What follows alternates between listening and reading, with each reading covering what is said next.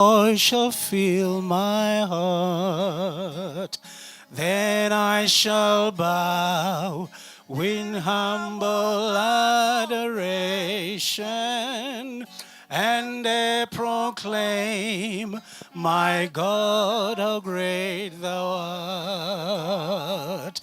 Then sings my soul, my Savior God, to thee.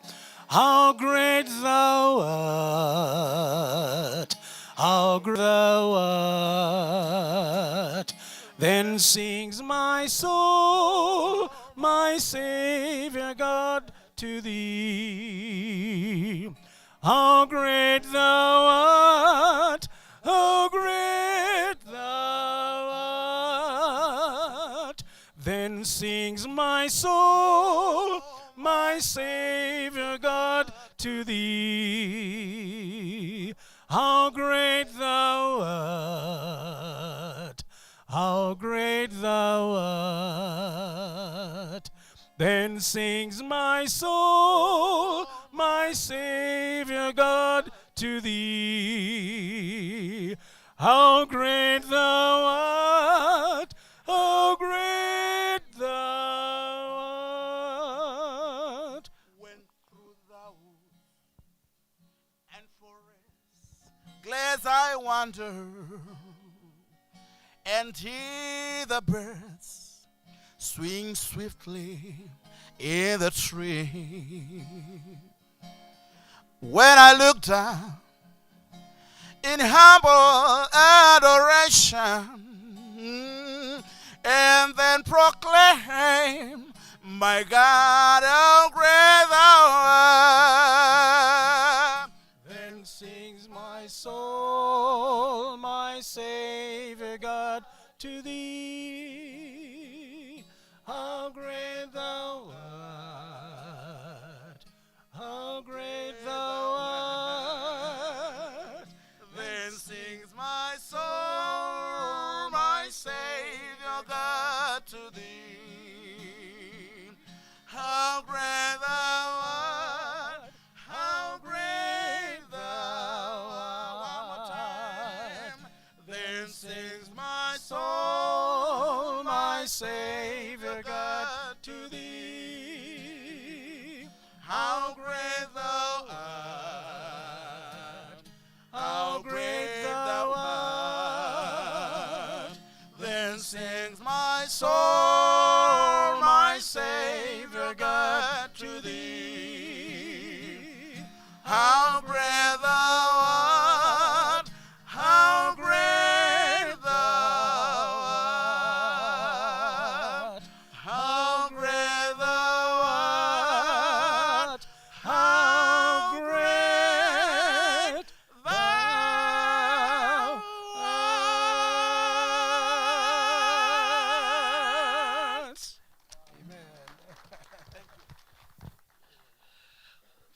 This is my recommendation and suggestion.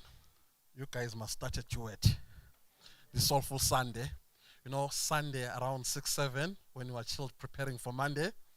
And we do what you call the unscripted Soul Sunday. And we listen to this music as we prepare for the Monday blues. Yes. So God bless you. That's a powerful duet.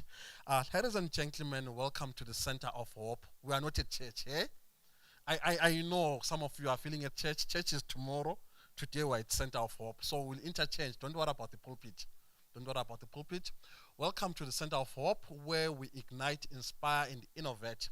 Today is the last day of our workshop seminar, where we turn ideas into income, ideate, build, and prosper. Before we start our seminar and our workshop, we're doing this for those that came in today. You know what? The latecomers, eh? Those that we've been here every day, we know the drill, eh? So for the sake of the weak ones, the Bible says so, eh?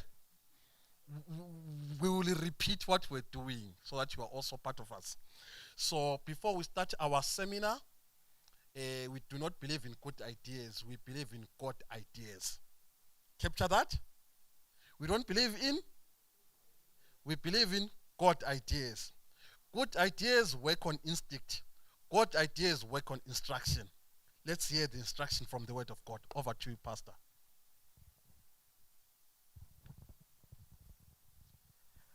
My brothers and sisters, good morning.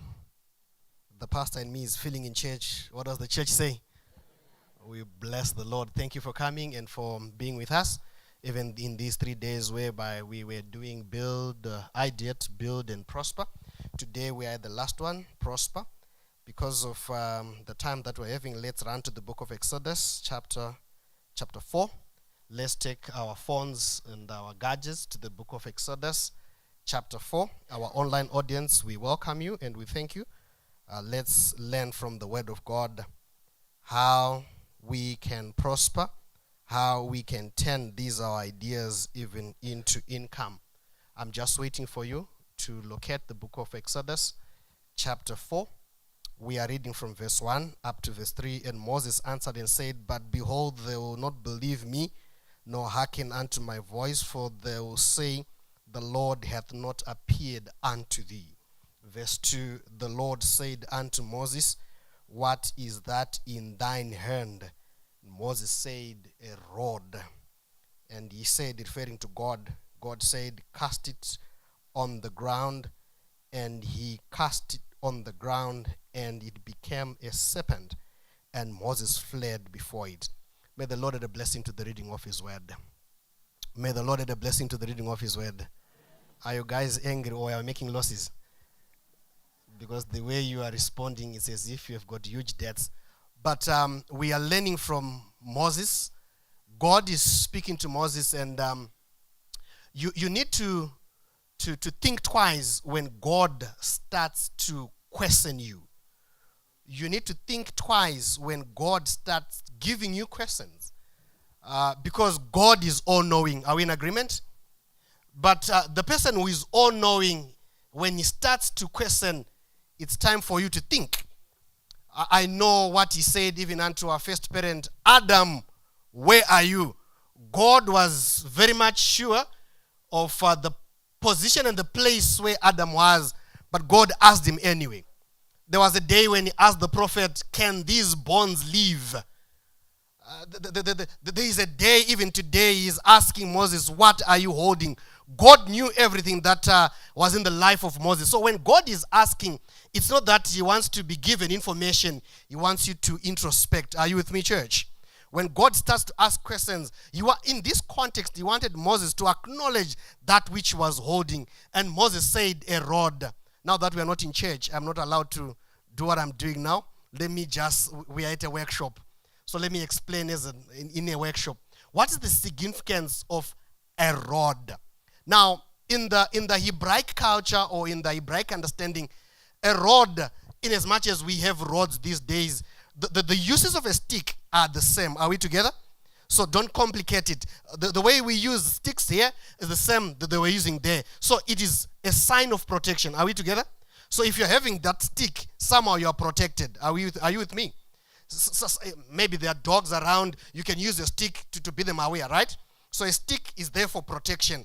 A stick is also there. The rod is also there for support. Are you with me?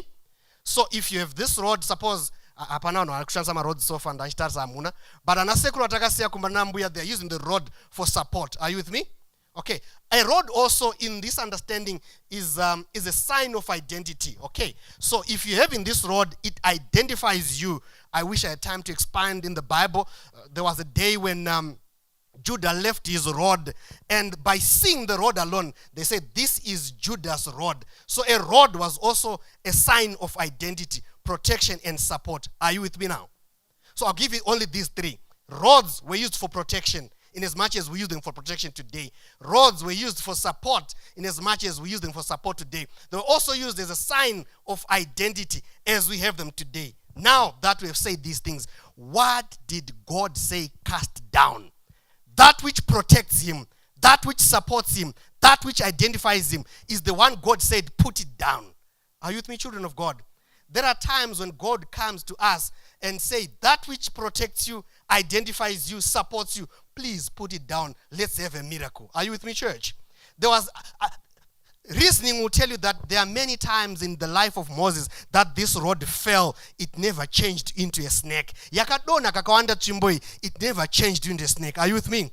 But at the command of God, a simple rod, the rod that he carved, the rod that he is the owner, he knows this rod for a long time. But the day at the command of God, the rod was cast down, it turned into a snake.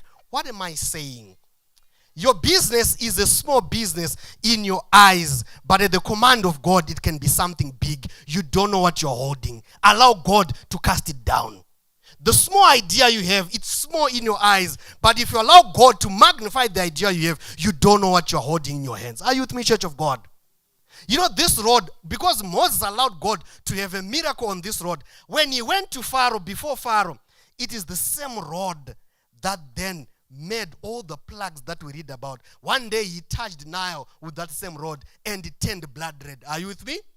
When they wanted to pass the Red Sea, it's God who said, take that same rod, put it in the sea, and it is going to open asunder. This is the same rod that when they were thirsty in the wilderness, God said, you have a rod, touch the rock, it's going to gush out water. The same rod. What am I saying? You too have got Red Seas in the businesses of your life. You too have got rivers that you need to cross in the struggle of your projects. Those things can only happen. You can only cross if you allow God to work with your rod. Are you with me? That small mind and idea that you have, allow God to use it. Maybe you're not understanding me. Go to verse 20 in the same chapter. Run with me. I want you to see something. Verse 20 in the same chapter. I not thought I'll go this far. I'm not a guest speaker, I'm a preacher. Are you in verse 20? If you're in verse 20, please shout amen. And Moses took who? And who else? And led them upon the donkey, and he returned to where? And Moses took the rod of who? In verse 1, it's whose rod? In verse 20, it's whose rod? So, it can only then part Red Seas if Moses' rod become God's rod.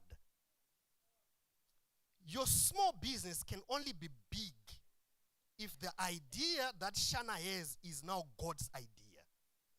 The reason why some waters are not gushing out of rocks is because they are still my ideas.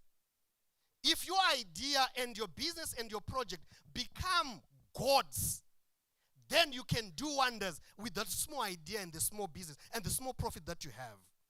Now, if verse 20 is saying it's now God's rod, it's the same rod that Moses was using, but it's not God's. So if God were to take an inventory record in heaven, if God were to count the assets that he has, he would all say, oh, these seas are mine, the mountains are mine, the beasts upon 1,000 mountains are mine. Then I also have a rod. Where is it? It's in the hands of Moses. That's the reason why it could perform miracles. He allowed his rod to be God's rod. Why don't you this morning allow your project to be God's project? Why don't you this morning allow your idea to be God's idea? Indulge me on this one, my elder. One day this rod was taken into the most holy place, Pastor. Yeah, and there were so many rods that were there. Now, because it's now God's rod, Numbers chapter 17, it budded leaves and almonds. And they were looking at the rod and say, but this is mine. And Moses, no rod. It's now being used by Aaron. I don't have a rod now. Why? Because it is leaves and it is budded. I'm saying that small idea, marinate it in the presence of God. It can bud almonds and leaves. It can be fruitful. A dry rod with leaves and almonds overnight because it is God's. Now it is left in the temple, my elder. Aaron is going back home without a rod. And that's dangerous for an old man like Aaron to move around without a rod. What am I talking about? I'm talking about your business and your idea. Because it was now put in the most holy place. So Aaron was moving without support. Aaron was moving without a protection. Aaron was not moving without identity because his identity was now in God. So Aaron was not supposed to fall in the corridors. Aaron adona say, so God would protect Aaron. He would support Aaron. Aaron would not fall down because his rod is a church.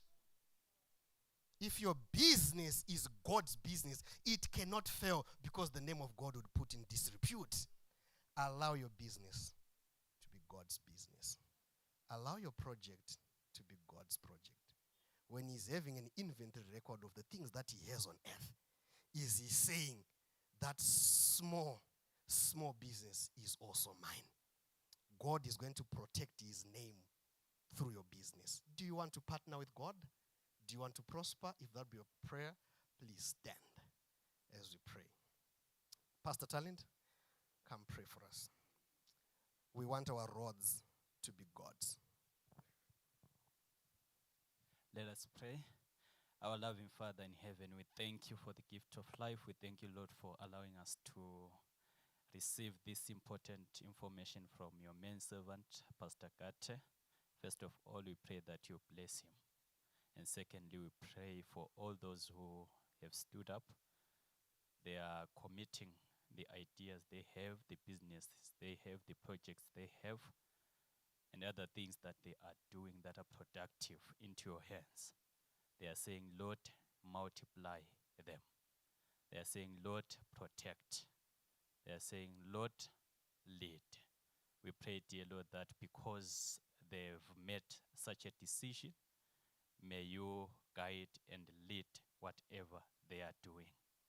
Above all, we pray, dear Lord, that as we lead, as we do whatever we are doing, may you give us good health, because if we lose our health, we have almost lost everything. Thank you for your love. In Jesus' name we pray, amen. Thank you, my brothers and sisters. You may take your seats. The Lord bless you and the Lord keep you. As usual, Pastor, you don't go. You don't go. You don't go. Let's clap hands. Devotion has ended where we're supposed to say amen. Now we're back to Center of Hope. We clap hands. One more time. So, Pastor, I noticed something. Wisdom that you have is because you are wearing glasses. Allow me to wear my own glasses as well, so that we share the same wisdom. Yeah, so wisdom. So wisdom from you coming to me is saying the road. What does the road mean? The road means return on delivery. Okay. If you're in logistics. Okay. Yeah. Then if you're doing banking, balancing the books, it says return on debt. Okay. Then if you are doing operations, it simply says revenue, operations, and deeds. Amen. Then if you are into human resources and statistics, it's saying records of discussions. Okay. That is why we talked about compliance yesterday. So today you are continuing. What does the church say? What does the Center of Hope say? So before we give to our speaker this morning, we're going to do a small exercise. For the sake of those that are joining us today, we need to show off. So when God shows up, God shows off. So we need to show off. We need to show up. So we're going to do a small exercise. Our exercise, we're going to do the alphabet order of doing business. So we're going to do from A up to Z. Pray that the Spirit does not choose you. So A, B, C, D, E, F. So I will start. A stands for assets. B stands for business proposal. C stands for what? Capital. Now you have gotten the fire, You have gotten the fire. You have gotten the fire, Now we start. Where do I start? This side or this side? Oh, that side. That side. All right. So where do I start? Our A, ma'am. Accruals. A. Another A. From this side, another A. Act. Accruals. Act. B. This side. This side. Yes. Branding. Another P. This side. Banking. C. We're coming to C. C. This side. Cash flow. Another C. This side. Capital. Credit. Coming to D. This side. This side. Durability. Debit. And default. People love defaulting. People love defaulting. Development, another T, another T, another T. There's dividends, there's debt, there's... Talking about, I think we have had an interesting couple of days. I want to deal mainly with communication. Effective communication, I'll speak a bit about critical thinking. I'll also then speak about how to pitch your business idea. Is that fair? I hope I can do this. I don't know if I still have 45 minutes. Ideally, I should be ending now from the program. So if you're still going to give me my 45 minutes, I can take the 45 minutes. Now, Finlishan, maybe let's start there. Finlishan is a term that I coined that it's just a blend of three words, financial literacy and innovation. And the reason why I thought of that was there's a time I was called to do an interview on TV, and I wasn't going there in my official capacity as the head of innovation at ZB, so I could not be speaking on behalf of the organization. So the interviewer asked me and says, how do we then put your title out? And I got stuck.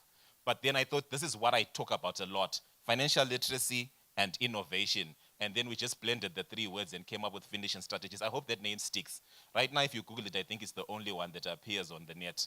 So we'll try and grow that as a brand. Communication, effective, and critical thinking.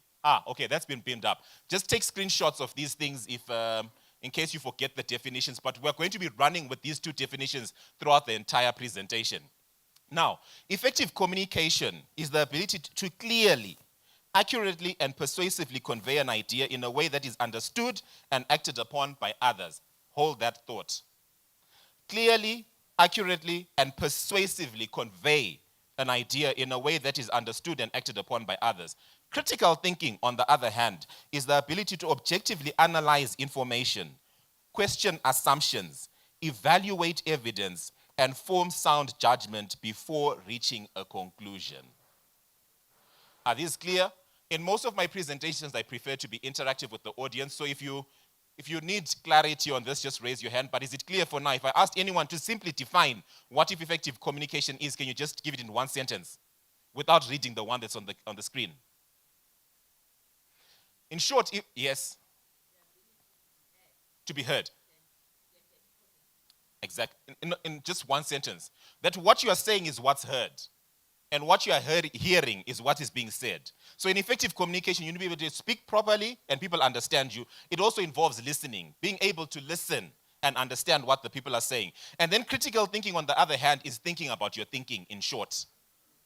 When a thought comes to your mind, question why you thought like that. And most of the time, we think the way we think because of biases that we have. I'll give you an example. The car is expensive because it's lady-driven. That's how we advertise. Lady-driven vehicle, 4 years. Who said women are good drivers? That's what we do. That's how we used to advertise cars before. To say it's a lady-driven vehicle. So what does that mean? So what if it's lady-driven? But because you think it's lady-driven, it might be a good car. Because we think maybe women drive slowly, but they hit potholes as well. Right? So we need to think about our thinking. Any thought that comes into your mind, ask yourself why you thought that way. So it's a reflection on the biases that we have. Now, why is this important? You'll find that critical thinking makes things clearer, right? Or effective communication, rather. In any way that you communicate, it makes things clearer for you when you're not just communicating that way. It saves or helps you survive. It manages diversity. You'll find that we're getting into a global economy now. A lot of us are doing business maybe with China, Dubai. I don't know where we get our wares from. But when you're able to communicate effectively, it manages that kind of diversity because now you know the communities that you're entering in your business. You know your suppliers. You know who you need to be dealing with. And it helps you understand what the different cultures are like. So it helps you manage diversity better. It helps you deal with problems. When I say surviving difficult situations, there are times in your business when you need to communicate tough news. The business might not have generated the revenues you wanted it to. And now you need to communicate this to staff members. Staff members saw maybe last month that you were busy in Dubai with your family. But now you're coming back and saying that there's no money to pay salaries. How are you going to communicate that message if you cannot communicate effectively? You need to be able to communicate bad news in such a way that people can understand it and accept it and be with you through the journey. Are we together? And then it also helps you in developing non-verbal cues. Non-verbal cues are a way of communicating as well. As I stand before you, my body language says a lot. It might be saying I'm not willing to be here at this point in time. If I'm overusing hand gestures, you can tell. If I'm misusing hand gestures, you can also tell. So being able to communicate effectively helps you understand and communicate also using nonverbal cues. Now, an example that I could give for that is, there are times when you say things and your hand gestures don't go in line with what you're saying, and that defeats communication subconsciously. If I came and I did this, and I put my palm down as I'm speaking to you, right? I may be emphasizing, but also subconsciously you may think that I'm talking down at you. If I come on the other hand and I create an open palm and I speak like this, it's now more welcoming. Are we together? You feel more welcome. If I point a finger, you may feel offended. So these are the hand gestures that you use in communication that can affect your message as you present it. So in any way, or in any business that you're going to be, or in any presentation for your business that you're going to be doing, be very careful about the hand gestures that you use. Now, we're going to move on to the importance of critical thinking. Now, when we're speaking about critical thinking, we gave the definition, and we're saying that why is it important? It is because when thinking is weak, right, you'll find that the messages are scattered. Your message is not coherent when you're presenting it to a business partner or to an investor. You're thinking, the basis on which you're communicating is a weak point of departure in terms of your thinking. For example, we are speaking about you want to sell your car and you go to a seasoned business owner or to a person and you're saying that, no, this car was owned by my mom. So she's a woman, so the car is in good condition. That's a bad way of thinking. So what you're communicating also now is a weak point. Does it make sense? So your message becomes scattered. Your arguments lack logic, right? Emotions override clarity. I don't know if you guys have heard this statement that says that, no, don't raise your voice, improve your point. Right? And you find that so you can come, and I know pastors do it as well. You come, you shout when you're preaching. You're just raising your voice, but there's no point to what you're saying. So don't raise your voice, improve your argument. Are we together? So don't let your emotions override clarity when you're communicating.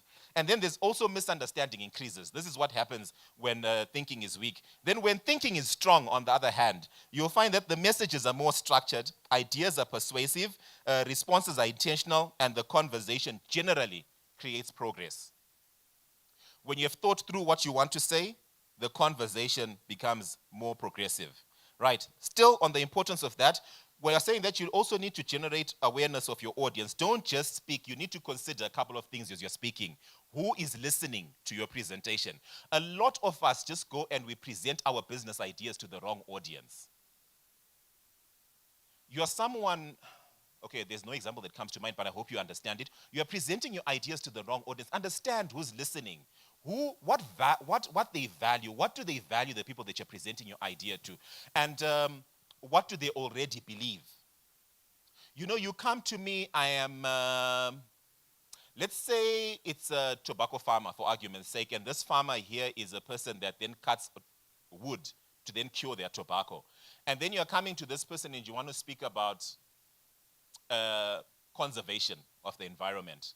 Conservation of the environment might then kill their business, you understand? And you're coming, you're presenting your idea to a group of tobacco farmers who are cutting wood in the forest so that they can then cure their tobacco. And you're coming and you're trying to pitch a business idea on how you can save the forest. Wrong audience. No one is listening. What do they value? That's not one of their values. They just want to cure their tobacco in a more effective way. You're conserving the trees messes up their business, right? What do they already believe? These are considerations. So be aware and consider who you're going to be speaking to as you share your business idea. Then you also find that decision-making in the conversation becomes critical as well, right? Every conversation requires choices, and in each conversation, you need to be thinking what you need to say. You need to be thinking what you need to live out. You need to be thinking when to speak and when to pause. Some people just go on. You call me in the morning, you don't even know if I'm in a meeting. Hi, is this Patrick? Yes, it's Patrick. Then you start shooting off in your business idea. Hey, I'm in the middle of a meeting. When you are calling, ask first, do you have 5 minutes to spare? If it's 5 minutes you have asked for and I've said yes, stick to 5 minutes. If you say 2 minutes, yes, 2 minutes is what you need to stick to and we move on, right? Then have your speech prepared. Know exactly what you need to say, because many a time when you're approaching people that are in business, You know, if you come with scattered thoughts, people don't have time for these things. And you know, these days with reels and shorts, the minds are becoming dumber. Sorry to say, but science has proved that as well. Because we watch so many reels and so many shorts, people are now failing to think. So we don't have time to listen to your 30-minute presentation where you've got scattered thoughts. Just get to the point. That's what reels do, right? 30 seconds, you understand what it's done. Just get to your point as quickly and as short in time as you can. Right. So that's what we have on, before you speak, you need to be able to think first. That's the next slide. What is my core message as you're going out to present? What do I want? What outcome do I want from this conversation? If you're going to speak to anyone for any idea, what's the outcome that you want? Because sometimes you can psych yourself up in the morning, you know, I'm the right person, talk to yourself in the mirror, we know what the motivational speakers say, you know what your core message is, but you don't know what your ask is. And then someone asks you and they say, so what can I do for you? And you're stuck. So did you really want to come and just tell me about your idea? What did you want to come out of this message? What evidence supports your message or your point? Have all those things in place and then be ready also for objections because they may arise. If you come, this is a very important one. You know, most of us when we think of business ideas, especially those that haven't started running the businesses, we think we're the only ones doing them. We think that these are breakthrough business ideas that we have. And before you come to me as a banker, you want us to sign an NDA. I was speaking to someone earlier.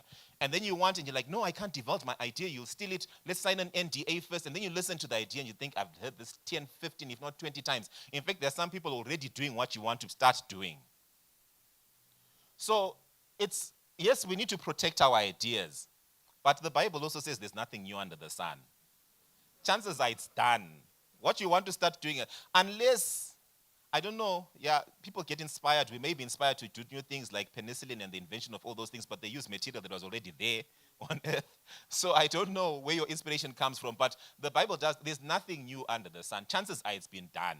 There's no need to reinvent the wheel. You can be doing it differently. Even in the financial services sector now, we speak about not competing on core systems and stuff like that. The systems are there. Everyone can develop now. Even AI can develop a platform for you. What we compete on now is service offering and how we offer the service, right? We can all use ChatGPT. We can all use WhatsApp as our channels. But in how we deliver the service is where we compete. So the question is whether people like you or not at the end of the day, right? Now, during the conversation, you need to adapt, read the room, adjust language and tone, clarify misunderstandings early and questions, ask questions to deepen the alignment. When I say read the room, you should have the capacity to then walk into a room and realize that the audience is now disengaged when you're presenting. Now, I like the slot that I've been given to present now because everyone is still fresh. There are graveyard shifts when it comes to presentation, and those come after lunch. Because people attend conferences also for the food, not the message.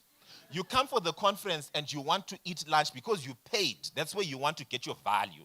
You eat a heavy lunch and then you have a dessert with ice cream and Now, anyone presenting after lunch has got a tall order. I hate that section of the program. I hate presenting after lunch. But, well, those that are presenting after lunch are strong today, so you guys might be awake, right? So this section for me is good. People are still alert. Everyone is ready to hear the message, and then we move on. So be able to read the room, even if it's a one-on-one. Sometimes you're presenting to someone, it's an elevator pitch, 90 seconds. You want to quickly tell them your idea, but you can tell that this person is in a high long. It becomes annoying. And the next time you're trying to have a meeting with them, they just don't want to. Read the room. I see you in a rush right now. Can I come to you later? Maybe speak to your assistant or whoever, depending on the level. Right? You speak to the assistant, you move on, and then you get a date when they are more comfortable and able to talk, right? That's all part of critical thinking, reading the body language, reading to see whether someone is still interested in what you are saying, understanding the language and the tone in the room. Are these people responding because they understand what I say, or are they just responding so I can move on and they can get on with their lives, right? That becomes important. Now, it's also important for us to realize the next thing there. You will see that the quality of your communication will never exceed the quality of your thinking. Never. The way you communicate will not exceed the way you think. So if your thinking is shallow, your communication is shallow.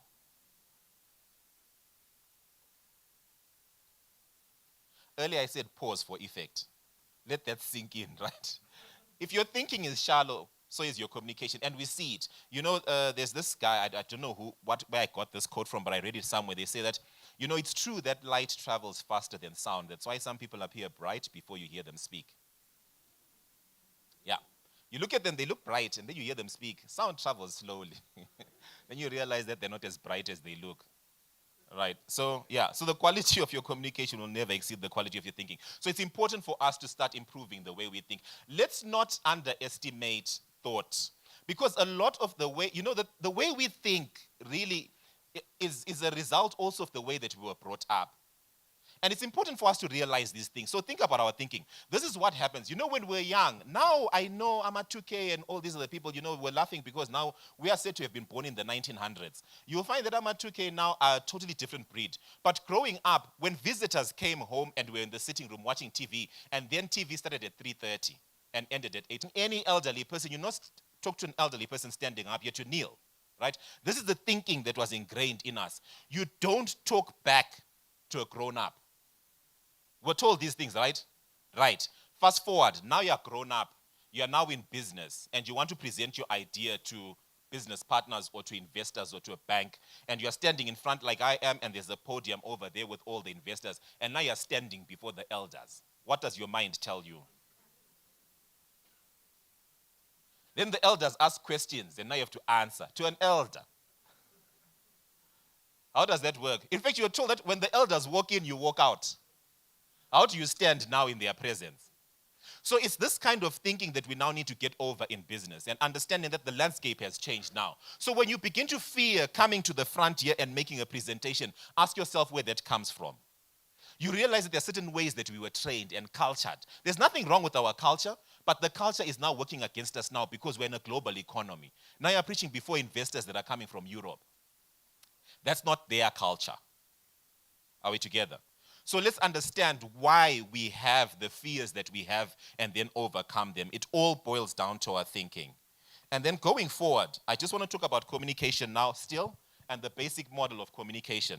You'll find that in any setup where we are communicating, you've got a sender of the message. In this case, it's me. You've got a receiver of the message. In that case, you, the audience. In between, there's the channel of communication.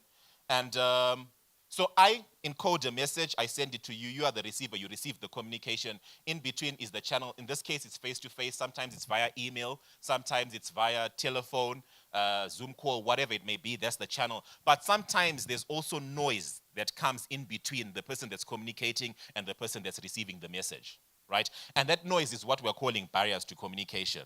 Now, that noise, and I want you to pay attention to this because it also speaks to what we spoke about earlier. You can just move the slides. I'll move on because I don't have the pointer or the remote for that. So we're on barriers to communication. We spoke about the noise. And these are the, okay, just move on. I'm going to talk about the, where you get to social, psychological, cultural, physiological, physical, and receiver barriers. It's important for anyone that wants to communicate. Understand that in any setting, there are social barriers to communication. Now, what are these? You can move to the next slide so people can follow where I am. On social barriers to communication, we're talking about urban or rural residents. Now, I'm going to say these things with caution, but we understand them. Because, you know, people in town and people in the rural areas communicate very differently. Understand that. If you are working in the development space as well, you need to understand that when you get to a rural setting, it's no longer about you being in your lofty position or your SUV as you drive to that setting. Now you have to get there and first present yourself to the chief, to the headman, and to all the people that are there before you're allowed to get into the community. If you just get there and speak directly to the residents in that community, they may not take your message because you're not coming with the chief's blessing. That's a barrier to communication. Understand those settings. And we have them here even in town as well. I remember there's a time we went to Glenview Complex to go and just looking at the guys, wanted to support the guys doing furniture. The first person you see there is the guy that's running the complex, and they all know him. You don't just get there and start talking to people. Who are you and what are you representing? Right? All these structures need to be adhered to. So that's a social barrier. You've also got education level. Right? What's your level of education? And that can become a barrier. When you get into a group of people where you've got doctors and professors speaking and you're a nurse like me, it becomes, okay, that's a joke that came yesterday, where there were just a whole lot of doctors so-and-so, doctors so it was an academic conversation. And some of us felt like this is because we don't have doctorates. But If your education level also tends to affect your communication, right? Your race, that's a given. Your age, we spoke about not standing up and speaking to adults. So you're a youth trying to present to elders. Your age also comes into play. Like, where have you done this before? You're so young. How are you even doing a business like that? That's a barrier to communication. We're no longer listening to your idea. Now we're looking at your age and judging you by your age. Then your national and cultural origin, socio-economic class. There are certain people that we don't speak to or about because of our social standing. That's a problem. Then gender as well. There are some places where women should just not talk. Am I right? Or I should say it softly. By the way, now we're in an age where these things are being streamed live. It's dangerous what you can say when things are being streamed live. I remember this one time standing on a similar platform like this as in church, and I was doing what we call an offertory reading. I was trying to call the demons to come. I said it again. I was trying to call the deacons to come to the front, and I said, can the demons come? And funny thing is, the guys that edited that thing then just took just that snip. They didn't see how people laughed like huge guys just laughed. They just took that part, and that thing went viral on social media. I started getting people in the UK asking me about it. So you see, we need to be very careful about the messages that we pass, and even more so for you guys and what you guys are posting on social media. That becomes very important. So we can't edit these things when they're out there. So if you're going to screen this, make sure you are showing the whole footage of it so that people can understand context. Then we've got a physiological, is that what I'm reading? Yes, no, psychological barriers to communication. And one of those is attitude towards self, how you see yourself as you communicate. Do you think that you're an effective communicator, or you just feel intimidated by the audience? If I pick that in you, I can tell that you're not confident in the way you're presenting your message. So that's a psychological barrier. Fear, fear of speaking. A lot of people, in fact, not a lot of people, science has shown that, research rather, has shown that after death, public speaking is the second most feared thing by people. And taxes, okay? So after death, people fear dying. But after death, public speaking. And in fact, public speaking can lead to death in some cases. So it's one and the same thing. So there's fear, there's attitude towards the audience. You feel, sometimes you may feel like this audience is not at my level, and then there's that attitude, people can pick it up, it's a barrier towards communication. Sometimes you may think that the audience is way above you and you feel little in the midst of the audience, and then that becomes a problem. Then attitude towards the message. You might not like what I'm presenting right now, and you zone off, you start going off on WhatsApp and finding things that interest you more. That's a barrier towards communication. Not convinced with the subject, lack of knowledge on the subject or status of the communicator. Status of the communicator is the reason why people come and they talk about all their accolades before they present, especially in academic circles. Right? Dr. So-and-so did this, did that, 5 degrees, 2 PhDs, all these things, so that you know that the person speaking to you has the authority to present. And then those of us that are nurses just come and say physician strategist. But I've been presenting this for quite a while, so you can take notes. And then there are cultural barriers as well. One is language, norms and values, belief, and then social practices and traditions. Cultural barriers are very important, especially now that I spoke about us being in a global economy. A story is told of a marketer, and I'm sure those of you in marketing have heard this one before, that was going to a Middle Eastern country, was not familiar with the language there spoken, and then decided, I can't get there and speak English because they will not understand. So they decided, I'm just going to put my marketing campaign in pictures, right? So they do 3 charts, pictures, showing a guy. They were advertising their juice. I saw my brother here was drinking baobab juice, and I wanted some earlier. So he's advertising his juice for argument's sake, and then he decides, I'll just put charts. And then he says, the first chart, I'm going to show someone lying down in the desert. It's the Middle East. Lying down, dehydrated, can't do anything. The second chart, I'm going to show this person drinking my juice. Then the third chart, I'm going to show this person now running in the desert. Clear, right? Puts up their charts nicely. The guys, they read from right to left. See now where the problem is. Know your culture. You come, you put your first chart, he's dead in the desert, he drinks the juice, he starts running. They are reading from right to left. They are seeing someone run, they drink, they die. Understand the culture that you are presenting to. So you can't just walk into any territory and think that the things that you've been doing back home here are going to work. Where I work, my CEO keeps saying that, we're trying to grow as a bank. And he's saying that being in a global economy, this thing where we come in here, we have got our traditions here. In the Shona culture, you've got your traditions, how we greet. You sit down, you greet people again, right? Now you're going to try and do that in China. You see, understanding the cultures. I'm not saying we throw away our culture. I'm saying understand the different cultures you get into. In some cultures, a handshake is considered disrespect. Understand that. Now you get there, first thing you're off the plane, you're on the tarmac and you want to shake someone's hand. And they're wondering, where are you from? Right? Understand the cultures. That becomes a barrier to communication. Because the minute you extend your hand, they stop listening to your message. In other cultures, when you're giving a business card, you give it with two hands and you present it, you bow your head. With two hands. When you're holding a business card. In our culture, we receive with two hands as well, right? You don't just take one thing with one hand from an elderly person. Understand those things. They become barriers to communication.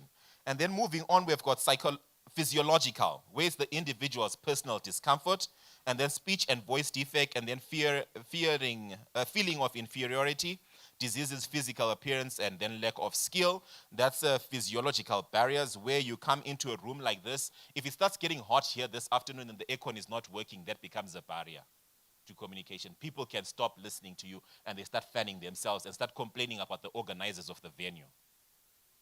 Message lost. So make sure the setting is as perfect as possible for certain things and the message that you want to communicate, right? Moving on, then we've also got physical, channel, comfort, distractions, physical setting of the room. I spoke about physical setting of the room. The channel is the medium through which we are sharing this message. Right now I'm using the microphone. You can hear my voice amplified in the speakers. The comfort, are you guys seated comfortably? What's the status like? Are your chairs good? Okay, so that's not a barrier then. Those are the physical barriers. And then finally we come to the receivers, yourselves. When you are presenting a message, sometimes you present to people that are just silent. You ask, guys, are you happy? You ask for an amen, people are quiet. You don't even know if the point you made is a strong point. Because and I know this because I also present. I'm not a pastor, I don't preach. I wouldn't preach to save my life, but I can present. And then you come, in my notes, I know that as I present this, because we also pray about our presentations. Not just the sermons. And then you come and when I say this point, this is what the audience needs to say. And then you say it and the audience is quiet. It can throw you off your presentation. Now we've just learned to move on, to say even if they don't react, we just continue speaking, but it kind of throws you off. And then you've got gabbers. Gabbers are people who just keep chatting and talking as the presentation is going on. And then we've got strayers, people who are just here but not physically present. No, physically present but not here mentally.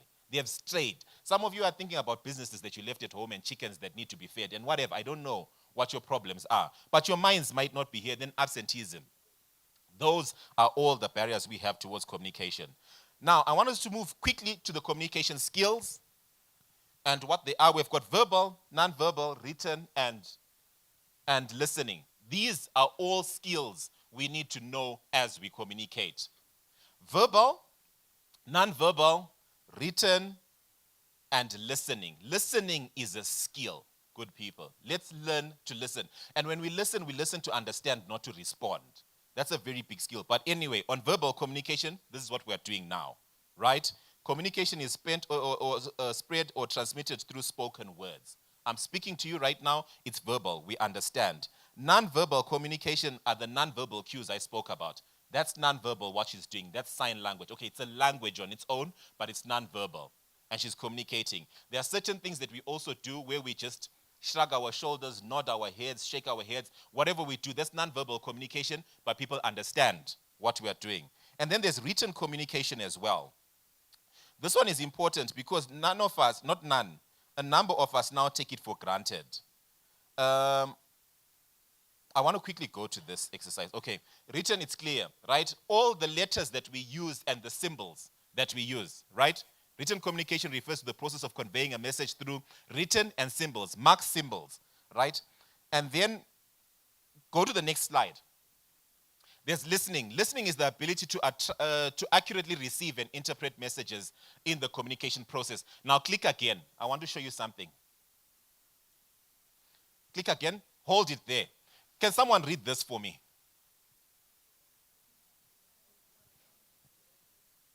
Read it out loud. Right. Click again. Can you read it out loud now?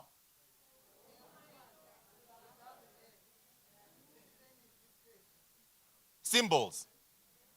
Same sentence, symbols are put in totally different meaning. Now, some of you speak like that. You speak without the commas. The commas, now, you, you are at the UN. You are trying to present on women, I don't know, right? And the person that prepared the speech for you prepared it like this. A woman without a man is useless. But now you're reading. A woman without a man is useless at the UN. We need to be very careful of these things. So written communication is important. And these are the reasons why we went to school. But now, guys, those shorts and the reels that I'm speaking about are going to kill us. We don't read anymore. Right? And that is a skill that we need to practice, because you will write your email like this. Or you forget to put your commas in the email and your full stop. And it changes the meaning of everything that you're trying to present. So that's written communication. That was just something I put up there for you. In between here, there's some videos I put. I'll not show them because of that. Let's go into persuasion. And persuasion techniques. Now, there are a couple of ways that people can persuade. And this is now important, because in marketing, whatever business you are running, you need to be able to convince people to buy your product or to buy your service. So how do you persuade people? Aristotle, who was a Greek philosopher, came up with 3 ways of doing this. And these are the tools of persuasion that I just want us to briefly discuss now. The first one is what you call pathos. Now, pathos is a way of communicating where it's emotion-based. You want to appeal to your audience emotionally.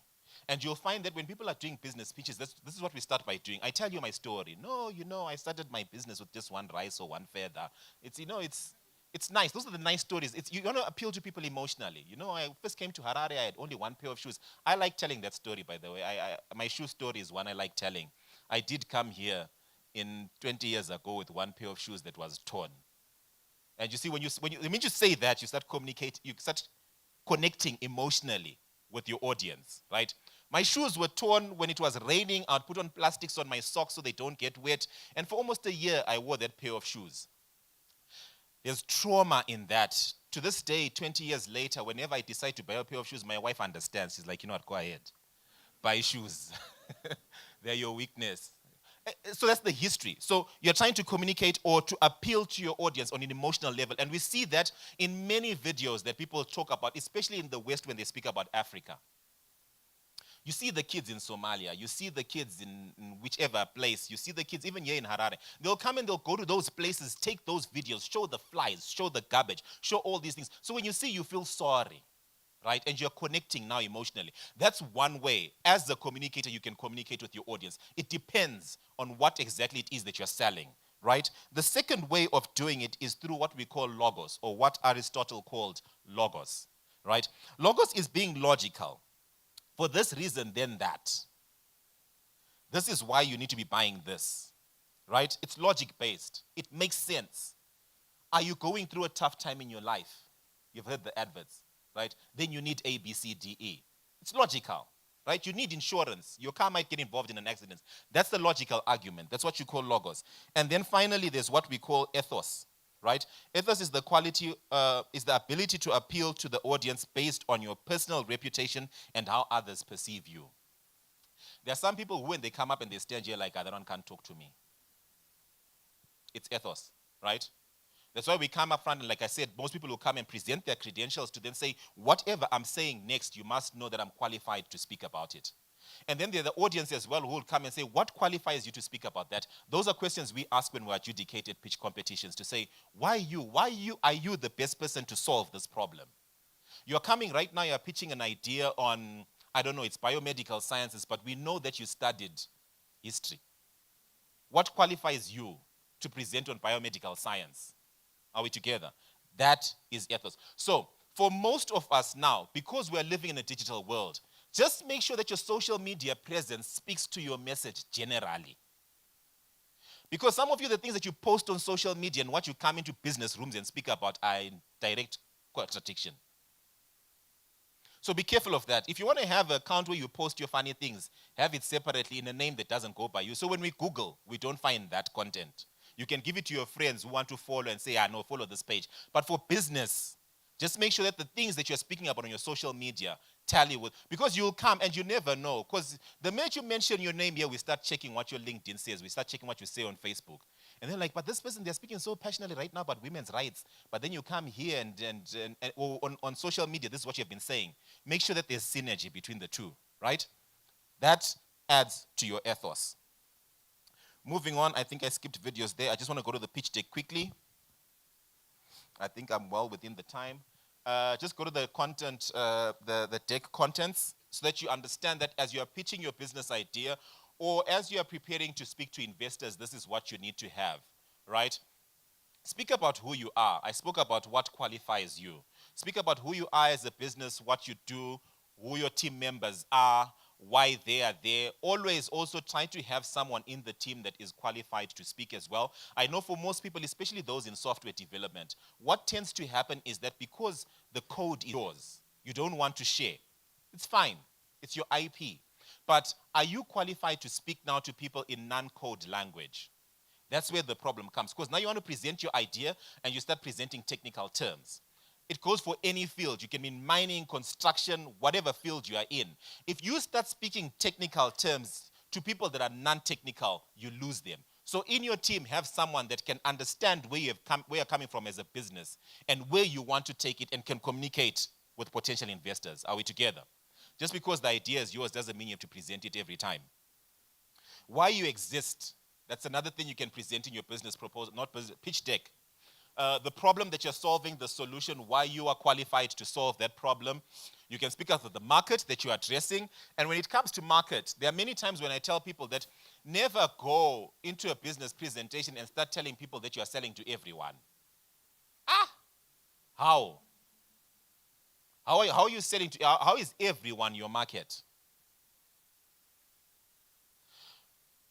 I usually take this to an extreme and I say, the only time you can sell to everyone is if you are selling breathable air in a post-apocalyptic period.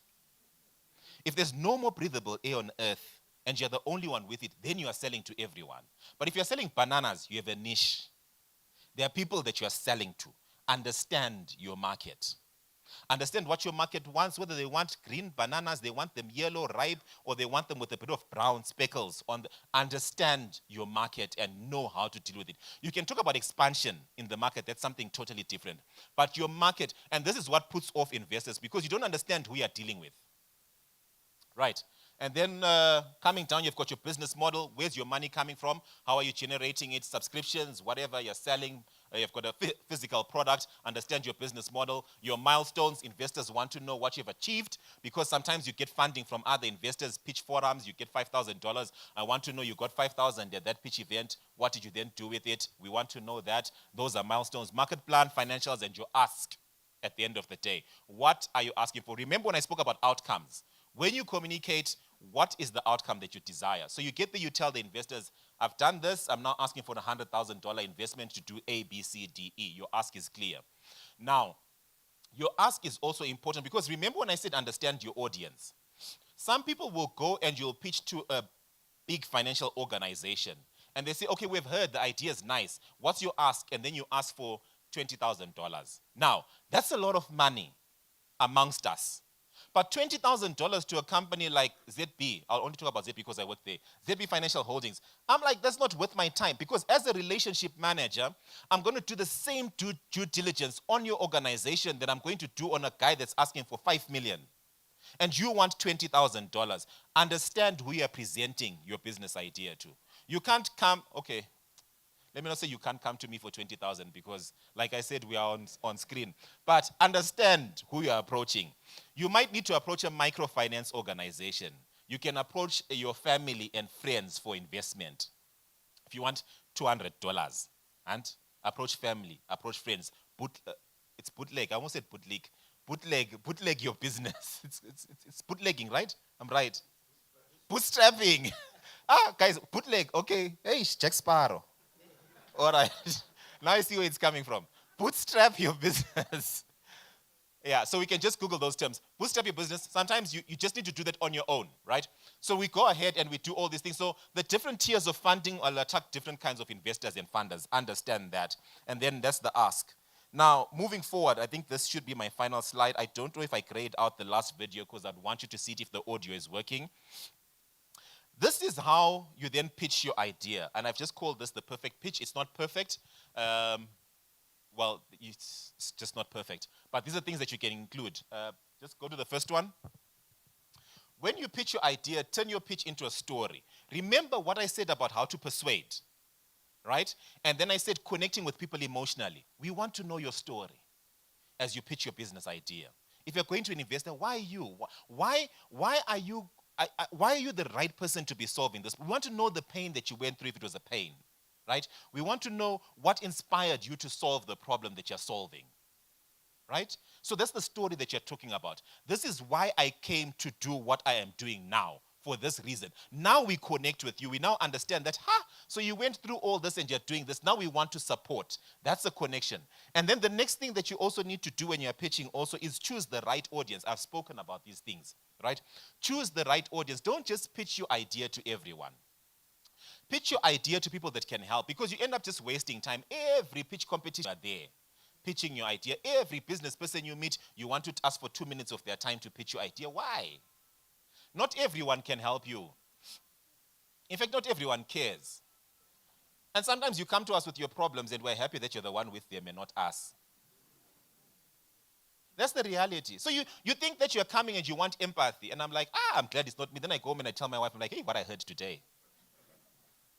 So be careful of these things, right? Just realize that there are certain people that, and I know sometimes we say, yeah, no, just show up and whatnot, just go tell people, we know these things, right? But just mark your audience, know who we are pitching to. And then define the problem clearly. We need to know what problem you're solving. There are so many solutions out there without problems. If there's no problem you're solving, no one's going to buy it because it doesn't address my need. So define your problem clearly, define your target market. We know who you are targeting. It's now easy for us to understand that. Define those things very clearly. When you have defined the problem, be realistic also in your presentation. A lot of people want to put charts and futuristic growth that might not be existent. Be realistic in what it is that you're presenting. If you're going to show graphs or how you intend to grow, be very realistic about that. Okay. Hello? I can. Okay. Be realistic in your graphs. So this is my last slide. Be realistic and then show empathy as well. It helps you connect with your potential investors and then establish trust as you are presenting, you know. Because people do business with people. We don't do business with products. People sell products, but we do business with people. So I need to trust you as an investor. If I give this guy my 50,000, he's going to do what he says he's going to do, and he's going to return my investment with interest. People do business with people, so we should be able to trust you. And then prepare yourself, not just the idea. Hey, this one. A lot of people think they've got amazing ideas, and then you come because you think the thing is going to revolutionize the world. I want you to remember that your idea is in your head. Only you understand it. We don't. The first thing we see when you come here is you, not your idea in your head. So prepare yourself. We can tell when you come to us unprepared. You knew you were coming to the bank, but you came wearing shorts and slippers. And that's the problem. And you want me to take depositors' funds and then invest them in your business idea. Already suspect. I'm thinking if this guy is coming like this, he will not come back to make a repayment. So you prepare yourself, not just your idea. So just make sure that you are prepared to go and speak to investors. And then make sure your business is better, not different. I know a lot of people think that they need to differentiate a lot. Yeah. Remember I said sometimes we don't need to compete on softwares. We're competing on service delivery. So your business just has to be better. Bring convenience to people's lives. Don't say I'm different in this respect. All the cars here are different, but not all of them are better. I've spoken. Yeah, we're driving. Anyway, highlight product validation by talking about early sales. So when you're coming and using your pitch deck, just talk about product validation. When you talk about early sales, these are the people that have bought my product. These are the reviews. If you've got a website, and when I talk about validation, we're not talking about people that your family and your friends, and you're counting them to say I've got 10 people that bought. All of them are your brothers. They'll support because what can they do? Go to the real market. Test your product. Will people buy? Are they willing to pay?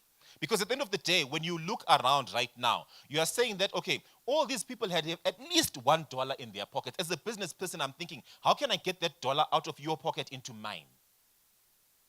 Right? That's what I'm thinking as a business person now. So when you want to validate, I need to bring a product that you're willing to then say that I'm willing to pay for this. And you part with your money and you give it to me. Then that's real validation. And then, yeah, well, that's the final slide. I don't know if there's time for a video. I think this video should be about 2 or 3 minutes. I don't know if there's audio. But you close your presentation when you're done with that. And then if the video is not there, then that's the end of my presentation. If it's there, you'll see. I don't know if the audio is there. Can you allow me to do this? I don't know if there's audio. I want you to see this pitch. You guys have seen Dragon's Den? You've seen Dragon's Den, Lion's Den, and all the pitches. Just listen to this. Tell me if you are at this level of presentation. There's no audio.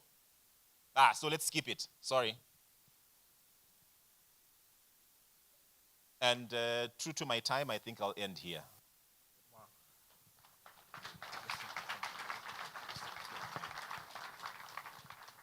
So today we have Patrick. Patrick is very brutal. Patrick is very brutal. It's very brutal. Those are the truths that you want to hear. Eh? Truth number one that I picked up from you is this. Don't be stuck in one place like a wardrobe. The world is bigger than your mother's kitchen. Yes. That's truth number one that I picked up from Patrick.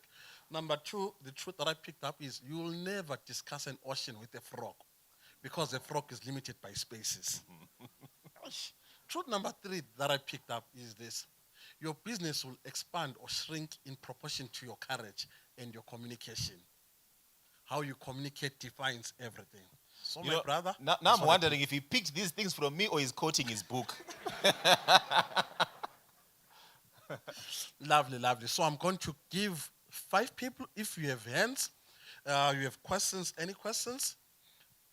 5, then we continue with our program. 5? This was deep. So I'll start here, then go to the online audience. Okay, thanks for the presentation.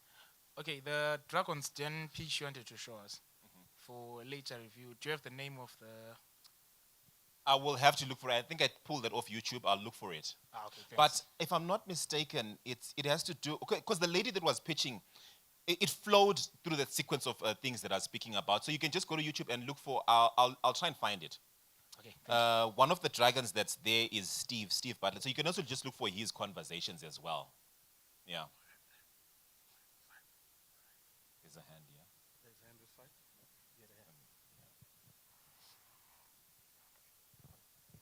Thank you very much. I wanted to draw you back to the tobacco farmers, and then you're trying to pitch conservation to them, or trees. So how would you then, for example, there's a crisis, they're deforesting, they're doing what they're doing, and then how do you then pitch to convince somebody that is not ordinarily inclined to want that, to be convinced to do that? Okay, so the point I was trying to make on that one is to say you can't then go to them to seek funding for your cause because they are pretty much against it. So what you'd want to do, there's no problem going to but advise them of conservation and what's important. We need carbon sinks, we need all these things. So you need to tell them so that they are aware. But when you now want the funding, now you're going to people that are pro-conservation, for example, and you're presenting your idea to say, this is the work that I'm doing with tobacco farmers. I need to go out there and educate them on how they need to plant trees for every tree they cut down and what. So I need funding for that. So that's a different audience. They are pro-conservation, and what you're trying to generate is awareness. So it's knowing the difference between the two groups and then knowing where to then go for your funding. I hope I answered? Okay.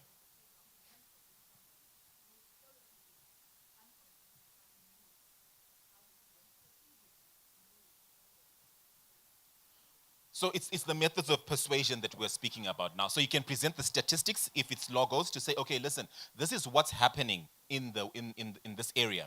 We had so many trees before, we've cut down so many, this is the cause now, global warming, on and on and on and on. Emotionally, you can present to them as well. Now the kids are walking in the heat, there's no place to play in the shade. And so it just depends. So you're using those methods of persuasion that I spoke about. So you're not just finding the ones that speak to the particular demographic that you are trying to appeal to.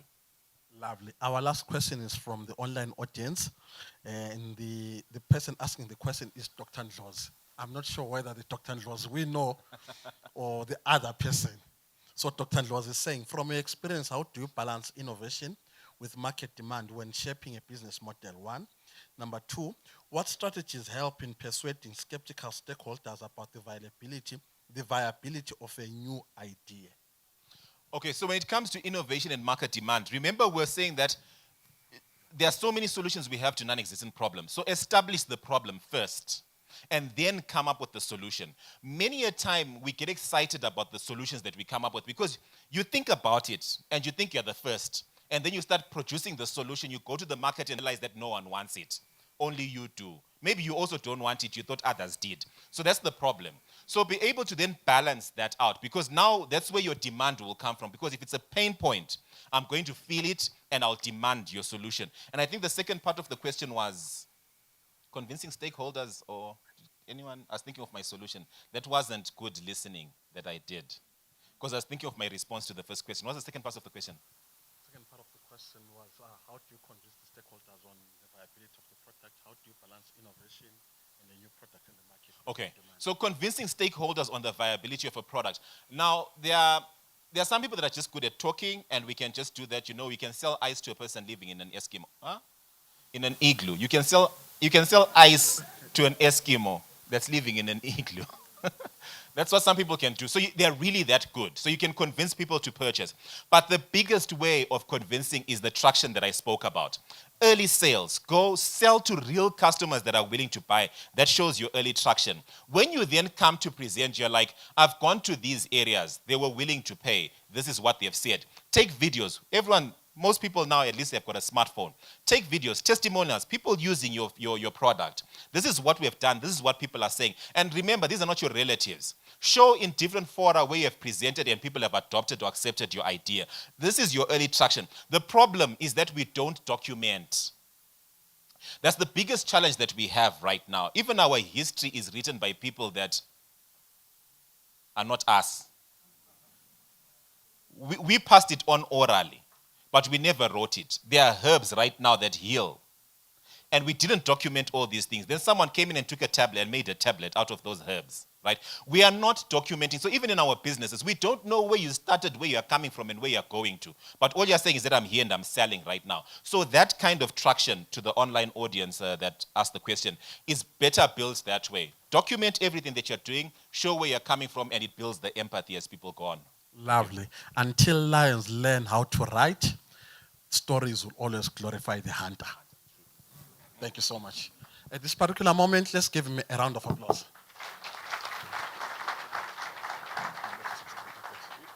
So we'll do a small energizer, a small activity, then proceed. At this moment, we have Ethel. Ethel? Ethel. Thank you so much. I like it when you said Ethel because my grandmom who named me Ethel was in Ndebele and she could not say Ethel. She used to say Ethel. So whenever I hear Ethel, I'm like, yeah, I'm home. Hi, guys. Some are smiling. Some are still thinking about the business ideas that were being shared. You need to loosen up, okay?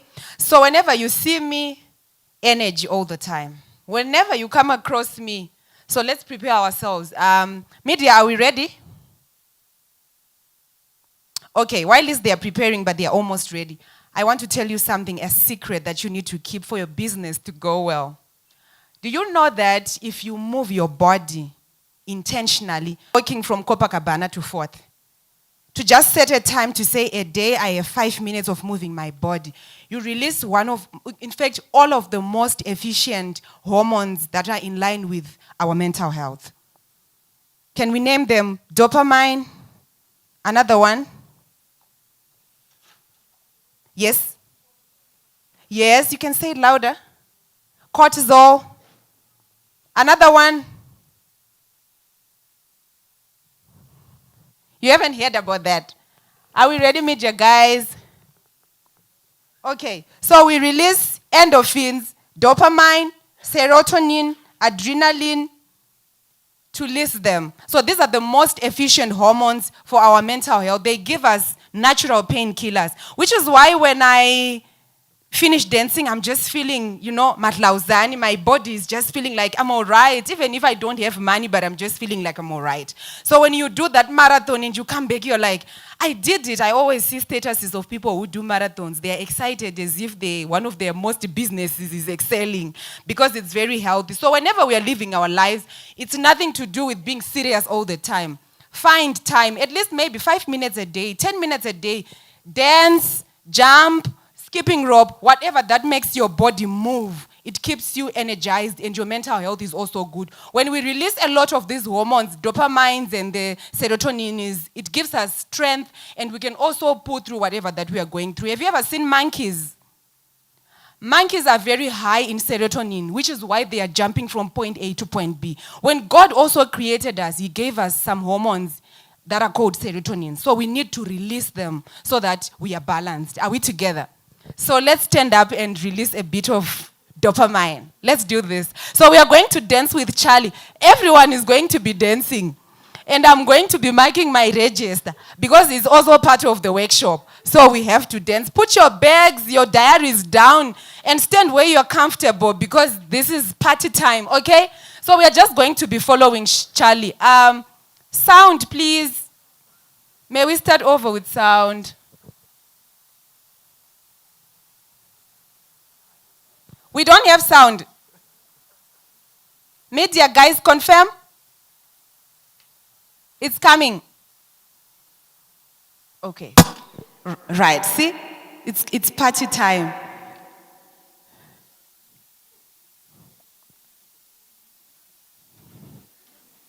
So they're going to be easier.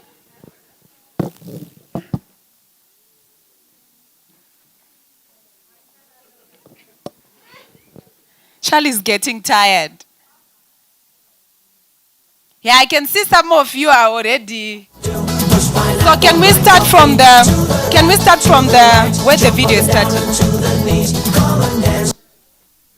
Right, let's do this now.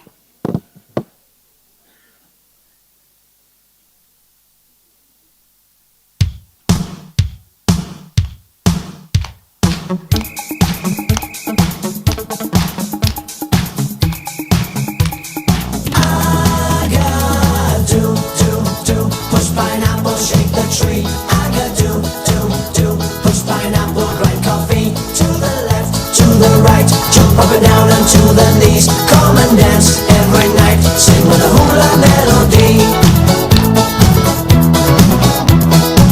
I met a hula mistress somewhere in Waikiki. Well, she was selling pineapple, playing ukulele. And when I went to the girl, come on and teach me to sway, she let them whisper to me, yes, come tonight to the bay. The lovely beach and the sky, the moon of Kauai, around Calypso surround, we'll all be singing this song. I got to push pineapple, shake the tree. I got to push pineapple, grind coffee. To the left, to the right, jump up and down and to the knees. Come and dance every night, sing with a hula melody. I got to push pineapple, shake the tree. I got to push pineapple, grind coffee. To the left, to the right, jump up and down and to the knees. Come and dance every night, sing with a hula melody.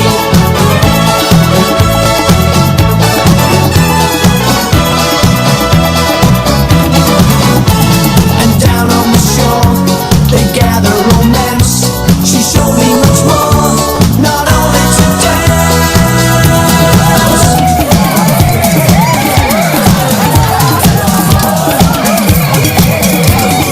I got to push pineapple, shake the tree. I got to push pineapple, grind coffee. To the left, to the right, jump up and down and to the knees. Come and dance every night, sing with a hula melody. I got to push pineapple, shake the tree. I got to push pineapple, grind coffee. To the left, to the right, jump up and down and to the knees. Come and dance every night, sing with a hula melody. A lovely beach and the sky, the moon of Kauai, around Calypso surround, we'll all be singing the song. I got tree. I got do, push pineapple like coffee. To the left, to the right, jump up and down and to the knees. Come and dance every night, sing with a hula melody. I got do, push pineapple, shake the tree. I got do, push pineapple like coffee. To the left, to the right, jump up and down and to the knees. Come and dance every night, sing with a hula melody.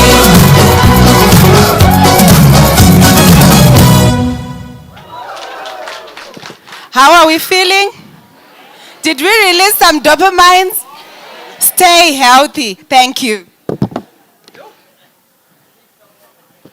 That was Ethel for you. That was Ethel for you. No, you know what we'll call it back again, eh? We need these exercises. We need these exercises. So our next presenter is Livingstone Panga. Livingstone Panga. I hope I pronounced it very well. Livingstone Panga has been in the banking industry for the past 15 years, a decade and a half. So he's going to talk about business investments, what to do when one is investing. I hope you get the idea. What to do when one is investing. So the reason why I say it has been in the business sector for 15 years is to give clarity and ethos. Yeah, over to you.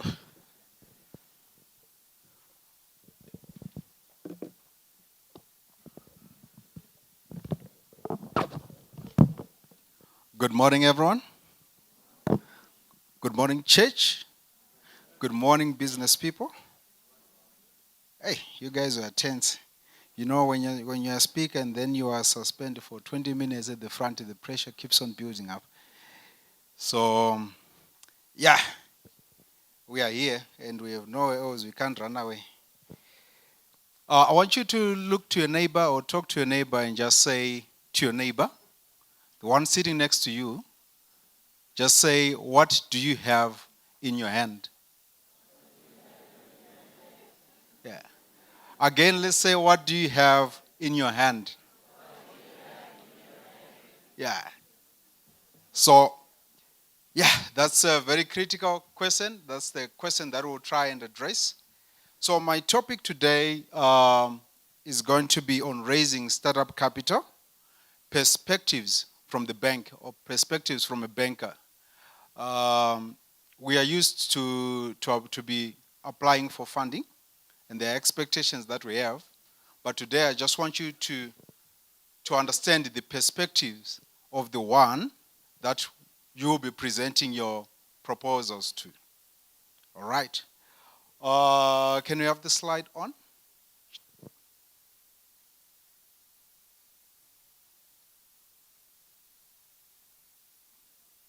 So just as a disclaimer, the information shared on this presentation that doesn't constitute the views of my employer or investment advice to be used for trading, okay? Yeah.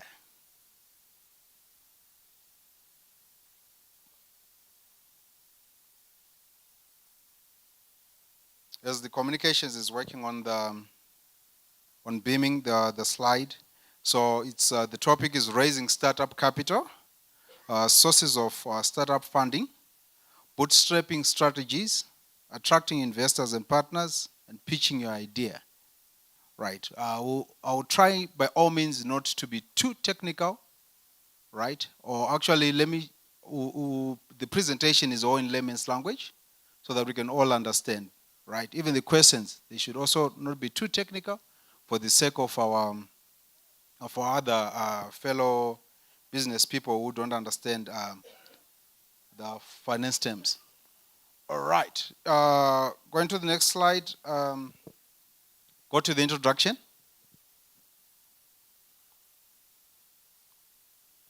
So maybe let's define what is a startup. Right. So a startup refers to a company in its early stages of operation. Academics, they also define startups as not just a simple company. It is an engine for developing the country that creates jobs, creates economic growth, drains the brain, and attracts finance institutions. But I want to put a little bit of emphasis on the type of company that should come and present itself as a startup. Number one, your company or your idea should be able to create what? Should be able to create jobs. Should contribute to the economic growth of the country. You should have drained the brain before you come and present your idea. We should see that you have given it a thorough thought. It should attract finance institutions. Sorry. So, the size of a company, we are looking at an annual revenue of annual revenue of less than 10,000, less than 5 employees. And examples can be street vendors, can be small-scale farmers. And then, this is very key, that in Africa, our startups are companies less than 10,000. But in the developed world, startups are companies with a revenue of less than 5 million. So most of the companies that we think are established companies in Zimbabwe, they are startups. Right. So, but for the sake of our environment where we operate in, because we're in the emerging markets, we should now try and accommodate those companies or ideas that bring in a revenue of less than 10,000 a year. And then the perception again on Africa, despite all our natural resources and great ideas, in the world of finance, Africa is perceived as high risk. So if you want to sell whatever you want to sell, if you have an idea, same idea, targeting the same class of people, right? Same idea implemented in the US, people with the same disposable incomes, with the same interests or likes. If people in US love bananas and the people here in Zimbabwe love bananas, if both of you are going to go to the finance institutions, same financial institutions, the person in the US is going to be funded, you are not going to be funded. That's the reality. If all of you are going to be given 10,000, chances are high that the US-based person is going to be charged an interest rate of 3%, and you are going to be charged an interest rate of 12, 13%. It is what it is. You can't change it. In developed markets, it is easy to raise 2 million based on an idea. It is just so easy. You have an idea. The last presenter spoke about pitching your idea. We're going to talk about it as well. You present a perfect idea in the US for 2 million. You get 2 million instantly, or in developed markets. Here, my friend, if your idea is perfect and you need 5,000, chances are you are not going to get it. Yeah, I see, there are tense faces here. Yeah, but that's the reality. I don't want to lie to you. That's the reality. Okay? Right, let's move on to the next slide on the business life cycle.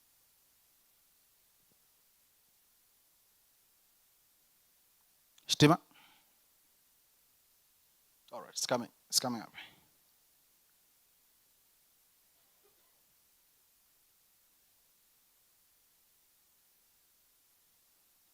All right, so as the communications is working on the slide, so every business is a life cycle, right? So the first stage is seed development stage, where you are thinking about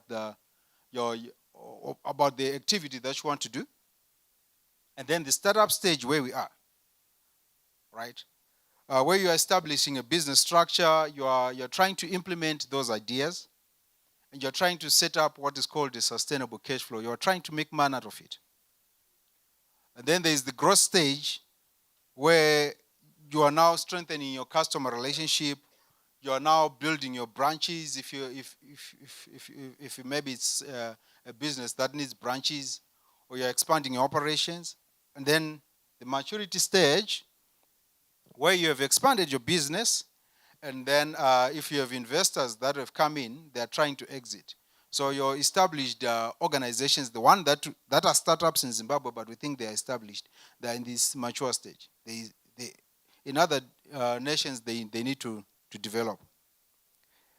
And then there is the renewal decline stage, which is where we find some of our retailers in there. I think there's one supermarket that is on the decline stage right now. We all know it. I won't name it. Yeah. So that's a typical business life cycle, right? If we could get the graph, I wanted you to appreciate where we are coming from, because we are in Zimbabwe and we are in Africa, right? If we could get the graphs on the Zimbabwean reality, that one I will not skip, or we have to wait for communications to beam it.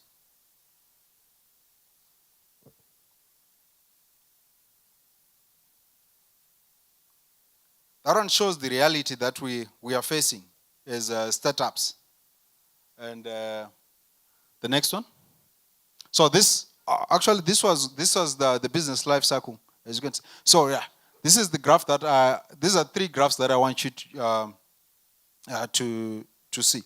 The first one is the gross domestic product, the total value of goods and services that we produce in a year as a country. The one that is on your far left, top left. Right. As you can see, from 2008, the GDP of Zimbabwe was around 34 billion in 2018. Went down to about 32 billion in 2020. And it started going up in 2021 to about 41 billion. And then again about 40.5 billion in 2022. And then it went down to 36 billion in 2023, up again to about 41 billion in 2024. We expect that it's going to be around, or when the figures come out, the GDP will be around 56 billion. What it essentially means is that all your ideas that have been put into action, including the established companies, this is what we have produced in a year. So the one to your right, the graph to your right, top right, the one in red, is the domestic credit to private sector as a percentage of the GDP.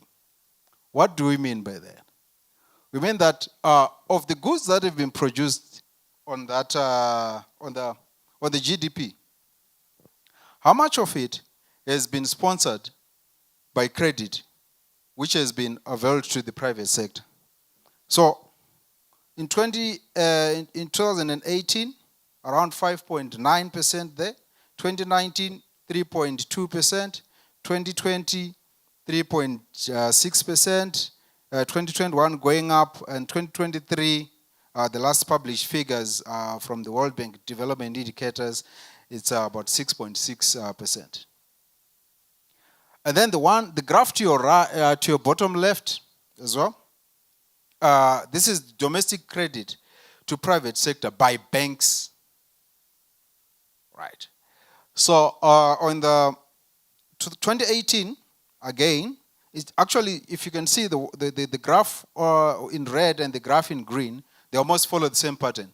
Meaning all the financing that is being done by financial institutions. So what does it generally mean? It means, number one, it's either the business and the people of Zimbabwe do not need credit. Right? Or number two, the financial and the capital market in Zimbabwe are failing to provide enough credit facilities for everyone. So which one is which here? One or two? You're quick to say two, isn't it? But are you still depositing your money? You're not, eh? So how do we then access the credit? Right. The quality of our projects and the credit applications must stand out amongst the rest.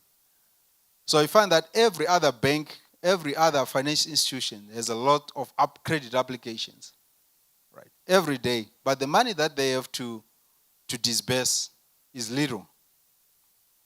All right. So what they have done is that they've tightened their credit applications and approval processes to prevent incidences of adverse selection and moral hazard. So adverse selection is a term which describes 300 people applying, right?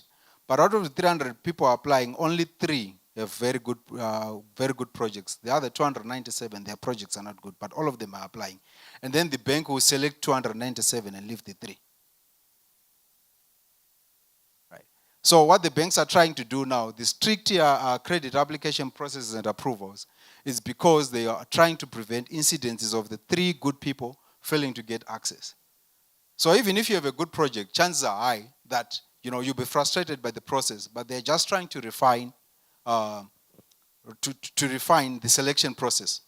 And then the issues of moral hazard. This is quite a lot, especially here in Zimbabwe, whereby someone comes with the projects, want to do vegetables, he needs $500. The moment you give that person $500, it's the first time they're getting hold of $500. So what do? They go buy ice cream. Yeah. So the banks are all trying to avoid that. Let's move on to the next one. So this is the journey of an African-based startup. All right, the text is not clear from them. Right, so the African startup starts from the bottom, going up. That's the African startup. But for other startups in developed markets, usually it's number 3 and 4. Right, or even they can start even at 4. So what is there at the bottom there, which the layer that is not clear? So there is bootstrapping, where you have your personal savings, family, friends, diaspora remittance. If it's church, you have your deacons giving someone money to start a business. So please be friends with deacons, eh? Right. So also you have your informal loans from especially Wanamukand or rotating savings groups, your cooperatives, that are financing those, financing your idea. So usually the typical ticket size for that is $100 to $10,000 most of the time. And then the second layer, suppose your business is improved, your idea is being implemented and has improved. The second layer, which is the third layer, right, from the presentation, is your grants from foundations, from embassy programs, technological hubs, your international development programs. We have I have seen the Swedish embassy offering, grants for projects that align with what they are trying to do. So key projects, they have to align with what is called sustainable development goals. I think you have heard about those ones. If you don't, please just go and Google, right? And then there is ESG. ESG is the talk of the town these days. So you have those 2. So whatever projects you have, if it falls under the sustainable development goals and it falls under ESG, chances are high that is going to get funding, right? And then number 3, which is the second layer, if you're coming from the top, your traditional financial institutions, capital markets and institutional capital. This is your local banks, your stock exchange, your pension funds and asset managers. People usually wonder, how do pension funds and asset managers come into play? Right. So we are, if you take a look at your payslip for those who are working, there is always a portion of the funds that go towards pension, eh? And then you are always crying, I contributed $20 for the past 20 years, and then my pension is $1. What it means is that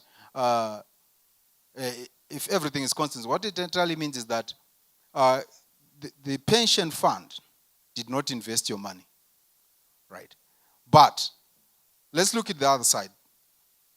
We all have our startup businesses, and we are looking for capital. So which is the place to go? Is to go to the pension funds and the asset managers. So pension funds, they don't create their own investment. They come and invest where ideas are.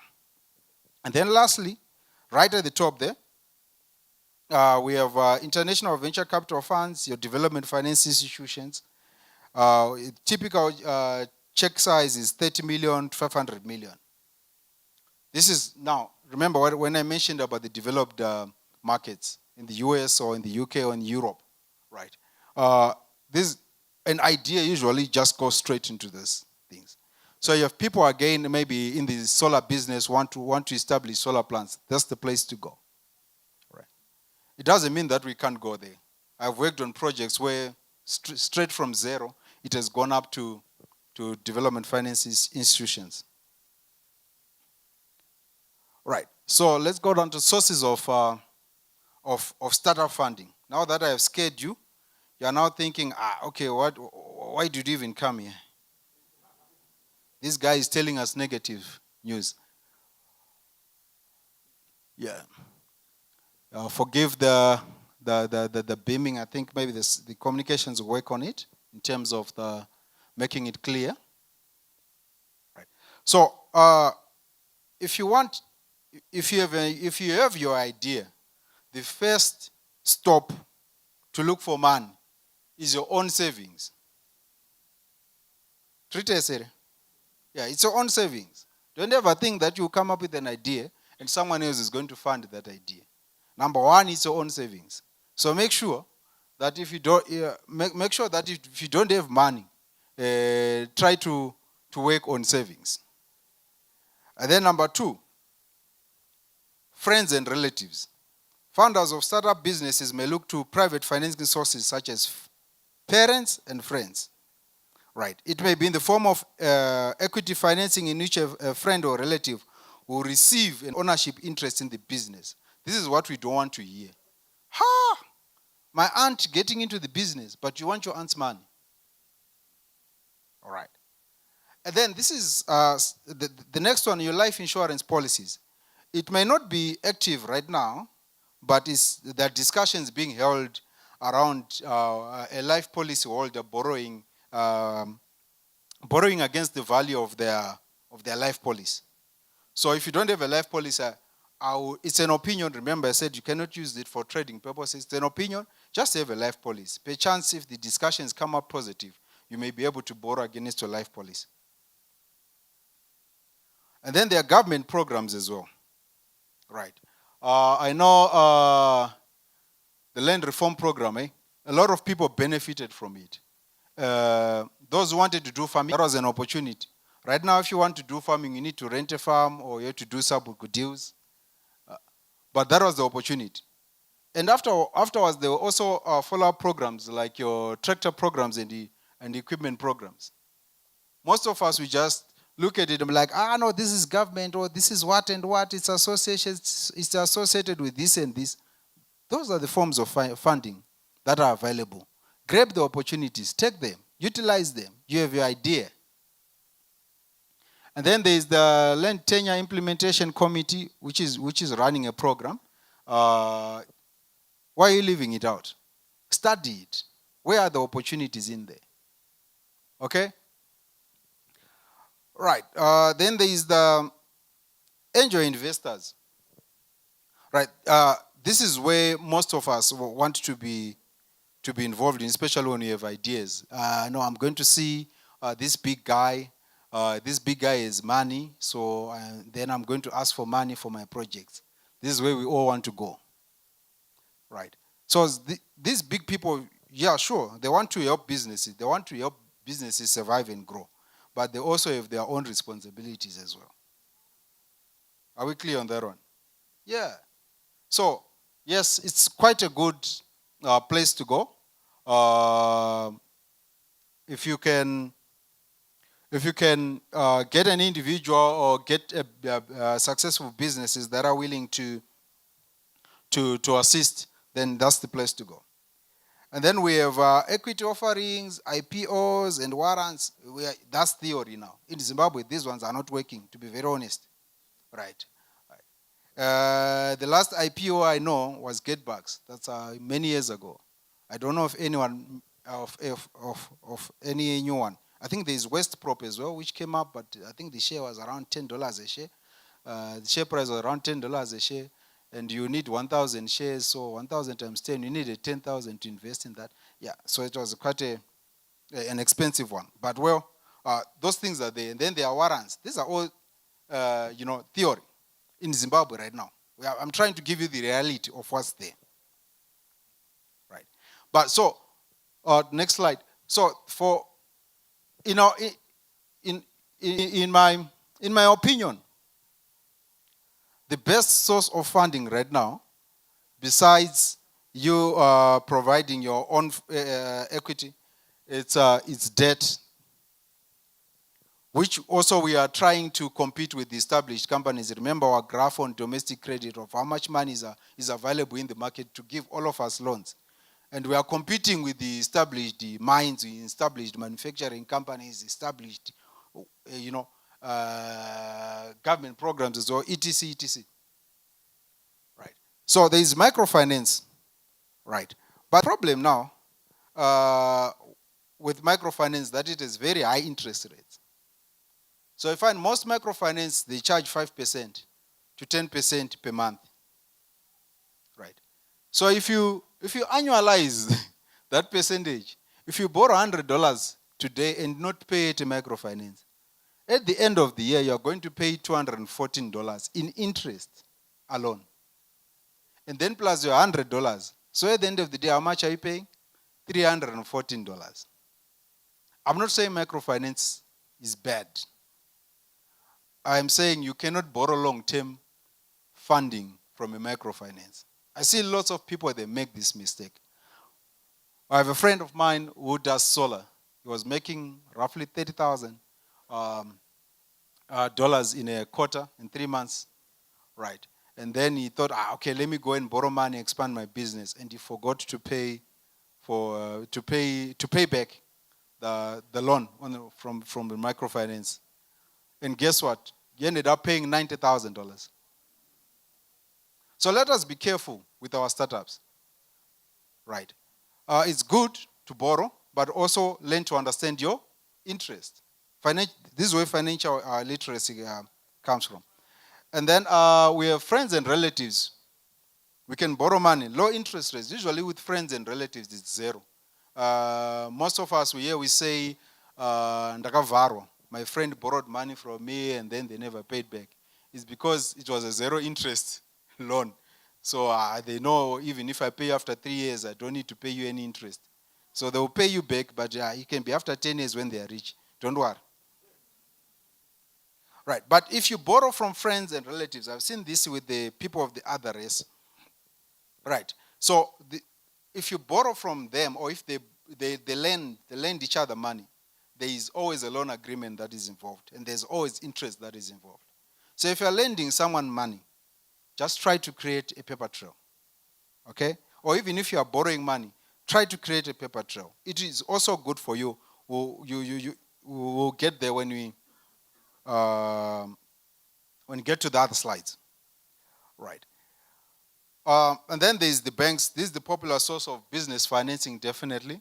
So most of the lenders, now they then want a solid business plan, a positive track record, and plenty of collateral. Right. Which maybe collateral you don't have.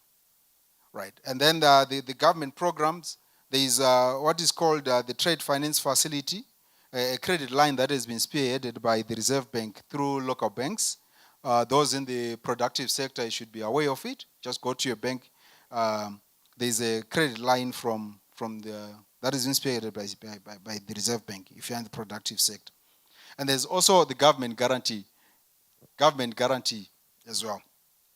So if you can, suppose you are a startup and then you are failing to finance your business, or maybe you are supplying your whatever goods or services to the government, and you need an advance payment, right? You can ask the ministry or the parastatal that you're working with to give you what is called a government guarantee.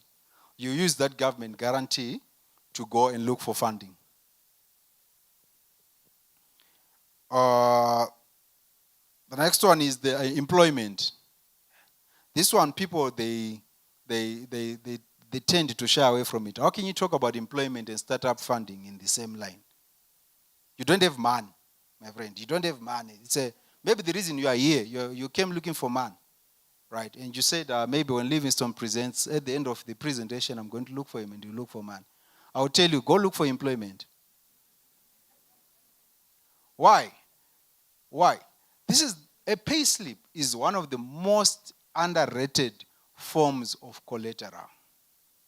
How many of you have heard about salary-based loans? You see? Yeah. So just having your payslip, you don't need to have a house. It can give you money, that payslip. There are salary-based loans. The bank will calculate for you.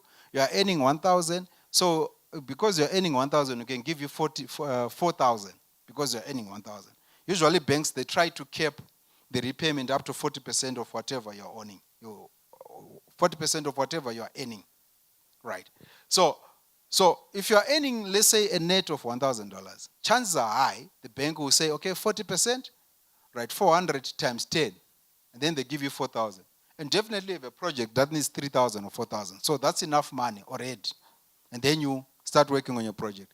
In the event that the project fails, you still have $400 that has been deducted from your account, and now you have to adjust your what you call that? Standard of living, eh? Yeah, adjust your standard of living to match the remaining $600. But of course, it's church, we also want our tithe based on 1,000, not on 600. It's church, everywhere you go. Yeah. Right. So, and then there's also exit packages. People get retrenched. It's the reality. Right, it's the reality. You will get retrenched if you are working. Even myself, one day I'll get retrenched. Yeah. If I have not moved, I'll get retrenched. If I'm not retrenched, I'll retire. It's a fact. But let me not wait for the retirement. There are bonuses that come in during the year or that come in after 2-3 years. There are also facilities that come like staff personal loans, car loans, mortgage loans, whatever. All those things, they also come up. Right. So try and maximize those ones in pushing your idea. Right, and there's also lease. There's an off-balance sheet liability that functions similar to debt. It can be operating or finance lease. This is a complicated one. Usually when you get to this, we are not saying, my friend, you are no longer a startup, you are now going to the growth stage. But we can reserve this for the next presentation, for the next time we'll present. Let's go on to the next slide.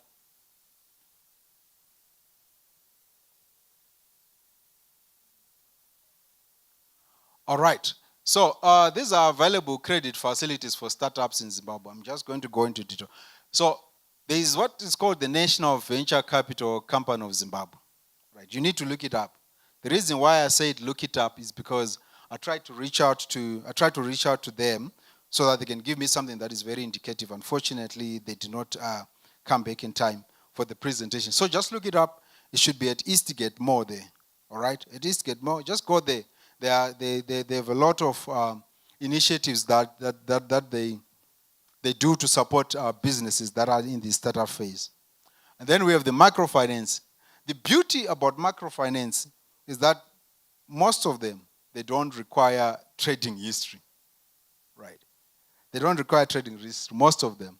And it's no trading history. Some of them will require 6 months trading history. Just a few.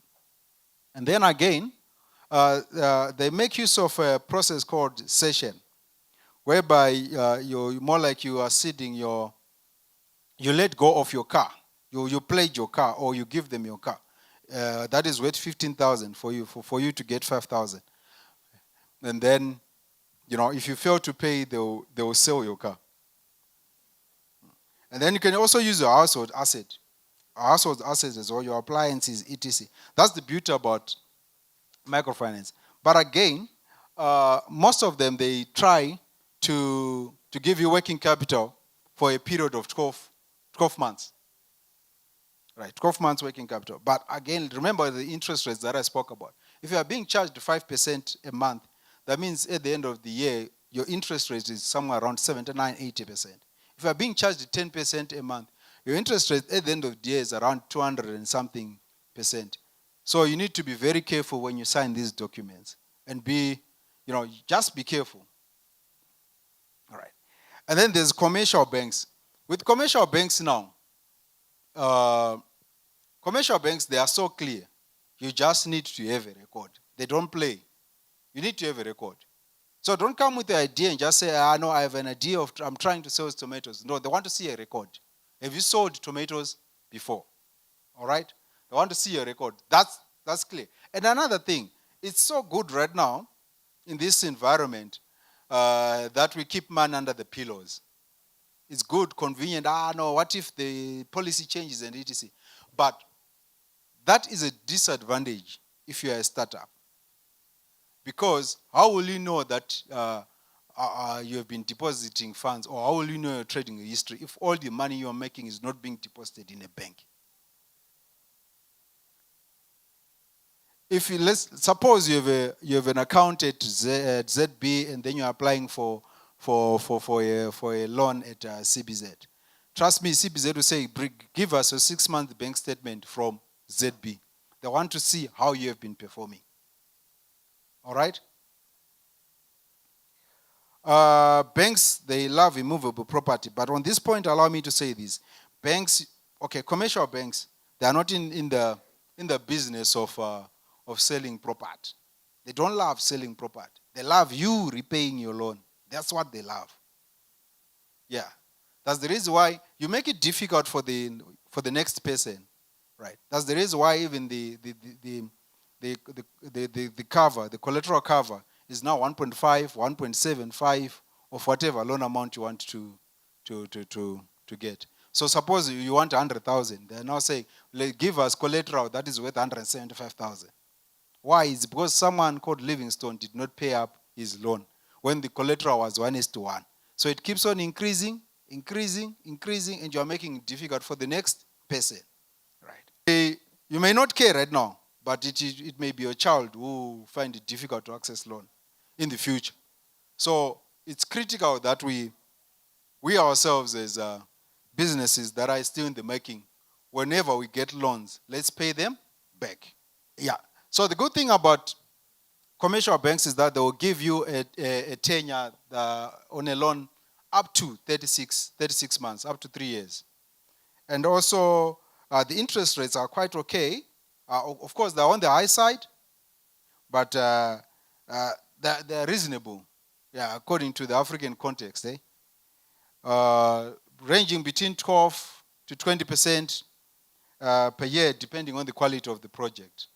Of course, it's a high interest rate. If you're going to be talking to established business, it's a very quite high interest rate.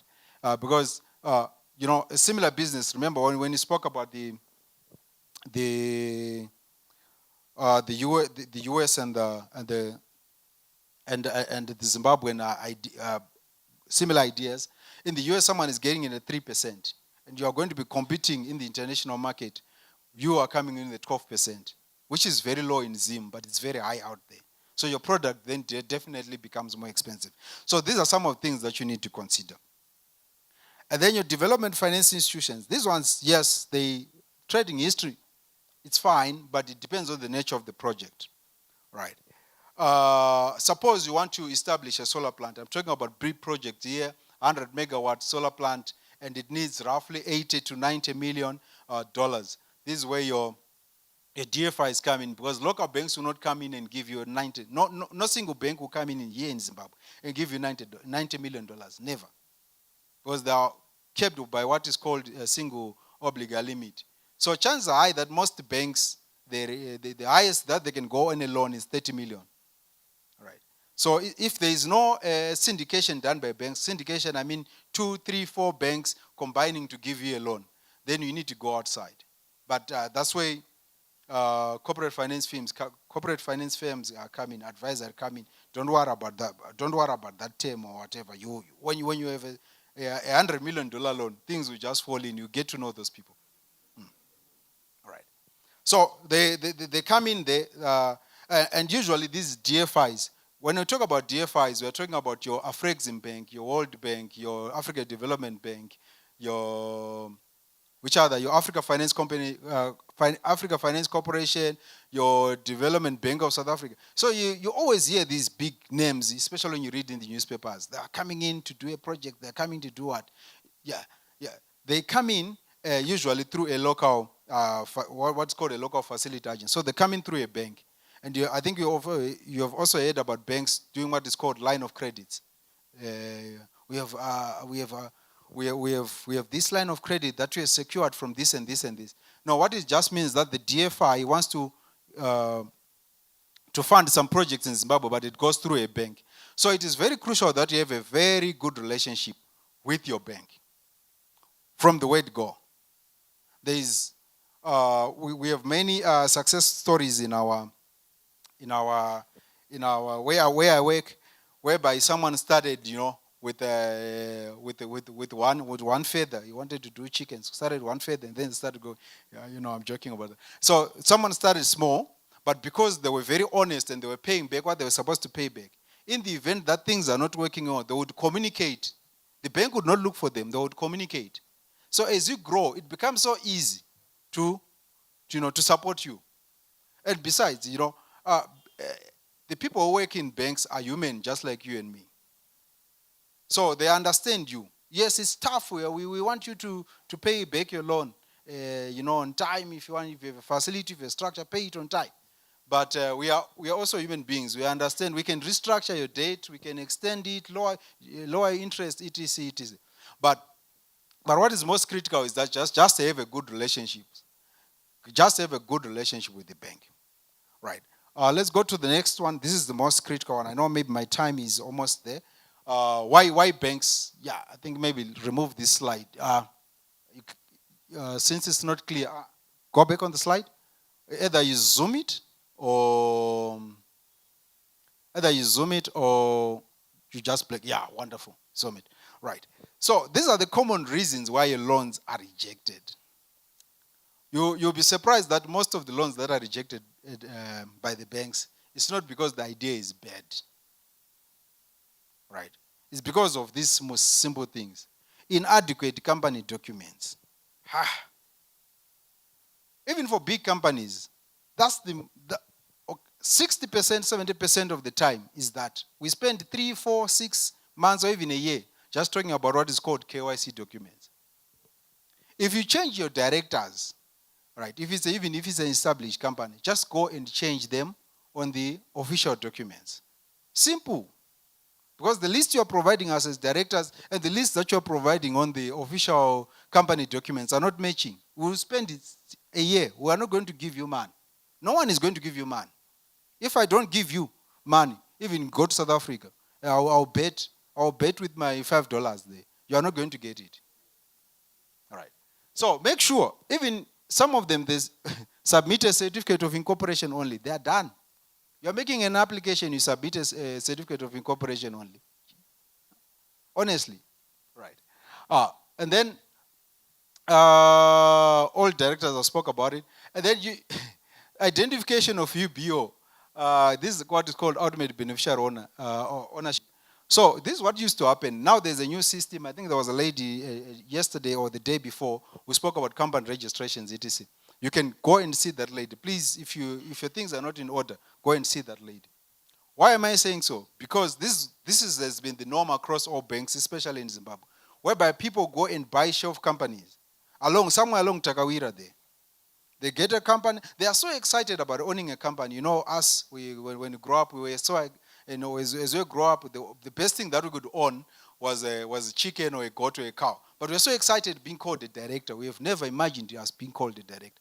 So what these guys do when they sell you that company, they are not going to change their shareholding, their shareholder details. They're not going to change that. They're going to change the directors. So you see a name there on the directors. And you're like, okay, this is mine. He has changed. This is me. But on the part that talks about shareholding, it's still those guys. Because those are the ones that register the company with the company register office. Right. You come in and submit. So before, in my previous, with my experience actually, everyone would get away with it. Most banks would open accounts. Easy. You come in, director, someone overlooks that. So you find that most accounts in most banks, even whether they are active or they are closed, they all that are normally there. But now what these banks are now doing, they are now going back, rechecking, saying, okay, who is the shareholder here? And you have established your company, Derere Private Limited is now a brand. And now you need to change your shareholder. The shareholder, the person who sold the company died. But Derere is what? Is there at the top. It has a track record. It has a trading history. Its accounts are making sense. But the shareholder, the correct shareholder is dead. Is the one who sold you that company in 2010 or in 2011. So that one should be sorted out, no matter how good or bright your idea is.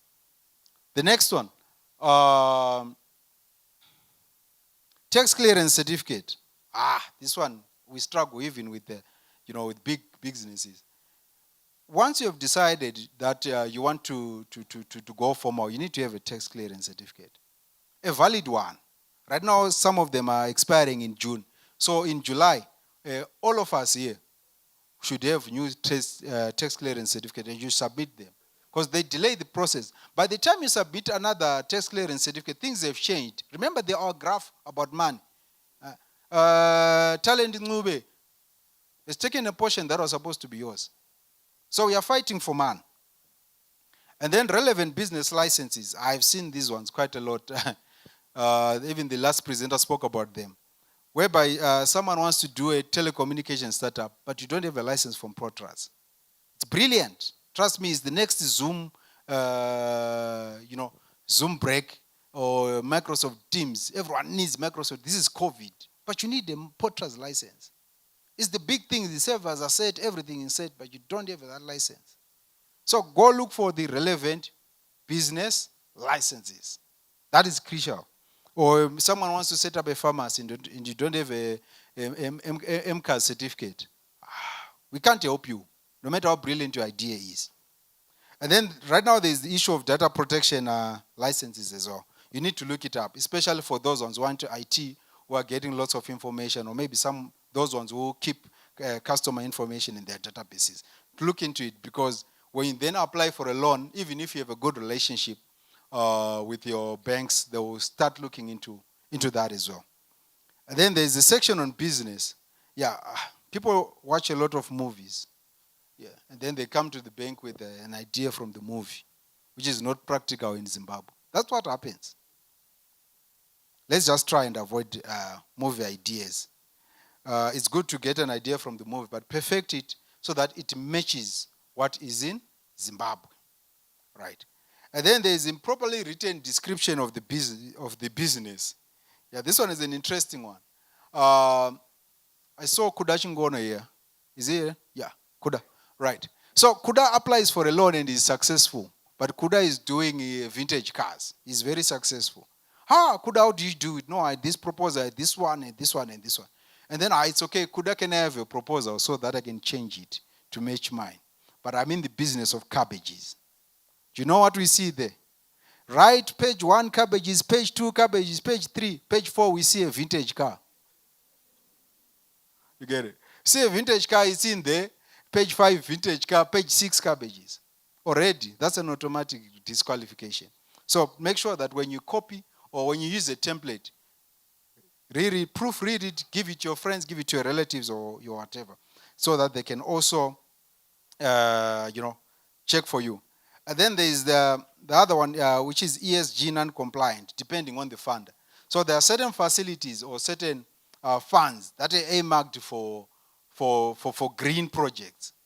So if you're doing a core business and this is and you're applying for a green project, that's an automatic fail. That's an automatic fail. And also know the type of banks. So if you go and read those ones who can, right? If you go and read the financial statements that are produced by banks this time, that's the time that they're coming out, you discover that there are certain banks that concentrate on a certain sector, right? I know there is one bank, let me not name it, which doesn't concentrate on mining, but it's a big bank. And you have a mining project and you're going to that bank to ask for a loan. They don't concentrate on mining. They concentrate on manufacturing. Right. And then there are other ones that concentrate on services. So look, if you go through the financial statement, just go under the section under revenue, right? Revenue on the financial statement. Just look what constitutes their revenue. Each bank. So 20% came from manufacturing, 40% came from mining, 2% from services. So, okay, my project is in mining. So which bank should I go? This one. Because chances are high, they have enough specialists in that bank. And they will assist you. Right? And then good corporate government practices. Definitely you can't come looking for 100,000 and you don't have an accounting system. That is given. The banks will... So when you submit your application, the banks will also write their own... Okay, the relationship manager will also write his own application to the credit committee inside the bank for you. Right? So in the relationship manager, in that application, they are also trying to defend you. Okay? So one of the key things that they ask in their internal document, which you don't know, which I'm telling you right now, is to explain that this guy is in an accounting system called Sage. All right? Or called there's one? ProBooks. Is that? QuickBooks, yeah. So there's a accounting system called QuickBooks. And then the bank now knows, okay, the accounting system is done. If it's a logistical business, maybe the trucks are tracked and the toll fees are paid on time, etc., etc. They are more like your lawyer from inside the bank. So make sure all those things are okay. These are some of the things that they won't tell you. And also proper record keeping. And then the last one on why the loans are rejected. Also lack of adequate security. That one, I think it's clear. If you don't have security, sometimes it becomes difficult. But since we are startups, we are saying we fund ourselves. We use all the other sources of finance that we have spoke about, and then we are building our security as we go, right? Another form of security which people, ignore or maybe they don't know, is the people that owe you, your debtors, right? Do you know that some institutions they can accept that they call it securitizing the debtors, the people that owe you. So that's a form of security. So if you have a very good list of people that owe you, you have a highly likelihood of getting a loan just based on those people, the people that owe you. Yeah. But of course, they have to be quality, quality. Otherwise, it's not just everyone. But there's quite a lot of of facilities that are just centered around securitizing the debt. And then again, we spoke about cash transactions. If you don't have a financial trail, which can be validated to give a sense of the scale of the operation, chances are high your loan is going to be rejected. And then I had to put this one in, audited financials, not for startups, but for those ones that have, that are now in the growth stage. Once you're in the growth stage, even if it's a private company, have an auditor who audits your financials yearly, even if it's a private company. It doesn't have to be the big four, right? We have the chartered accountant talking the other day. Hopefully, maybe she has an audit firm. Go to her. It doesn't need to be too much. Of course, there's a rating that comes on which auditor you're using, right? But still, come on, you have an audit. At least at the minimum, you have audited financials. Are we all together there? Yeah. A registered one. So even if your cousin has just opened an audit, an audit firm, just talk to that person to audit. At least it's there. We have audited financials once you start growing, even if it's a private company. And then the last two, I know my time, I'm rushing B. Right, blacklisted by Financial Clearing Bureau. Yeah. Don't just borrow right now, even if you don't have just borrow and not pay. So the banks, there's what is called the Financial Clearing Bureau. So if you don't pay, and they call you, you don't pay, you think you're a hero, you fly out, you go to the UK, come back after 10 years, you try, accessing a loan from a newly formed bank, you'll be rejected. Why? Because there is a system that they keep for people who don't pay. That thing is there for 100 years. So make sure that right now, whatever you're doing, pay what you're supposed to pay. It was so bad at some point whereby they even went to, if you don't pay your City of Harare bill, City of Harare, or I'm just giving as an example, it doesn't mean that's what they did. City of Harare would then go to FCB and say, so-and-so is not paying their bill, blacklist them. So you go in there, you are trying to apply for a loan, a salary-based loan, the pay slip is there, the collateral is there, everything is there, but you are blacklisted. You need to clear your bill at City of Harare. So let's just try and clear our bills. And then already, if you are over borrowed, why look for a loan? Just try and clear those ones. I know it's a bit. We want to quickly come up with these ideas, quickly implement them, quickly get them into action, quickly make money out of them, and then we become millionaires, billionaires. It's fine. But sometimes let's just take the slow approach. We clear what we have, right? We start again, and then we start building a borrow, and then we're going nice and easy. Nice and easy, we'll get there. When I was growing up, there was a track that used to say, "Paduku ne paduku, sagare sugar kapera ne teaspoon." Right, and then suppose you don't have money. How is my time? It's done. All right, my time is done, but allow me to just give one example. Since the previous speaker then spoke about pitching idea, if you don't have money, if you can't access credit, then what do you do? Right? There's a big financial term called bootstrapping, right? So currently, the economic environment requires that all entrepreneurs, you remove this financial entitlement syndrome. Okay, this one has to give me, the bank has to give me the money. We focus on ideas that do not need external funding. So what do you do? I'm going to skip and go to the motor delivery service business. Right, just go to the motor delivery service business slide. Right, so this guy, you want to get into the motorbike delivery service. I think you have seen lots of motorbikes going around the streets now. It's a very lucrative business. I'm not trying to expose their secret, but it's a good business. Some of them make $50 a day net, right? And a combi makes around $70 a day net. So which one would you rather buy, a combi or a motorbike? It's up to you. Yeah, so a motorbike business, this guy, a motorbike, a new one, a brand new one, low capacity engine motorbike, costs about $1,200, $1,300 US. And then the registrations, etc., they should not put you off or maybe get 1.5. I don't think you should exceed 1,500 for that thing. Suppose you have a license, or maybe if someone has a license, that's $1,500 on that thing. So how you want to have this business? Number one, you contribute to a personal equity. Remember, maybe you are employed, you have a salary-based loan, you buy the motorbike, or buy a second hand. The second hand can be 200 or 300. Or another option, renting a motorbike. There are other people who are renting out motorbikes. Rent out a motorbike and start working. Remember, I told you, net $50 a day on that thing. In case personal debt, I spoke about it, right? And then cut and avoid all costs. It's so easy. All right, we have 500 motorbikes. Let me buy a high capacity one. The one that drives shortly, the one that goes brr, brr, brr, brr, that big one. At this stage, you don't need the brr, brr, brr, brr. You need the small one. That's what you need, right? Because you need something that doesn't hit you on the cost, right? And again, if you can't personally deliver, get someone who can deliver for you.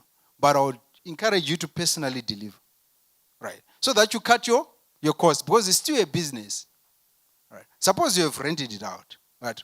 You have rented it out, right? What's your cost? It's zero. Your cost is zero. It's your ability to talk, can I have a motorbike for the next 1 month? And then you're building up your $50 a day, max, right? And then at the end of the month, you have money enough to either buy a second-hand motorbike or buy a brand new one. And then form a business relationship. This is part of bootstrapping. Because of time, we are not going to dig deep into it. Yeah, but so why buy the second motorbike with cash?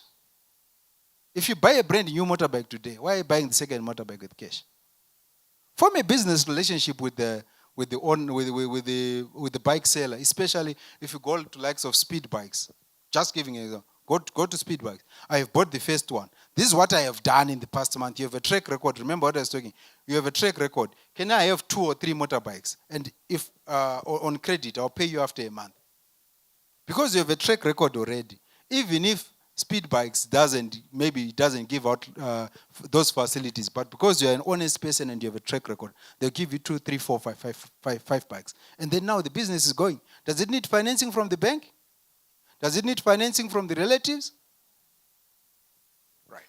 And then limit your business operations. It's so easy. I've seen many businesses, especially small-scale businesses, fail because of these ones. I think you all know it.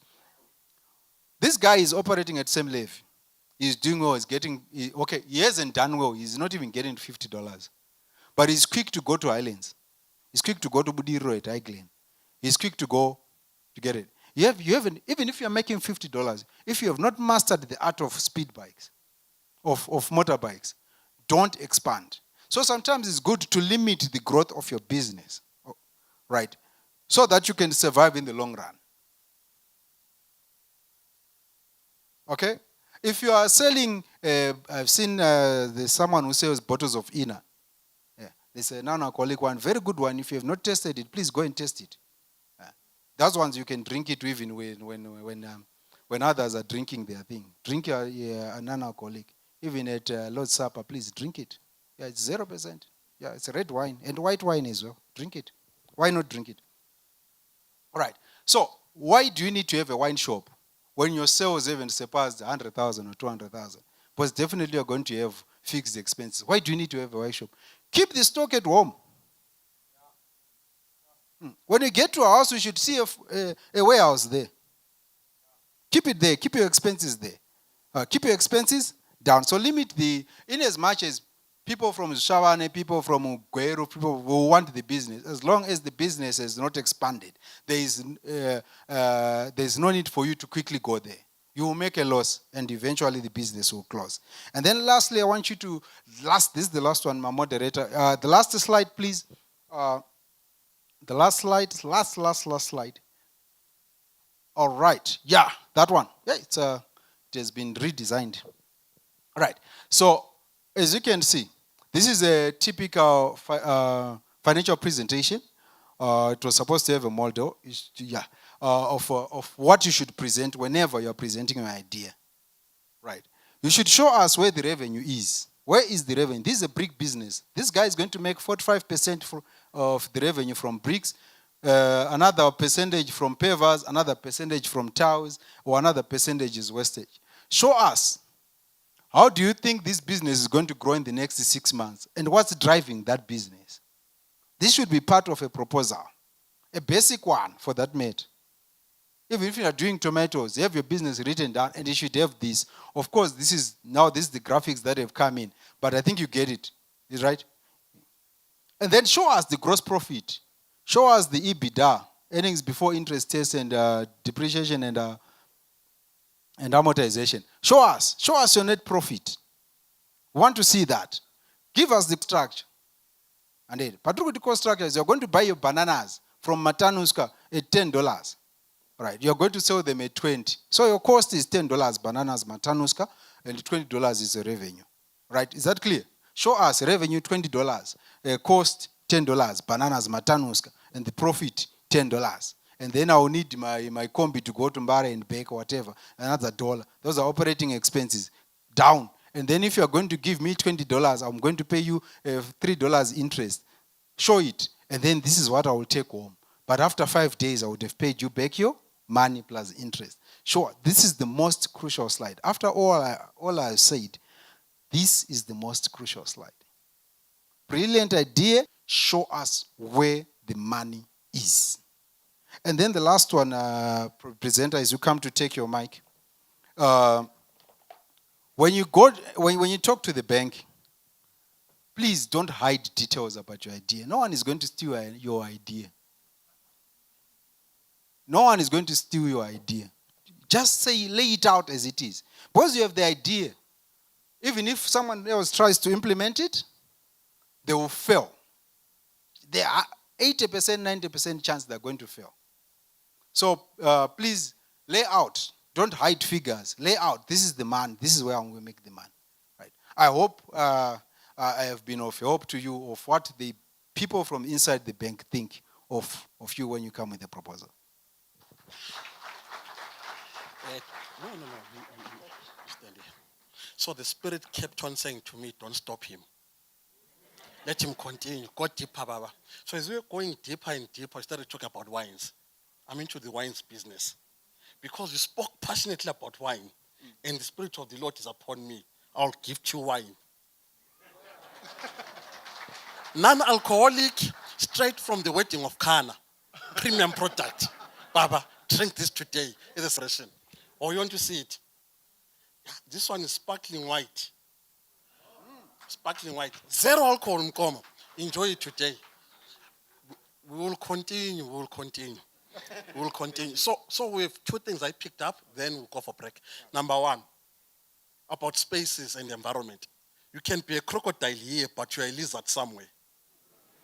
So some of us think we're big companies here, but in America we're startups. So be careful of people who think I'm being as here. Point number two I picked up is how do we raise capital? Outside banks, we have what we call the stock veils amongst ourselves here. In South Africa, 11 million people last year raised close to 50 billion rands in terms of stock veil. Here we are roughly 1,000 people. Meaning if we're to contribute $10 each, we have 10,000 US dollars seated here before asking someone else. Don't go begging, start with what you have. Then you also spoke about the government guarantees. In 1996, something happened in Zimbabwe which forever changed the trajectory of the country. A young man at the age of 36 went and bought the biggest asbestos company at a value of 50 million US dollars using government guarantees. And his name was Mutuma Mawere. He at the age of 36 was stopping you and me from doing that. Ladies and gentlemen, let's give him a round of applause again. We'll continue later with our questions and comments. For now, let's go for tea break. We're going to grab, come back, and continue. God bless you.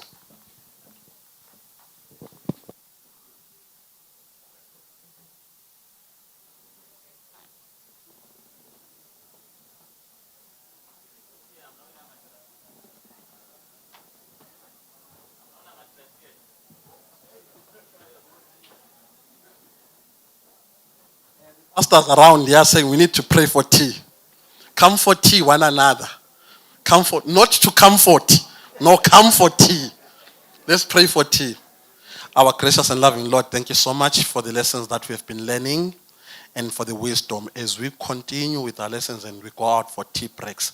The conversation and the networks, may they give us God ideas, not good ideas. In Christ's name we pray. Amen.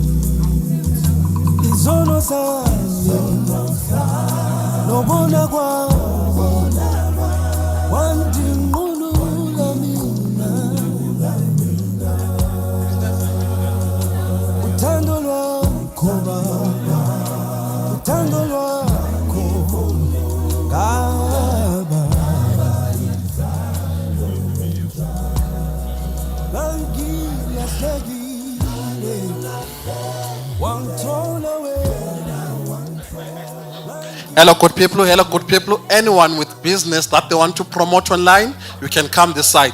Anyone who has a business that they want to promote online, they can come this side. We are profiling and promoting people. So if you have business, you are doing something, you want to be profiled and you want to promote it, kindly come this side as we are doing tea. Kindly come this side. Kindly come this side.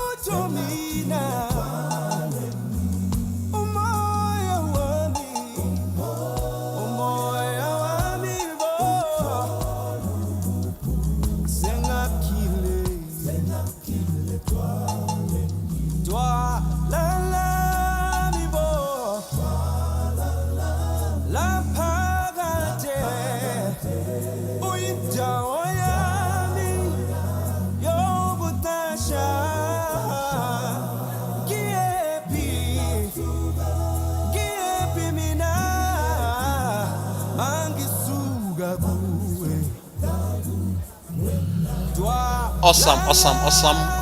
As we're going to profile and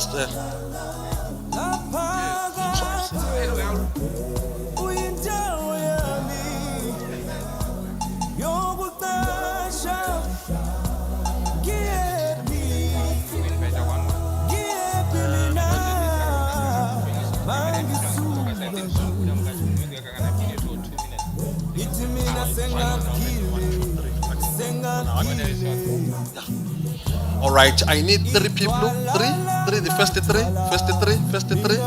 Let's do it fast. First 3. All right, first 3. Sit.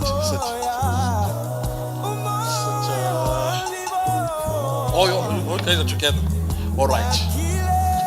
It's cool. So what I'm going to do, you have at least 15 seconds. First 5 seconds, you do a recap of what you have learned, your takeaway. Then the last 10 seconds, your business. It's an elevator pitch. Over to you. Hi, my name is Letabo. I'm the fixer. We had a recap on Patrick Maseko. He was talking about communication, the barriers that we have. And my takeaway was, in business and everything that you do, communicate and ask questions and be able to present to the investor what you want to do in a few seconds. I am into advisory and I'm a brand specialist. I help people in value addition, access to finance, and pitch decks. That's what I do. It is very important for you to understand your audience when you are doing public speaking. And it is also very important to know not just who your audience is, but their culture. My name is Coach Nyari from All Things English. So I coach public speaking, I also coach communication and anything that is related to English. If your child has a problem with their English language, I am here to help them. So that's what I do, All Things English. Hello, how are you? My name is Kudzaim Naku. I've learned that if you're running a business, you should have your documents in order for you to access loans.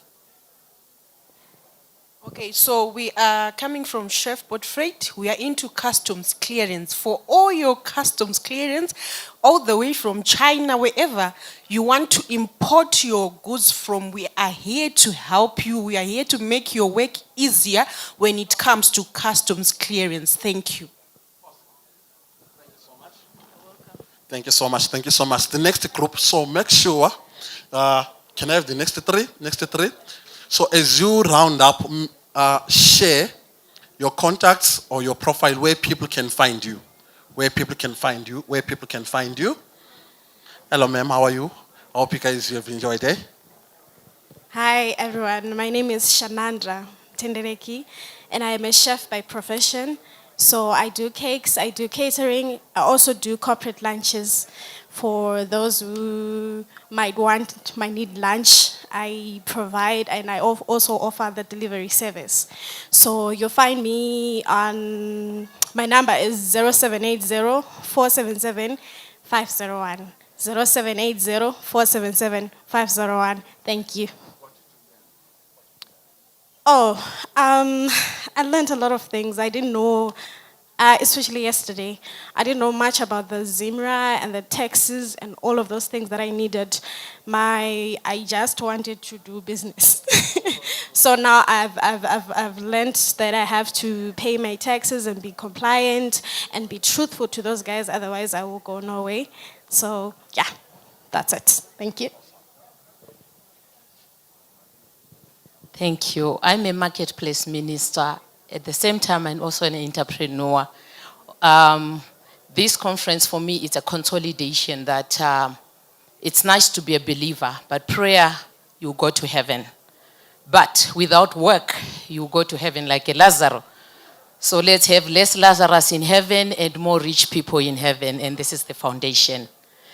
And in that ties up with the marketplace ministry that I run, where we are saying it's not enough to just be a prayer warrior, be also a business warrior, because the kingdom of God is built by our businesses. So we have what we call the Stead Way, a marketplace platform where we are putting together young entrepreneurs, train them the God way of doing business, stewardship, empowerment, technology development, and at the end of the day, your soul needs to go to heaven served. So in that program, we consolidate them to do programs with markets. Today, you are eating one of our products, which is watermelons, outside there with your lunch break or tea break. And on the entrepreneur side, I'm a consultant. I'm also a farmer. I do chickens, usavi kaya. Your chickens, your beef, you're on the right place. My contact is 0777 976 508. Hello, ladies and gentlemen, and thank you very much for this amazing opportunity.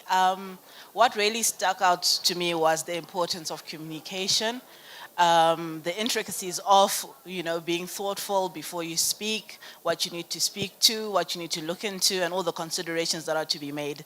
So for me, that was key. As a person who's in marketing, who's sales, I think it was really impactful and valuable to me. I'm here wearing my work hat. I'm representing Golden Knot Properties, which is a startup.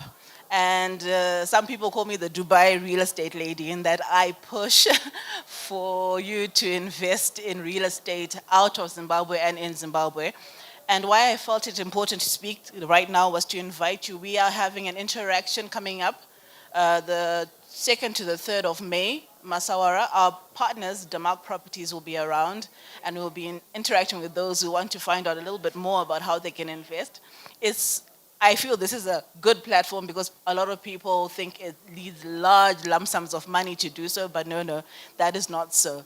So yeah, that's it in a nutshell. My number is 0773 129 444, 0773 129 444. And you can reach out if you want to attend the face-to-face or be part of the webinar so you can get all the information that you need to know about what's on the ground, the war and all, and investments in that regard. Thank you. Next group. It seems we have more women than men. More women than men. Be seated. Be seated.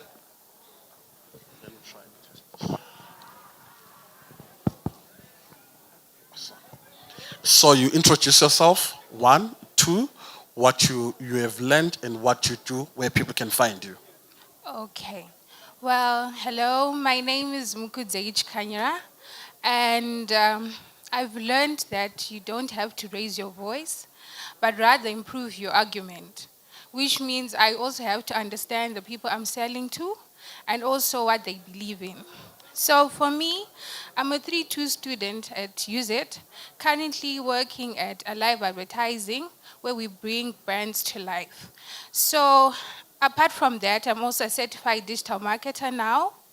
Happy for that achievement. But I also started my own branding, where I bring a traditional beads into something that I want to call luxury bags. So these are some of the bags that I've made. Also trying to impart knowledge on my peers at home in my community. So these are some of the bags we have done as young girls. So hoping that one of you or some of you come by from us. My contact detail is 071 545 6798, and you can find us. We've got our website, which is called Adorned by Hands. So you can just look it up as well. Thank you so much. Thank you. My takeaway, your communication reflects your thinking. That was according to Patrick Maseko. I am Majiji Liberty, a music teacher by profession and by trade, and also an artist. I have Progressive Music and Arts Consultancy, which is a registered company. We work with churches. We train your choirs, your groups, your praise and worship teams, and we also supply music instruments, and we also teach those instruments. And then we also have what we call Lifa Adventures. That's a travel and tourism agency for your ladies' escape, for your Girls Escape. For any tour, be it an institution or a corporate tour, we are your plug. Thank you. Good day, everyone. My name is Justin. I'm from Industrial Air Conditioners. And my take was in terms of communication, whereby when you communicate with people, you're supposed to be honest in all you do. Otherwise, you'll flow like water going down the drain. We're into refrigeration and air conditioning, ventilation. We supply air conditioners, refrigerators, cold rooms, freezer rooms, your butchery equipment. We are your deal people. My contact details are 0772 105 689. You can also find us on Facebook. If you just type Industrial Aircon Zimbabwe, we are there. Thank you. Thank you so much. May I have the next group?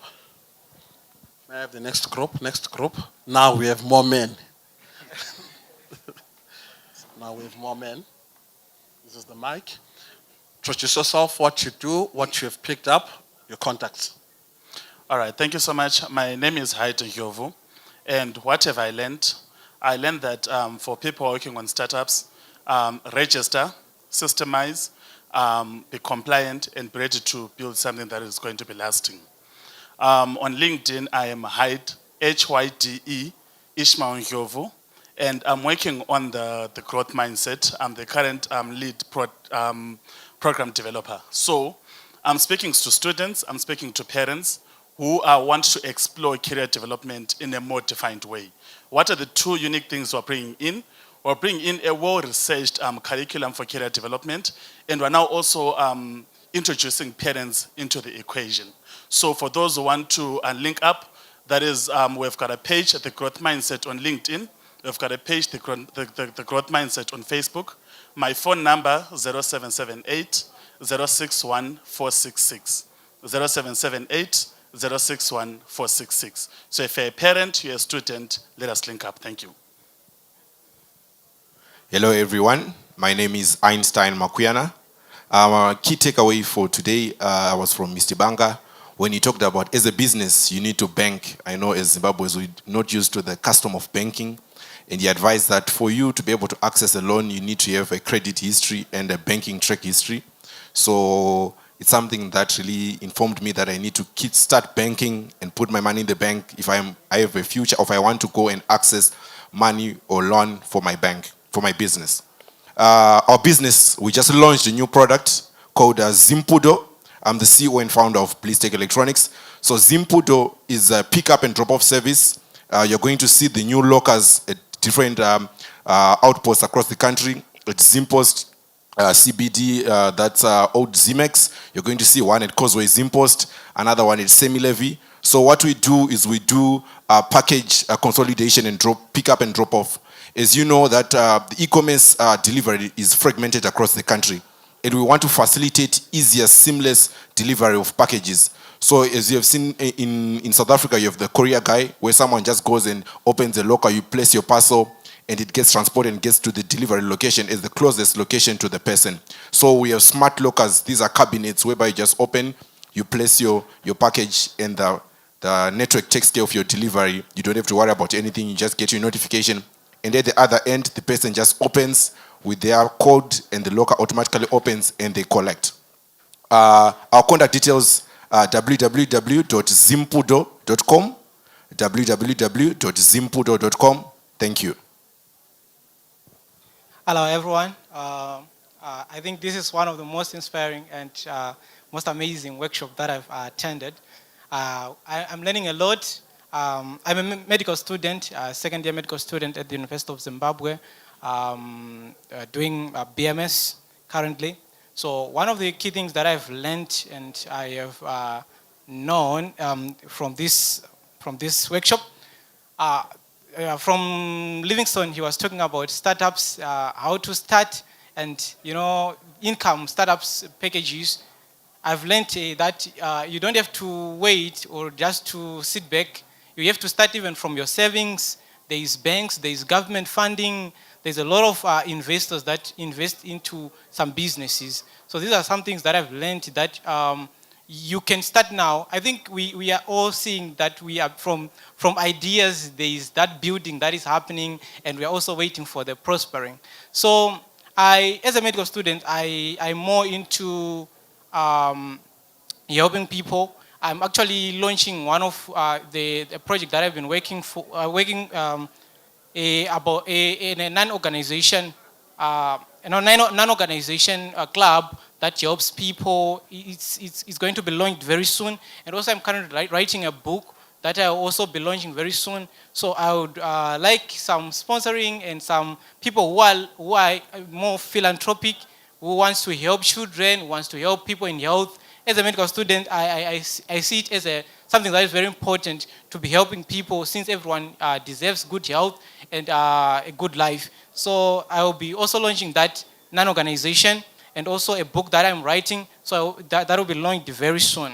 So those who want to get in touch with me, you can get in touch with me on my number 0786146517. Then on my LinkedIn account is Blessing Mutunyani, and on Facebook it's BJ Mutunyani. God bless you.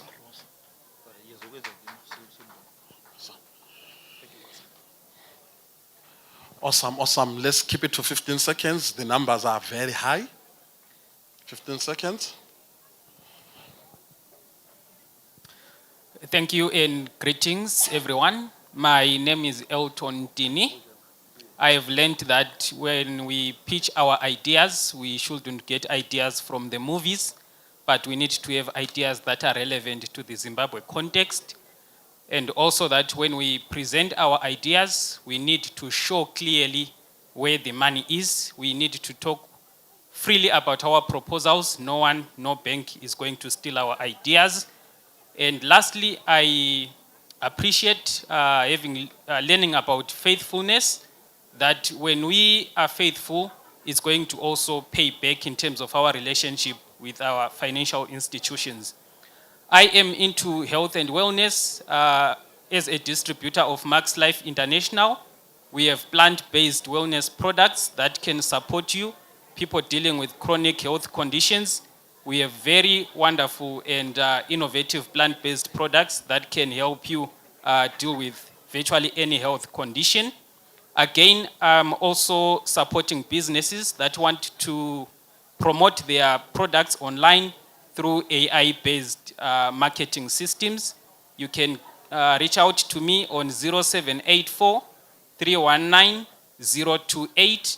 If you want to have a sample of this AI-based system, you can inbox me on WhatsApp on 0710-752-802. You are going to have an AI-based system chatting with you. Thank you. Good afternoon to you all. Starangu ndinonzi Mrs. Mzvidziwa. So I'm so grateful for this opportunity. Ndauya panapa ndine idea kuti ndoda kuraise mari yekutenga kamota kekuita InDrive. But ndakagarapo ndikaona chimudhudhudhu chichiburitswapo ndikati ndikataka kuita metsi musoro ndikatona kuti mari yandinayo inokwana kutenga zvimudhudhudhu zviviri. Saka ndoda kutendera Mr. Livingstone nekuti ndakutoenda kuspeed bike ndichibva pano and I'll make my money. And also I've learned to be honesty pays, and I can testify to that. I'm into financial service deliveries to know about my school fees for all those paying my school fees on ZB or CBZ Bank. Tinotenga magetsi, eco cash, cash in, cash out, payments of Zimra, tineta ma service deliveries esa munogona kuenda kubank at your convenience. Saka kutsvaga chimota kuneti ndinofambirawo mama clients anoda kubhadhara fees vari muoffice mavo kuti uyai kuno ndine mari yangu ndinoda kubhadhara fees wotura kaInDrive. Saka ndakanga zenge ndati regai nditenge mota, but ndakuita chimudhudhudhu manje. Ndochiti ndikabhadhara fees muchimudhudhudhu inoondora mari yobva yauya paya. Saka kana muchida kubhadhara mafizi, muda kutorwa maservices ese mvura, don't worry about standing in the queues. Don't worry about going to the banks. Muchinoona there are so many diseases around. Just call me and I'll be at your place. Convenience at your service. So my number is 0776-436-164. We also sell vegetarian food, tine inonzi bush meat. I tell you, if you taste it, you never want to eat meat again. So please get my number, 0776 436 164. Thank you. Hello, my name is Tamapiwa Nyamadzao, and Sondadzidza Shataura Namkoma Paside. Don't be afraid to lay out your ideas. Paonenda my banks, we should help you my loans, because no one is going to steal your ideas. I'm from Kilimanjaro Investment Company. We do all type of plumbing, traditional, modern, even farming plumbing. Wakawana is the irrigation plumbing. To offer my services, say I'm an order for my hectares, from the little hectare to the maximum hectares, and the plumbing services that we offer. It's a problem solving. Yeah, and you can get my number from. I'll say my number 078 67 88 362. So that I'm a little bit shy. Awesome. Try to repeat it. Repeat your number. Repeat your number. Let me repeat my number: 078 67 88 362. Awesome. Let's give him the mic. Let me see. I'm left with how many people? Those that are coming? 1, 2, 2 only. Awesome. 3. So I'm left with the last round. You can go ahead. Thank you so much. Good afternoon, everyone. My name is Benjamin Sibanda. I'm coming all the way from Bulawayo. I'm one person who is thirsty for knowledge. When I heard that there is a seminar happening here, I said I won't be left out. One thing that I learned is that you should limit growth whilst you are expanding depth. That I'm one person who purposes with a lot of ideas, and I want to do almost everything. But then what I learned today was that at times you need to slow down. You limit growth, but then you expand your depth so that you understand the business that you are getting yourself into. Our company is called BioShort Distributors. We supply and distribute medical consumables and equipment. This is for your government hospitals, for your clinics, and for your surgeries. We also do laboratory chemicals, mainly for your schools, experiments. We also do industrial chemicals for your mines. Our number is 0779 378 545. Thank you. Hello everyone, my name is Amanda Moyo. I'm the owner of Majestic Crowns Beauty Lounge. I've just ventured into farming beginning of this year. My takeout in this workshop is there's no, you cannot hire someone you cannot fire. And a business that is not, what can I say, a business that does not have bookkeeping, you cannot run it, it's not going anywhere. So our aim as the Majestic Queens is to bring back the hidden smiles. My number is 07800 9801. Thank you. Hello, my name is Tatenda Msara.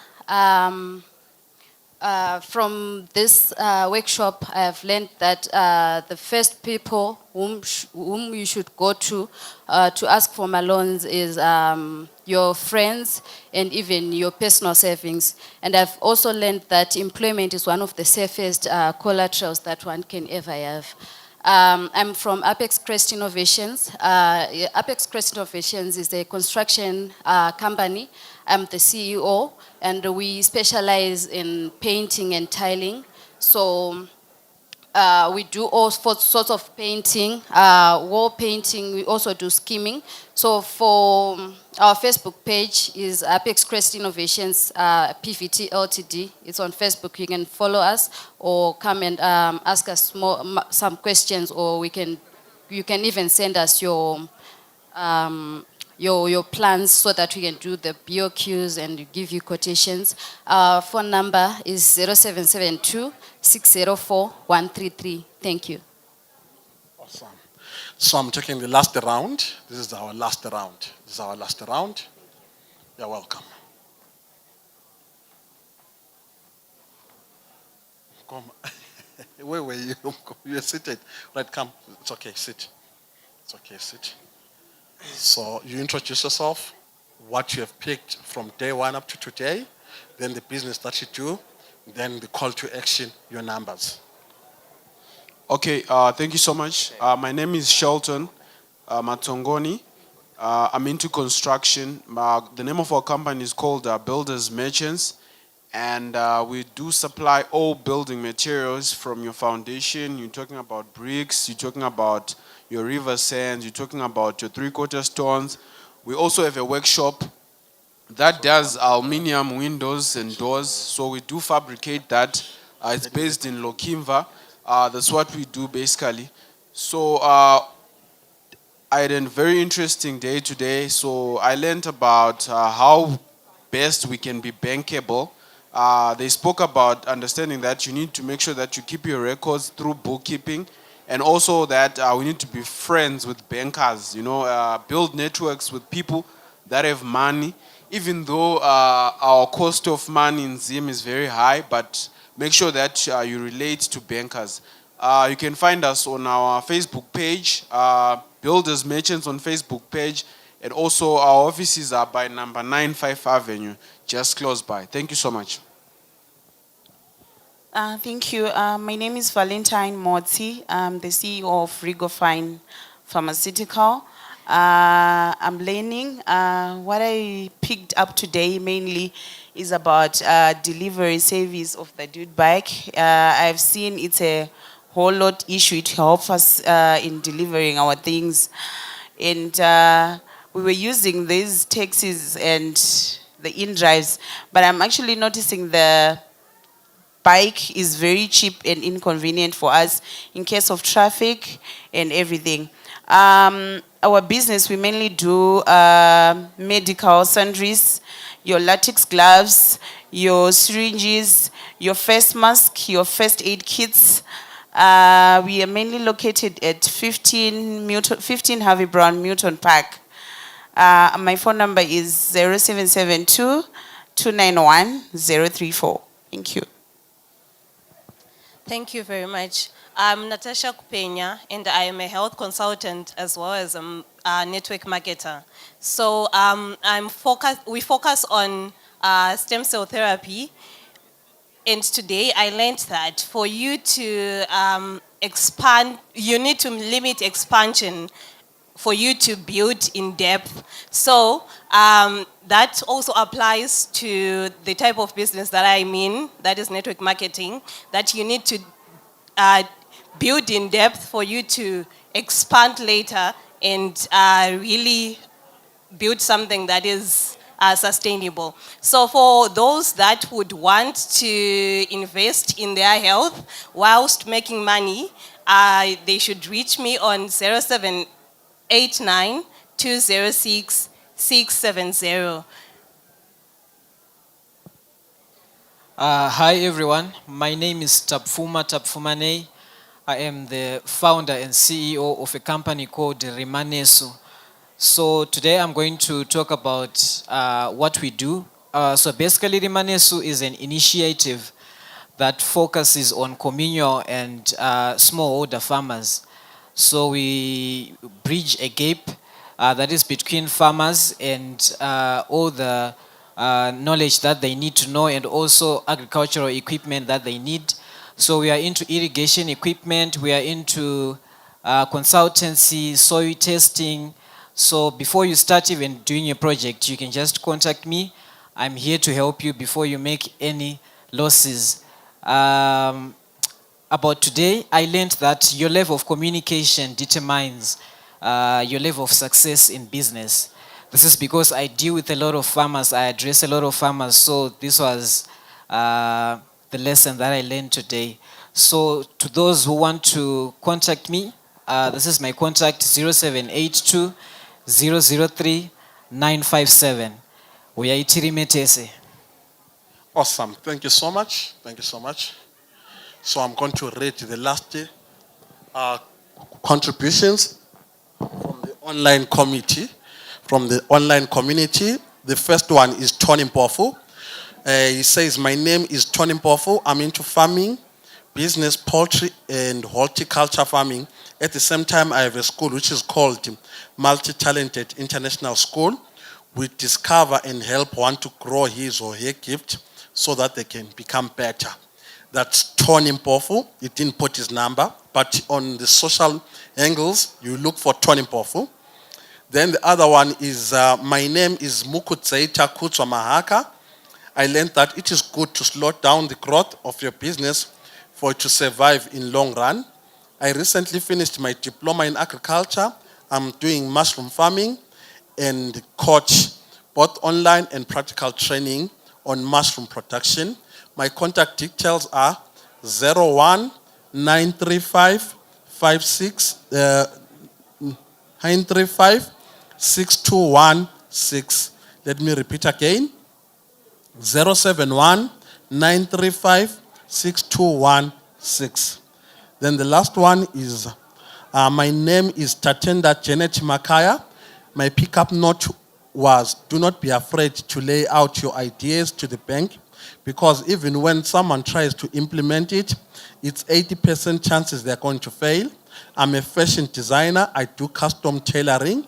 My contact number is 0779 552935. Let me repeat again.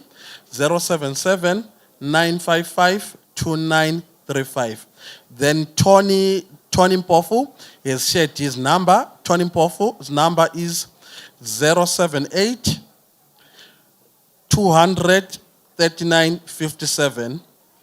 His number is 078 200 3957. Should he not be available on that number, the other number is 077 1536171. 077 1536171. Thank you so much to the online community for participating. Let's continue enjoying our tea break. We're slowly to round up and come back and continue with our lessons.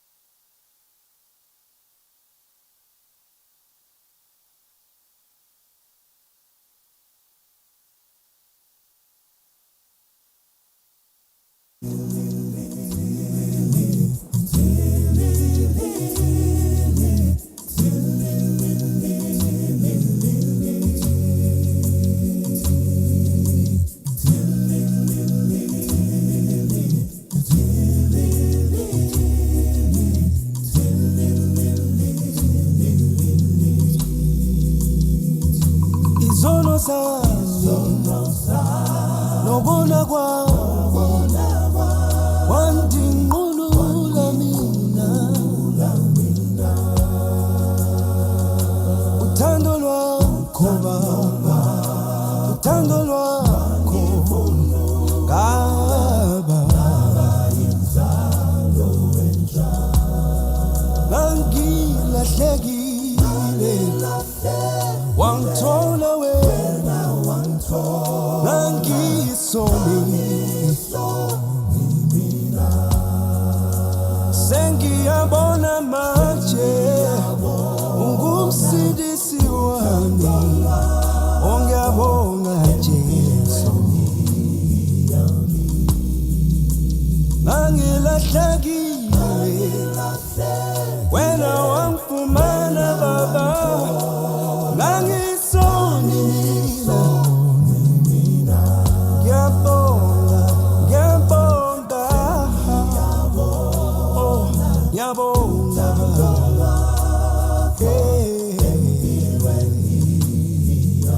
mina sengakile yithi mina sengakile twaleni umoya wami bo sengakile noma izivunguvungu zomhlaba zinhlukumeza angisabi lutho mina umoya wami bo sengakile twalala bo laphakade uyindawo yami yokutasha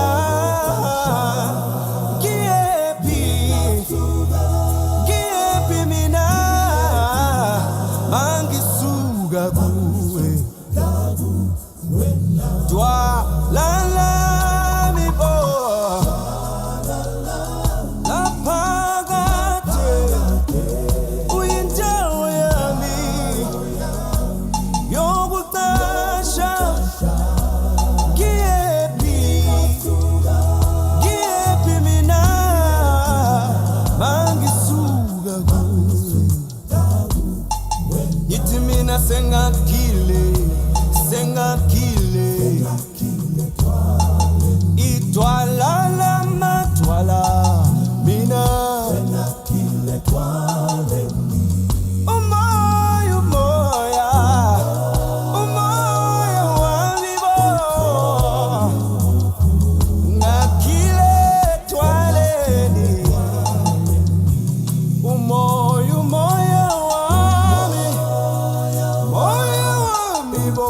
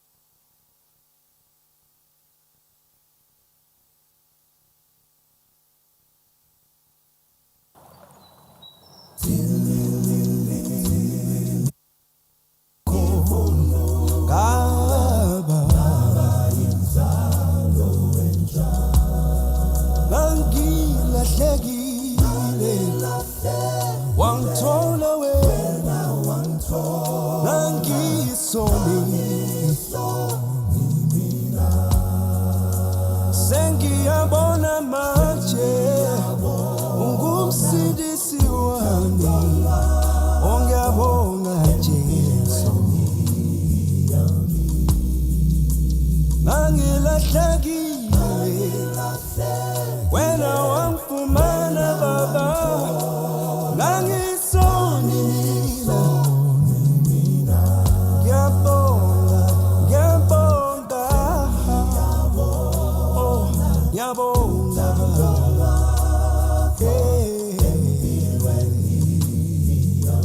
mina sengakile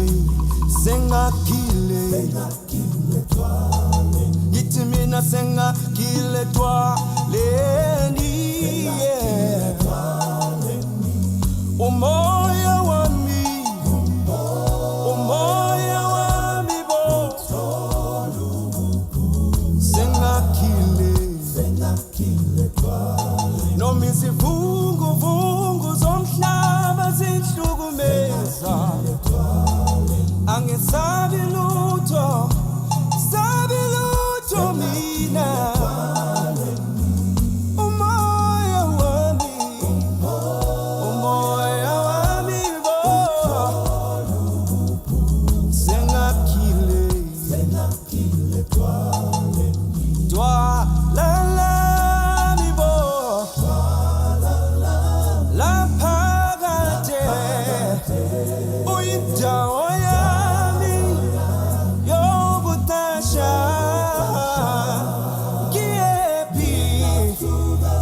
ngiyephi mina mangisuka kuwe twalala bo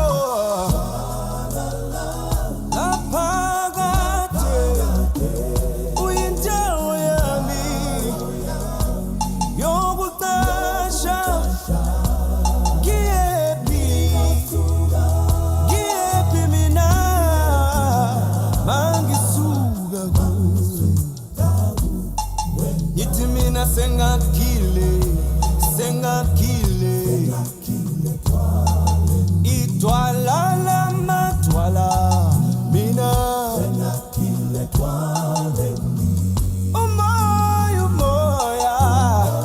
umoya wami bo ngakile twaleni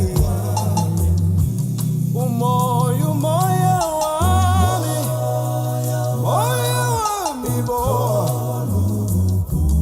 umula moya wami umula mphefumulo wami umula moya wami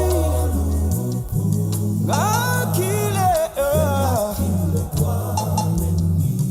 umoya wami bo umula moya wami umula mphefumulo wami umula moya wami umula hayaye laphakade uyindawo yami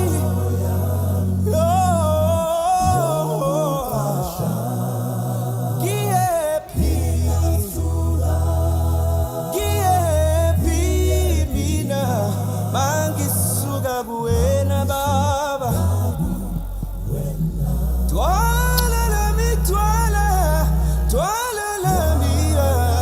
Okay, ladies and gentlemen, let's settle down. Let's settle down so that we continue.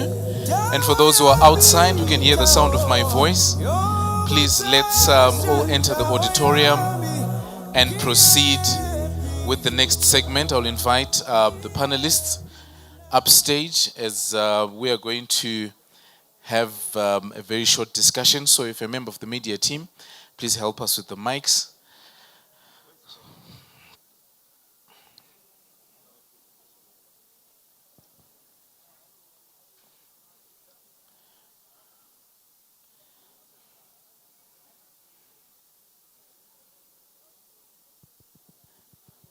For those who are outside, let's enter the auditorium so that we continue with our proceedings.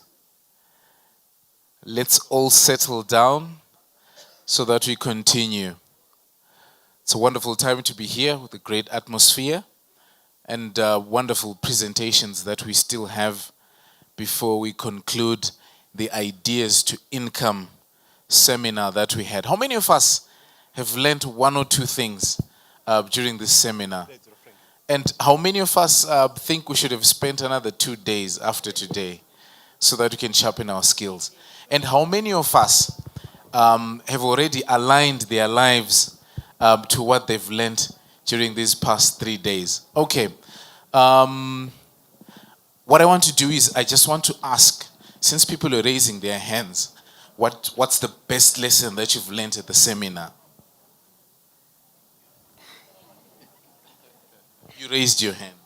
No, I didn't. Okay, I learned that it's important to create good relationships with, for example, banks, so that you can be able to get loans from them.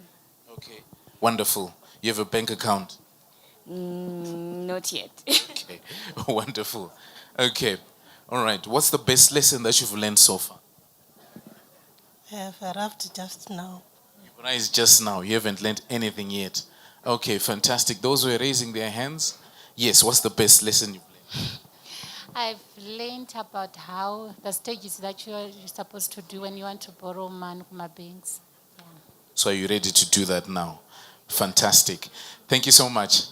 Are the mics ready now? We can continue? Yes, fantastic. So this afternoon, we've got a panel discussion with seasoned industrialists that are here, and a young lady who is in the profession of chartered accountancy, the certified accountants who trained here in Zimbabwe. So what we'll then do, please do help with the podium so that the lady who's helping us with sign language can be seen by the cameras. Wonderful. Thank you so much. So, okay, do you have mics, gentlemen and lady? Okay. Can we get one more mic, please, for Dr. Kumbochuma? Wonderful. Okay.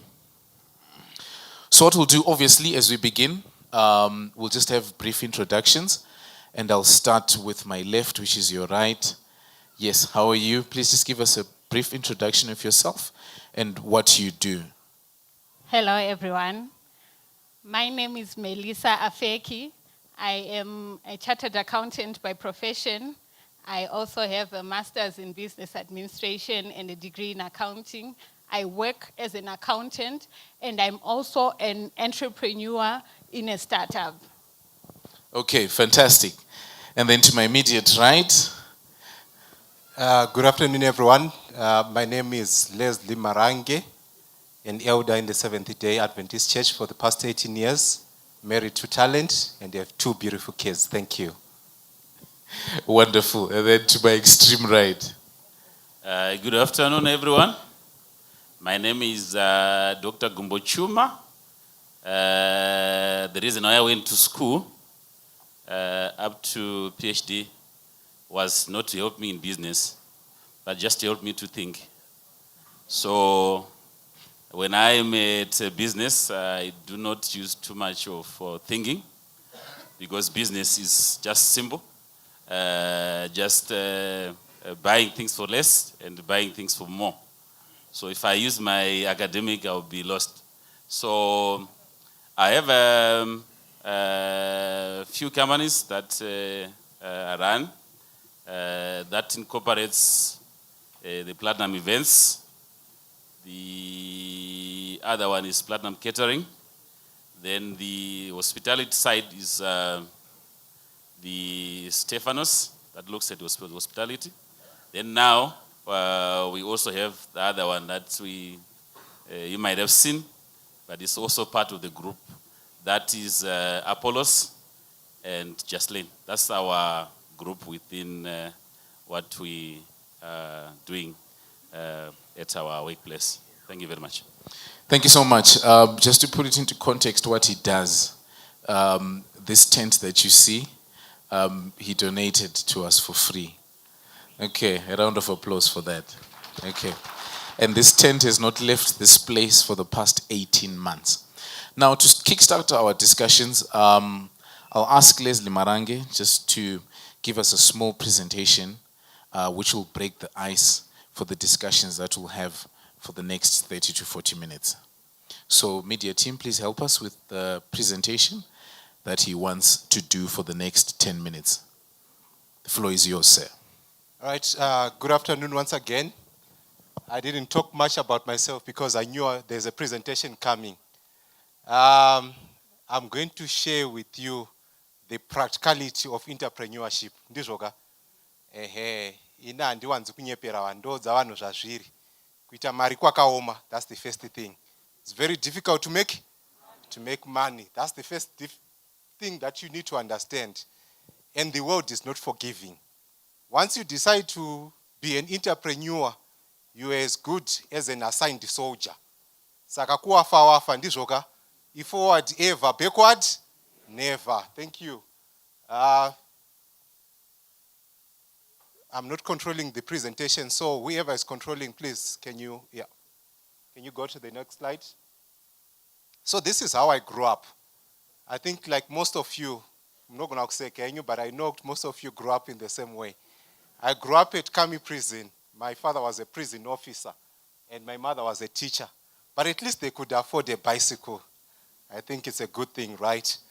One thing that I've realized, background does not determine who you become in life, right? Yeah, however you grew up, you have an equal opportunity to change your status quo. So the power is within you to become who you want to be in life. So, zvekuti ndakakurira kumusha nekuti ndingirekene, no. How you grow up does not determine how you become. Okay. Let's move. So I'm also a fairly educated person, not as much as my elder there, a PhD holder, but fairly educated with a BSc in Food Science and Technology, an MBA in Strategic Management. I also went to Stanford. So I always say to myself, from Kami Prison Complex to Stanford, how beautiful it is, right? I also went to Japan to study how they have structured their industry, how they have put up the industrial manufacturing hub, which they call the Aichi Prefecture. Every year, that prefecture, which is a province, has a net value of 400 billion. That's where you get your Toyota. There's a Toyota City there. There is Honda. There is Daihatsu. There is Sony. All these industries. But it's different from how we do it here. The difference is Toyota, Honda, and these other big institutions are the ones who give these small institutions what to do. So they are structured. So behind Toyota, there's what we call Denso.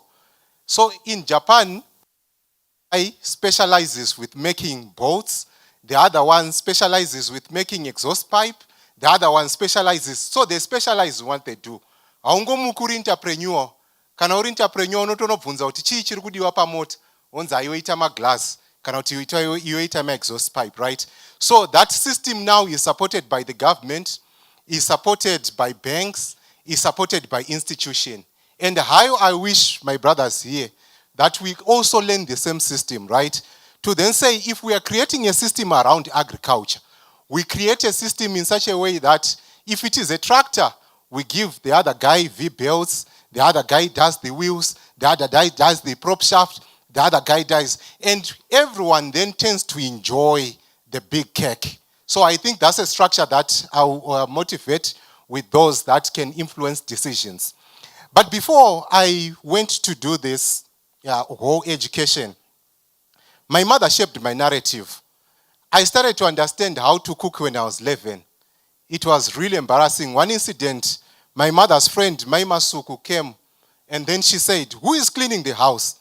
And then they said, this boy is the one who cleans the house. Ndaishaina mumba munoiziva kobra yeredhi yaya. Ndainasa kuirowa zvakanaka ndogeza maplate angu. But what I learned during that period is discipline. Once you are able to be disciplined to take care of the small things, you are also disciplined to handle big things. So at 13, when I went to a boarding school, my mission school, not A schools, my mother wrote a letter. She said, my son, follow your dream. So Glytime is my mother's name, Gladys, and my young sister's name, Timely. Why? Because my mother told me to follow my dreams. I'm a lifetime head boy. O-level head boy, A-level head boy. When I got now college, I didn't go to head boy. You are too. So I'm a lifetime head boy. But I've learned, Kuti, discipline is what you need for you to make it. You don't need a lot of things. Like what you are saying, business is common sense. Business is common sense. One thing that our cross-generational cycle is this thing. Ndakangoedzera peanut butter pachinhu ichi. Chiri kutengwa zvisingaiti. Those who have tried this thing, they know this thing is very nice. But yese takakura chidya dovi ndizvoka. Asi pane mumwe akazongofunga kuzokuisira idovi racho mupeki umu ndizvoka. Kobva azviita zvakanaka. And is linked. So business is common chi. So business comes in the simplicity of things. In the simplicity of doing things. And business does not start, it's a process. It does not start when you are old. When I was at college, Ndiri president of Adventist Association, we used to sell bread. Every day I used to make a profit of 3 loaves. And people used to come and feed on that bread. Kuzunde tandisika kumbiri mari dzekuzunde. Taibika sadza ma Sundays, vana Yoshua vanozviziva. Those vakadzidza ukati when I was president. Taibika sadza. Toita $150, $140. Tapedza semester toenda kuzunde nemari yani. But vamwe izvozvizvi vanoda kupinda pachechi navagumbo chuma kuti vapiwe mari. Hapana munhu anokupa mari muupenyu. Let me tell you this. Even now ndimukoma wangu. Asi kuti vatipe, I need to have a system and processes that attracts money. Do you understand? Vamwe muchawesta mari trolling other people thinking they will give you money. No one in this life will give you money for free. Money is invested in processes and systems. Pana atsamwa. Pana atsamwa. But I'm telling you the truth. Are you getting the sense? Kupinda church na wagumbo chuma is not a guarantee that he needs. Because he has a family to take care of. Is it not so? He only invests when he sees it's necessary to invest. So, most of you, I'm always in the trenches doing my work. I'm always in the trenches doing my. When you do your work in the best of your capability, the world will always recognize you. Are you getting the sense? Yes. So don't look for relevance. Do the work first, and your work should look for relevance for you. Just yesterday, I flied to South Africa, SID. How can we partner with you? The division in 16 countries. How can we partner with? Because there are systems, there are products. There is a process that has been established. And this process does not come in one day. You go to Japan, a small business is 80 years old. Vanhu vachingogadzira chinhu chani? Okay, these are some of the concepts. Yeah, maybe you can move on. You can move on to the next slide. This is typically what an SME is like in Japan. That's an SME. And these things are built over time. But isusu problem yatinoita ndeyekuti kana ndakaona mukoma wangu mukoma jasi vachidriver Land Cruise. Inini mangwana ndakutoisawo effort yekuda kudriver Land Cruise. Unokuwara mugame. Focus on what you are doing. So that's the other thing, Kuti. I feel pity for people who stay in highly pressured environments. Pano drive wa Benz, G-Wagon, you also not marry rent. I feel pity for those guys. Because what it doesn't motivate you. It actually breaks you. Saka sometimes you need to step back. Says watakaita isusa kati aizo zvivstirwe kugeto regaiti mboite zvechi. vanamukoma jasma ndinokuara uko. I'm not yet there. Are you getting the sense? So sometimes these are very important principles that you guys need to understand. And then ndindega ndobvunza kuti alright, iwe wakataura unokuara. Okay, next slide. So your business should be people oriented, should be impact driven, should be profitable, should be sustainable. There is no business. Pane vanhu vekuti vakatanga business, wotanga kutopa vanhu masamples akawanda. Unotobroka usati watanga business rako. Ndizvo nyange uchiziva vanhu masamples apiwi munhu ngaatenge. Are you getting the sense? Munhu ngaite sei? Because uri kurana business rekuti rent iri kubva ipapo, mari yetransport iri kubva ipapo, mari yekuendesa mwana wechikoro uri kubva ipapo, wobva wapa futi masample. Business racho rinokura sei? So business should be profitable. Business should be profitable. Okay, let's rush to the next slide so that I quickly wrap up. Let's rush to the next slide. Again, this is how I started my business in 2018. And then ndakachengeta mafoto ekuzoitira vaiva achimbodzokera pafoto vanhu vanatse kuona. Tiri pavranda pa number 42 Horseferry paMaple Lane. Ndasiya basa kuStar Africa. Vandatanga kuita izvo zvenzungu. Ndakatombonamatira kunzi zvekumusha kwake zvakumuteerera. Mabocha ari vanava vanzi zvekumusha kwake zvakuita sei? Zvekomarange zvakumuteerera ndo zvandakasiya ndandiri manager kushuga uko. Ndakatopfeka dust coat rekushuga asi ndiri pavranda ndichita basa rani. That was in 2018. Fast forward. That was my first oven that I made. I was making 8 kgs in a day. I moved to make 50 kgs in a day, 200 kgs in a day. And then I'll tell you about our current capacity. Let's move on. We quickly. This is the plant that we have now. From the veranda in 7 years. Why? Because I withdrew myself from high pressure environments and started working on my business. And as I was working on my business, ndichirana chiovini old mucho ndopa yakauya. Zvakazitaona product yako market. We are trying to support young people. Saka tine equity yatoda kukupa. Ndakati sure here. And then I started praying for it. Wealth comes through prayer. Are you getting me? Zvini zvinonamatirwa izvi. Hazvingouyi, unotonamata. I actually fasted, let me confess, for 72 days. Musi wechi 72 ndo pandakanyorerwa kunzi we have approved your application. Are you getting it? So as Christians, we need to take prayer seriously when it comes to business. Are you getting the sense? Saka, we have done this. I think we can quickly go. That's the equipment. And then ndinakuenda ku look east, ndakaenda ku Germany. Ndizvo andika. Because kana wapunyuka chinatsa kuita chinhu chaicho ndizvoka. Kana wanyasa kupunyuka wotoita zvekuti haudzokeri futi kumashure ndizvoka. Saka I've got that, and I think you can run. That's another plant there which we have invested in. You can quickly run into it. And we run these shops, different shops. I think most get Madokero and things like that. We run these events. It's headed by my wife. And our products. You also need to be true to what you do. If it is health and wellness, ramba wakatsika pachinhu chako chinosara chiputika watera chemumwe. Ndakambozviita nchiita vamwe vachiita mukoma mukatai vachiita inonzi chi kutengesa mota. Ndakati handaita kamari rega nditenge mota. Dzangu hadzina kutengwa. Ndakati handizviiti futi. So inini kana pane munhu ane dhiri usauye kwandiri because nanditi madhiri anonyudza. Kana wabata chinhu chako ramba wakabata chinhu chani. And anoverenga Genesis chapter 26. Isaac tsime rekutanga ravharwa akaramba achichera.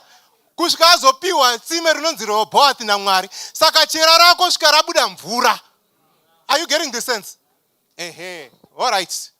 Yes, move. Tiningirikine toshanda nemafarmers impact iya yatanchitaura. Ndoko kwatinopedza nguva tiri kuvarimi. And that's my team and Pastor Mbiriri there. Now from tantakatanga tiri 4 ndomwe mpano wangu anonzi Jabulani nevamwe vanhu. Izvozvi taa 78 kuGlide Time. And we are exporting to Zambia, we are exporting to Botswana, Mozambique, and very soon we'll be exporting to South Africa. Are you getting the sense? So business unofana kukura from one place to another. kwete kuti urungoramba uchiita chinhu uchitenderera chete uchitenderera ende zvinoita kuti utendere nyaya kuti unongochiri manejera umhomwe, ndiwe HR, ndiwe finance manager, ndiwe sales and distribution, ndiwe marketing, unonyura. All right. Let's quickly go. So this is the plant that we have now built. From a veranda, this is the plant that we have seen. Saka ndosaka mazuva ndakwanisa kufamba mukoma jasi dzedu, but kudhara ndakavatiza ndakati let me go and build. So it's important for you guys to spend time doing the work rather than seeking for valid. Izvozvi pane mumwe akatofunga kuti kana ichapera pane mari ichapiwa nani. Uda kupiwa mari nani? Waita say what system do we have that's supposed to upiwe mari? Are you getting the sense? Mari haingopiwi munhu. You need to have a structure, a process and a business that is sustainable for you to raise money. This man helped me tiri kuMalawi. Kova ataura nafungura. It was just a meeting. Yakangoita 2 minutes. Hangoti kuna fungura batsiro mfano. Ndizvo andika. Tichiuya kuno kubva ndatobatsirwa. Are you getting this? Because I've got the process and the systems that's supposed kubatsirwa kwani, but you unongosina. Saka spend time building the necessary processes. Okay, I think itapedza. Yes, I do work with prisons ndakura kujere. I also give back to my schools kwandakadzidza makiti evana vechikoro. Kune inonzi Glide Time Girls inotamba volleyball. For the past 3 years, wangu achingohwina ma-nationals chete nekudya granola. Next. And then I think that's what we have managed to raise so far. It's on the public domain. I'm not bragging to anyone. And then next, I think we're done. So there's a video that is missing. Maybe just, I think Frank missed the video. There's a small video. Maybe as Frank, okay, can you just run it? It's about 40 seconds. Yes, play it. Just to show the plant that we are running from a veranda. And I've employed young people. I like working with young men. I may not in the church reso.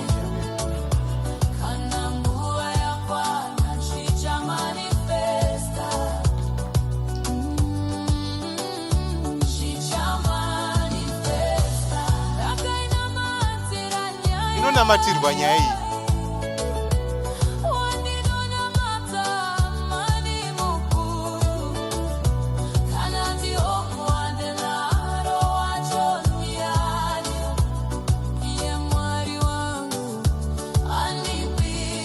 Thank you so much.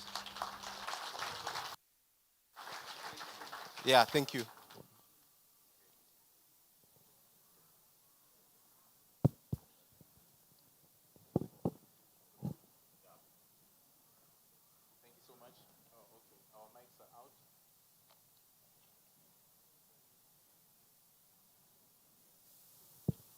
Okay, thank you so much.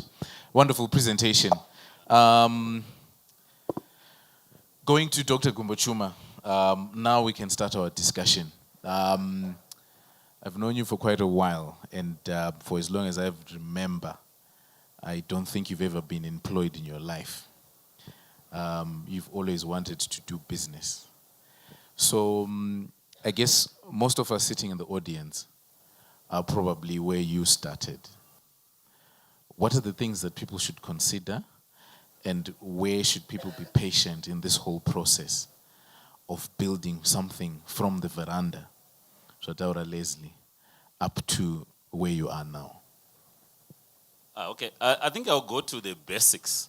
The basics that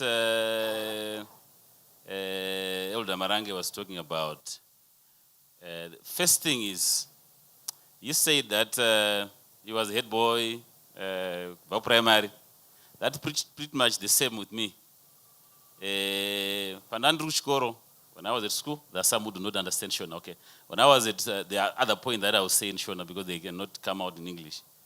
When you really need money, you might not need to speak in English when you really need money. But anyway, so when I was young, in terms of social capital, I want to go to the first point, social capital. You need to be good socially, because you do not know the probability that this person that you are meeting at one moment, they are going to be somewhere, or they are going to help you. So you're going to see that when I move around with my children, they always say, how do you know all these people? Whether I'm in the country or if I go outside the country, I will have a lot of people that I know. So in terms of social capital, I was saying to myself when I was young, I should have that social capital. So in my class, I was always playing with people that are sharp. Always, I'll be the least normally. People that are sharp were people that I play with. So in terms of social capital, I think it's one of the things that we need to look at, because it is an investment on its own. To have people that you know, to have connections at any given moment. Not necessarily that I'm talking of connections at a high level. I'm talking of connections even from lower level. The other aspect that you're talking about, to say, how do you move? From me, when I was going to school, initially, primary school, I wanted to be a pastor. Then when I went to Form 1, my father, because in our family, we were 10. Some are no longer around. So 10, same father, same mother, 10. 6 boys, 4 girls. So when I went to Form 1, there's a school that I wanted to go. Then my father said, you know what, you are 10 of you, so all of you are not going to go to boarding school. I did not have enough money. By then he was headmaster and so on, so his money was not enough. Then from that time I said, no what, I will take care of the pastors. I'm not going to be a pastor. So from Form 1, I knew that I was going to do business. So from there, go to school. When I was at school, I was one of the traders, at school, trading things, selling, and so on. At those that went to high school with me, I always do trading. At university, when I go to university, I want to come to your point to say, how do you move away from a situation where you are starting from zero? When I went to university, before I went to university, I said, how do I raise money for me to start? So I went to do temporary teaching, 3 months, and I raised my money. That money, I started doing trading clothes, going to Tanzania by bus, Tanzania. So it used it. Most of people's clothes, I was the one who was selling. So I could buy maybe 200 t-shirts and so on. So you buy from Tanzania $6 or $5. You come here and sell them $15 or something like that. So it was a lot of money. So when I went to first semester, I was already having a business of selling clothes and so on and so on. So most of people, that's why most of people use it, they did not know that I was running business. So you could drive to school, come back, and so on, all those kind of things. At first semester, I was already doing enough money. So the thing that does not limit you is not capital. Capital does not limit yourself. Mindset, when you have an idea, you now need to move away from having an idea to implement. First thing is to say, what do we have? Not money, right? So that you move away from that situation where you talk about not having a solid business. But I'm thinking that when you have an idea from zero, already an idea is an investment. So you're moving from idea to find a way of raising money with what we have. The problem that we have is that we are seeing those that have business, and you want to be at that space. I'm thinking that let's work with what we have. For example, there are a lot of people that are coming to institutions like BGF, Center for Hope, established business, Ringa, say, I want money. When they are coming to look for money, or people that have businesses, when you come and say, I want money, money does not follow when you do not have a system. So for you to get money, you need a system. How do you get a system? You need to convert the idea into something that will create a system. For example, let me give you 2 examples, then I can go back to you. If someone says, I want to do mining, I want $1 million, I will tell you that the only thing that you need for now to start mining is to have a license. How much does it cost to go to the Ministry of Mines? Maybe $200, $300 and so on. Then you start from there that you have got a claim, for example. Then other structures can be worked out maybe through the financials, financial advisors, and so they can actually help you to look for that. But I'm thinking that you cannot talk about 2 million when you cannot raise money, $400 for you to start your commitment to business. Someone comes and say, I want to start agriculture. What are you going to do? I want to go and sell tomatoes. But what you know is there is elder Mangena, who is a farm that is tomatoes that are rotting. Why don't you start going to trade the tomatoes with so small amount of money, so that when you are coming to say now, I want to do a project for 1 million or 100,000, you have learned the art of that business. So the problem is we want to go big instantly, instead of having those phases to say, there is the idea. If you do not have enough money or savings, start doing with what we have, either trading. Last point is on Mr. Marangi.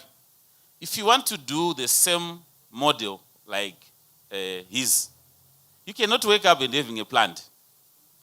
So what we need is to say, can I be your agent, Mr. Marangi, for the next 2 years, to learn how these things works out?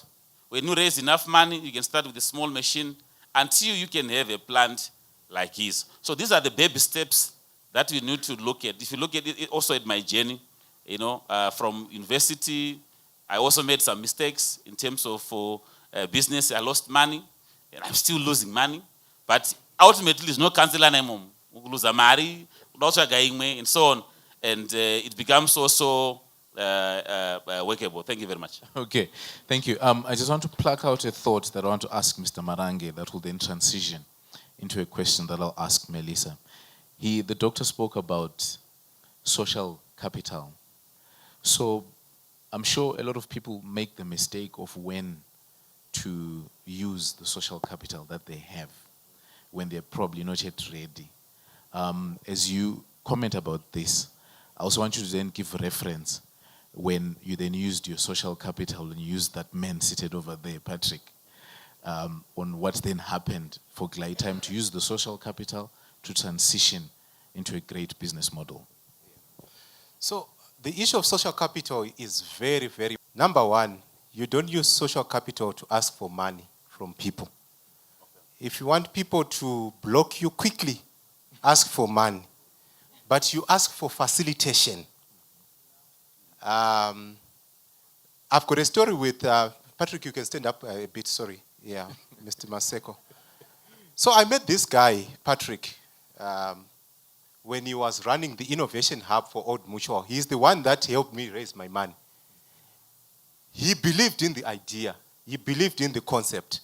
And when I picked that, he believed in the concept. The next question that I asked him is, Patrick, what is it that I need to do for me to raise money? Did you get it? Yes. And then he took me through the process. Leslie, this is how Old Mutual works. This is what they invest in.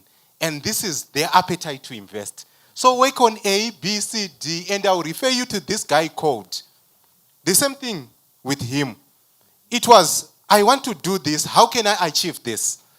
And then he then said, Fungura can actually help you to do A, B, C, D. So the one thing that puts off or that closes people's opportunity is to come with a begging bowl to say, can I have money?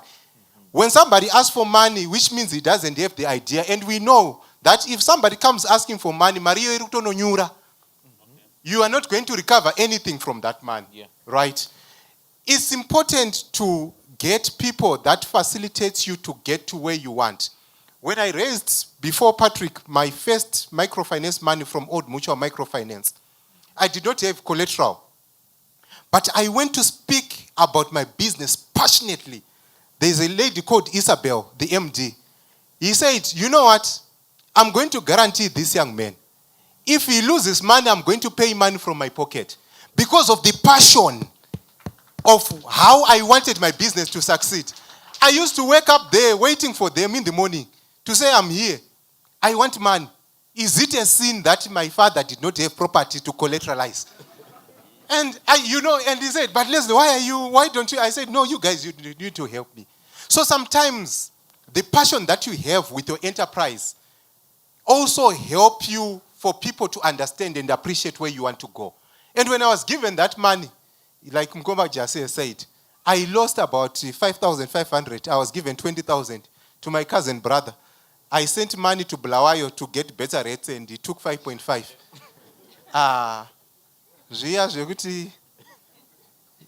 Chirungurira chinobata munhu even vanhu vemurume unorara pasi wavarwa. I slept on the floor. I was depressed. That was my first time to understand that this thing is dangerous. It can kill you. Yeah. I'm telling you. I slept for 30 minutes without any energy to recover. And my finance manager, now Javu, I still love that boy. He's a master guide. He said, just leave him lie on the floor for the next thing. And when I woke up, I said, my friend, what should we do? Yeah. And he said, no, let's try again. So if you are in this business, you are going to lose money. And sometimes to relatives. And sometimes to people close to you. But you should never stop. Because this is war. You need to win the war. Mm-hmm. Fantastic. So the transitional question, Melissa, is when a person is starting a company, when do you start formalizing or when do you start accounting for everything? Some people do not like maybe to write accounting for the losses. But I'm sure if I ask the two gentlemen to my right, they can tell you the amount that they've lost in the period they've worked, in the period they've run their businesses. When do we start looking at these processes to succeed? Okay, so when you have the idea, it's just an idea, there's no money involved. But when you start spending money, that's when you start accounting for everything that you have spent. I know in accounting we have something called a sunk cost. It's a cost of your time and research and development that you will never recover. But you need to account for every money that you will spend so that when you look back, you're saying, I'm starting from here. And let me be quick to say this.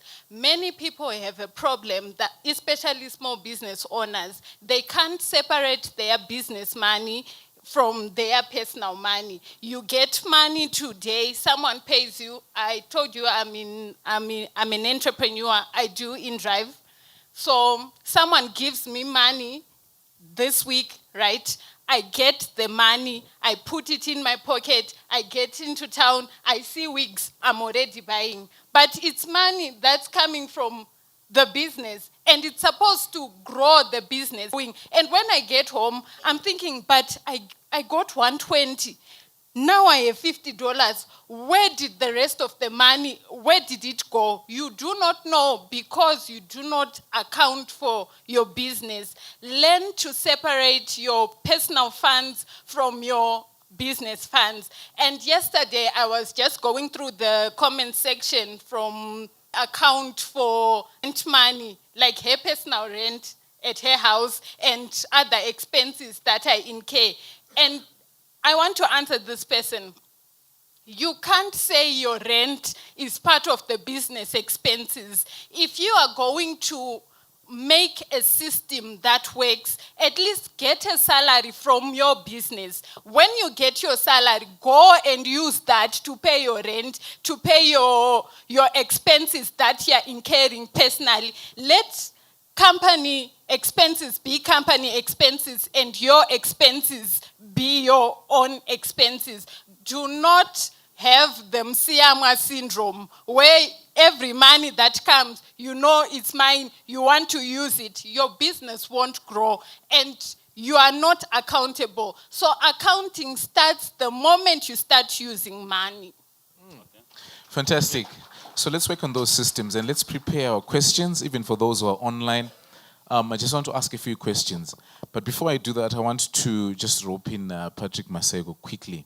Just one question. Shanandra, please get this mic and pass it to the gentleman.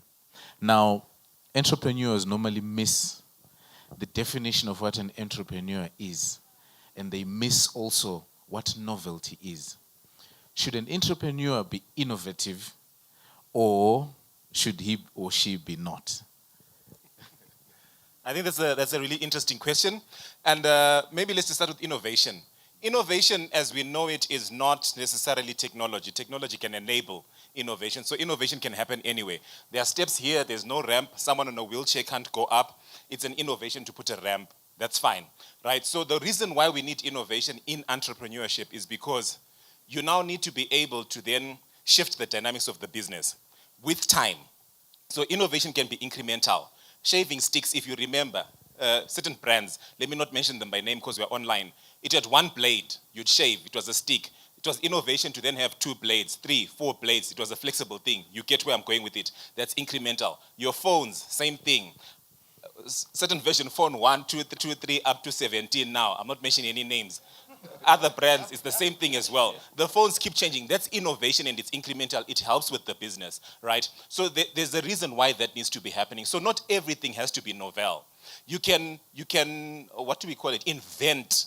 That's okay. You then get a new solution where the market wasn't there altogether. But then with innovation, when we're saying it's incremental, it doesn't have to be novel. So you can then just increase on other things so that you maintain the market that you're already in, or you can establish new markets. So I think that's one thing that we need to think about. It doesn't have to be always new when we're doing it. Sometimes we can just change 1 or 2 things. Adding peanut butter to granola, we've always had it. That is innovation. It was not there in the market, and we call it product innovation. There are many kinds of innovation that people can then get into to change their businesses around. Fantastic. Gentlemen, the reason why I asked Patrick this question, Dr. Gumbochumer is a specialist in public finance. A lot of people, I don't know if I should say they're oblivious or they choose to ignore where government is moving in terms of trying to grow the country's GDP. I'll want you to answer this in reference to the NDS2 and where people could seek such opportunities from the public finance model that the government has penned out. Thank you very much. This is my actual profession, what he's talking about. I specialize in public finance. So there are opportunities that most of us think that when you look at a budget, national budget, it's not an issue. People do their things and so on and start in the middle of the budget, they're still struggling. NDS2, it looks at key issues. The first issue that we look at is a modified, diversified economy, right? So our economy is looking at a diversification, which means that the areas that we core, they're added to other. So in terms of diversification, you have to also look at your business model to say, if government is diversifying its portfolio, which means that they are going to spend more on those sectors. Middle class by 2030. This is from 2026 to 2030, right? So when you look at middle class, how do you create a middle class? So when you are creating middle class, which means that the government is expanding on expenditure, right? So when you are looking at that, which means that all my budgets in the ministries are going to go up. What are the key areas that they're looking at? Infrastructure development, right?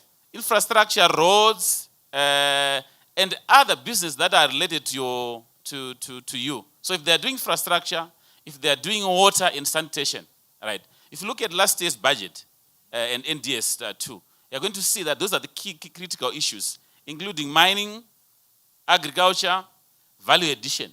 It looks like Greek, all right? And it looks like Greek when we have ideas start up in a business.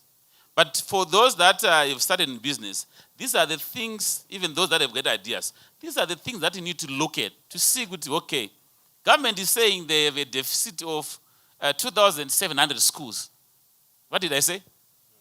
2,700 schools. Deficit yama schools amuna 2,700, right? So already government is saying for next year we're going to look at how to address issue of education, right? So if you're in that sector of education, you need to look and say, okay, what opportunities are there in terms of education? If you are doing my uniforms, you know what, this is the opportunity for me to supply. Not necessarily that they're going to build schools, but they're going to look at the ripple effects of that. If you're looking at mining, value addition, if those that are in clearing, they might need to look at how best you can clear those things that are going outside the country. Then you also look at key issues that they are doing to say expenditure has gone up in terms of my salaries, job opportunities, by creating a middle class economy. One of the things that they're looking at is to have people that are going to drive all these things, which means that there's going to be some raise in income, expenditure as well, and all these ripple effects we now need to look at as children of God to say, you know what, this is the NDS that we have. Some people say, no, there's a government, this is what. But this is what we have as a country. So you cannot say I will ignore the NDS2, the trajectory of the government. This is where they are going, and the expenditure yao is there. Issue to do what my sister was talking about in terms of taxation. You need to know that there are products that are VAT rated 0, right? There are lines like me. I've got some of the companies that we already know that these are 0 rated, and I don't have to mix. Then this one is VAT,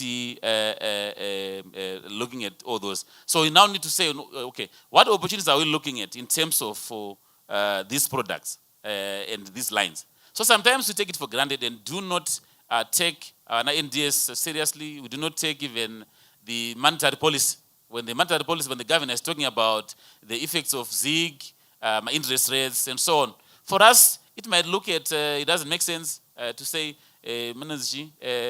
my rates are a taxi, my loans, and so on. Those are very critical issues that we need to embrace and identify. Lastly, for those that are looking for financing, people think that it's a good thing to get money from the bank. But there's a stage that you do not need money from the bank. Why? Interest rates. For now, we might say, no, all of us say, no, I want to go to the bank and get money, and so on and so on. But if you look at the rest, my banks, I should be careful. But most of us, we actually go not to my banks. We go to my microfinance, and get money to start business. While those that are in business, they're actually fearing to take money from the bank at maybe between 16 to 18%, including admin. So, if, for example, if you want to take 1 million, right? So, if you are taking 1 million as a loan, you are going to pay about 160,000 on interest chet. So, you got to chimbadzo manje, right? Chako chiachi chimbadzo chinonzi icho imari pe chimbadzo 10%. 20% per month. So pauri kusvika pa gore, you are going to be having what? 240%. But in business, that is not sustainable. So the culture of raising money and using your own resources for a start is actually giving you discipline to know when you need money and when you might need to use bank's money. So it's not automatic that you need to always use bank's money. Sometimes you need to reduce that exposure. So that is what I can say. Fantastic. Before I ask Leslie about export readiness, when he then answers that, I'll also want to get some thoughts from a seasoned campaigner in how the world works, Mr. Chitambo. Is there anyone who has a question? I want to take about 2 questions. The first 2 hands, 1, 2. Okay, can we get a mic to the lady and to the gentleman? And then also, please conscientize me, gentlemen, if there is a question that is online. The lady is up here? Yeah. Okay, that's fine. So please stand up so that you can be seen on our cameras. All right, thank you. So there's a question that you asked, when do we use social capital? And the answer was, do not use it to ask for money, A, B, C, and D, right? But then can I go back to ask when exactly? Because for example, I may not be asking for money, but then I need input and view from an experienced person who is in the same field as I am. For example, I'm working on a career development curriculum, and my mentors or the people that I want to talk to are people who are already in that industry. So do I talk to them when I still have the initial idea which might annoy them or bore them out, or do I have to approach them when I now at least have something that is now more mature? So when exactly is the right time to exhaust and use those people at my disposal? Okay, so for me, my first use of social capital, I told you when I met Patrick, but it also transcended when I got the term sheet. I'm not a finance person. I did food science and things like that. So I always wanted to speak to Reggie Saruchera. You know Elder Saruchera? Yes, from Mandara Church, the ones who runs Glen City. I always wanted to have a conversation with him, right? So when I got the term sheet, I knew he's a finance guy. And then I approached him at that level because I knew that there's going to be quick conversion when I approach him. So I went to him, I sat down with him, Elder, this is what I have. Can you help me interpret this? And then he helped me interpret. And from that day, he said, I've never mentored anyone, but I'm going to mentor you because I approached him at the right time. And the other thing that motivated him is the car that I was driving. I was driving a Honda Fit. So he said, before I assist you, let me go and see which car are you driving. Because at this level, you should be either using a combi or driving the most minimum, bare minimum vehicle. When he went into the car park, he saw I was driving a black Honda Fit, the first generation. You know what he said to me? Unobatsirika, let's go back to the office.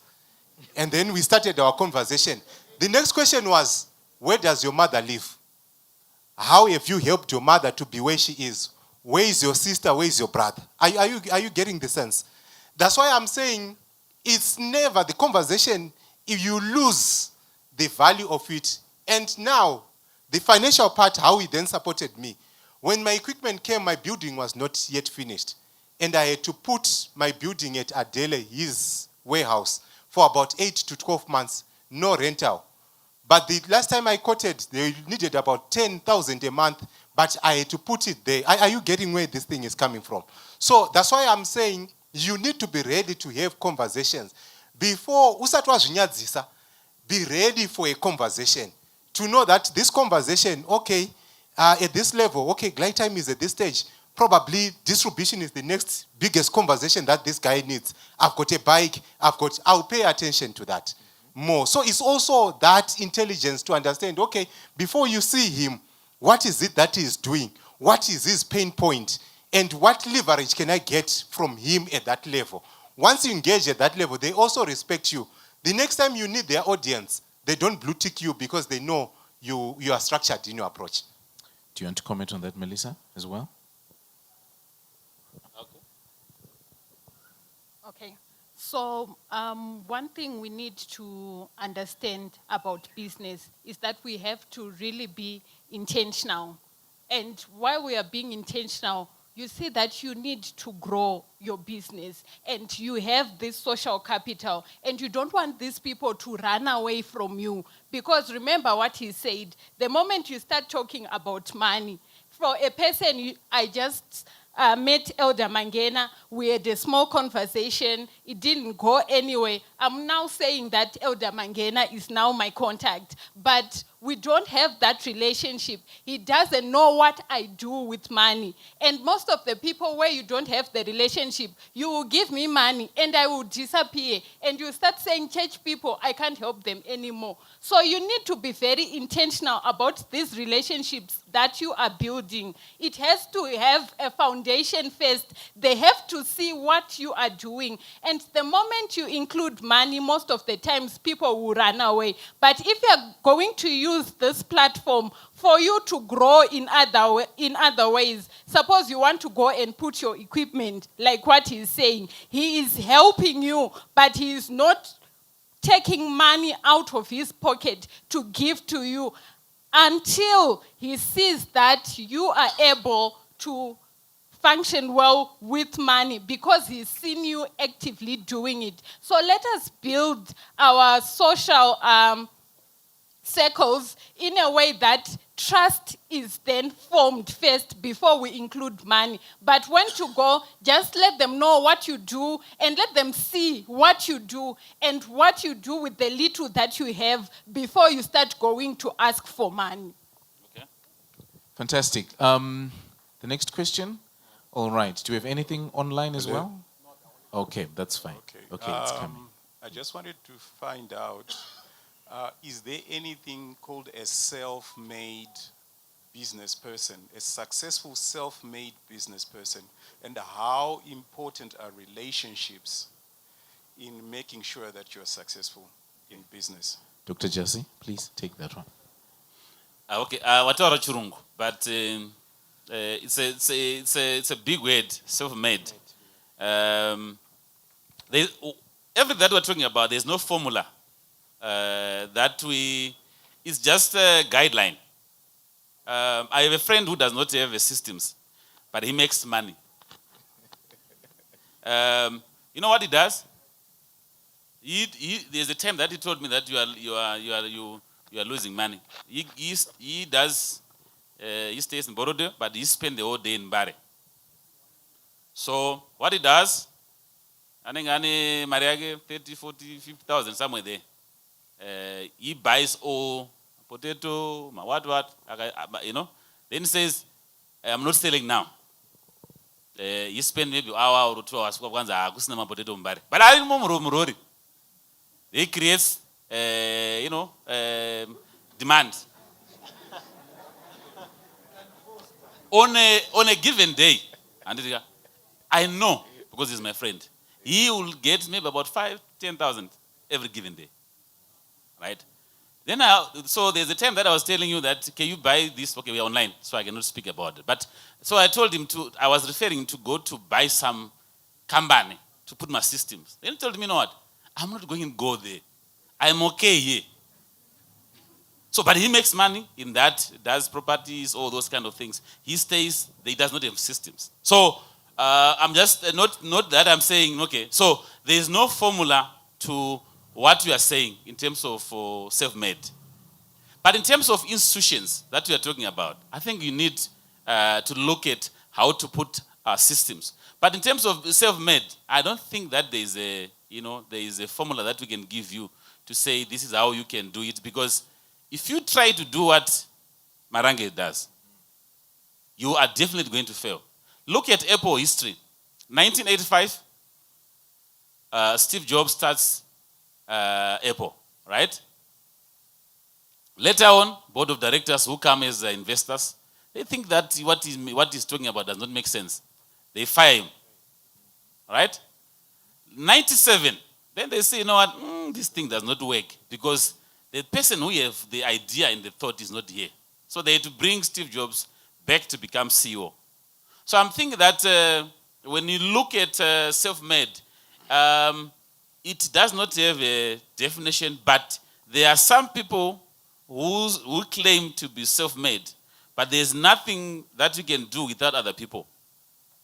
At some stage, they are not one breakthrough. There are several breakthroughs in that journey. So you cannot accredit it to yourself to say, you know what, it is self-made because I made it myself without, certain journeys. So even ourselves, I can tell you the journey that I went through to be here. There are other, small breakthroughs that you think that you've made it. You have another breakthrough, all this journey. But you cannot accredit it to say, you know what, it was self-made. But above all, I think it is the grace of God that can give us these opportunities so that we can get to where we are. Fantastic. We'll have the last question from the young lady. Okay, thank you so much for the introduction, for the lesson. My name is Destiny. I specialize in digital marketing, currently a Part 3 student at the University of Zimbabwe. So I wanted to ask, you spoke of you once started a car business and then it didn't work out that way. And yet also you are doing Glade Time, which is a food industry. So I wanted to ask, what's your advice to someone who has multi-business ideas? For example, I might want to start a shoe business, then I also might want to start a fruit distribution business, and might also want to do agriculture or more. Which is best, to specialize or have multiple streams of income? Okay, I think this is directed to me. Yeah, then Doc, you come in. So I think that's what we call idea generation, right?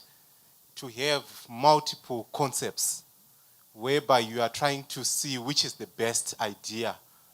Yes, and I think what then determines your move is probably your capital. To say, how much do I need for the fruit business? Probably is what I want equivalent to what I have or what I can get to get the business going on. And how much do I want for the shoe business? And probably when you do that comparison, the next question is, how much money do I then make? Because business is about making money. When I do because the shoe business for me seems like it's high capital intensive. You need probably $300, $400, $500 for you to make it. But fruits maybe you can buy for $50. And when you sell $50 worth of fruits, are you going to realize a better margin? And sometimes maybe your dream is to get to the shoe business. Probably you might now start with the fruits as you are building your steps. So I think those are things to really look at, to say you have a pool of ideas, and then you screen them based on the capital that is required and the margins that you then get off, and also the access, like how open is the market. Because sometimes the business can fail based on fruits are perishable and they've got a short lifestyle. And shoes, they are not perishables. They can stay for longer. So there are a lot of researches that you need to do. But I think you can research around that and then get the best idea. But the best idea is supported by the capital that we have and the market. Once we have capital to support it and the market, then that becomes a beautiful idea. And if the margins are okay, if the bottom line is okay, then that's the business to start with. Okay, fantastic. So the last question from you, for you, Leslie, before then we then ask other questions to wrap up.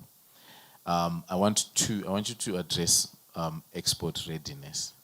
There are some people who have startups and immediately they want to be export ready.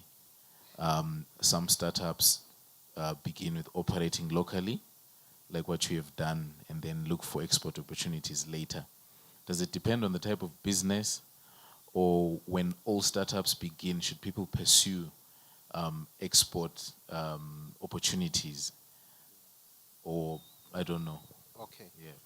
So, for me, export was triggered by a number of issues. It was currents, the local currents was not doing well. But by then we're producing like 300 kgs in a day. Just 300 kgs. And we just said, okay, of the 300 kgs, why don't we concentrate much on export?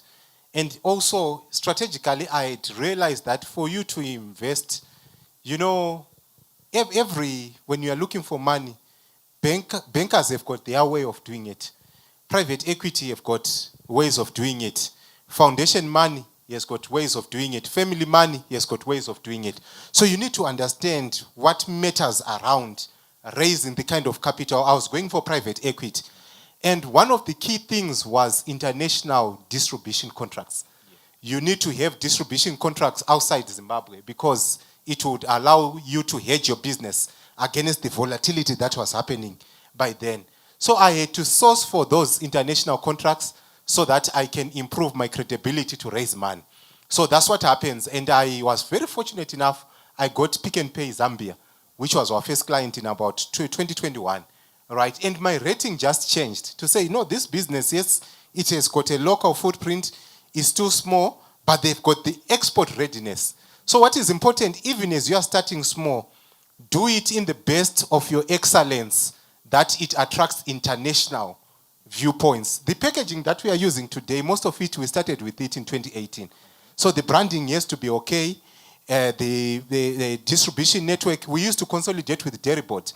when they were transporting their products, just our small boxes, and they would take the product there. So those are things that you need to understand to say, what is the strategy that you want to pursue? There are some businesses like your leather, those who do leather, right? It's not a volume-driven business. You can actually export 2-3 bags for good money. So I think it also depends on the nature of the business. But export readiness, it requires a good product.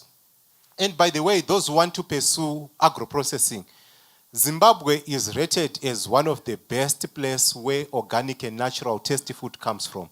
So even if you are not too big, but you can actually secure contracts in the region, because most of the contracts are coming from other countries, and people really like Zimbabwean products.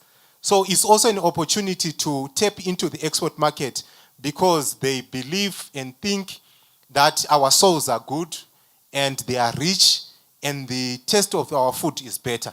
So they always create space in the export market for Zimbabwean products. So it's easy to export agro-based products from Zimbabwe. That's why you have seen our exports have grown. Since I started consulting for Zimtrade, I got information on the export. I think we are now at about 12.3 billion. But I think 5 years ago, we were around 4 billion thereabout. So exports are actually then increasing. And the government also supports. You can be allocated space in the special economic zone. Once you are in the special economic zone, your raw materials are duty-free, your equipment is duty-free, you have got 5 years corporate tax that you don't pay tax. There are a lot of things that you then benefit. You can actually then, even as you are in the agro-processing space, get what they call the national project status. Once you get the national project status, your life becomes easy. You become very competitive, both locally and regionally. So these are things that we need to, like what she said, intentionality. Let's research about these things. Before you get into the industry, let's have conversations. And this is what you can also do to leverage on your network to get this information so that your entry point becomes less aggressive. Okay. Nkosana, please hand the mic to Mr. Chitambo, Elder Chitambo. Now, I know you've worked in various countries in your capacity in the embassies, and there seems to be this knowledge gap about this creature called exports.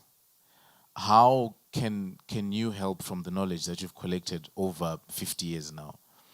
A young entrepreneur who's here, where can this information be found? Is it easily available? Where can people go?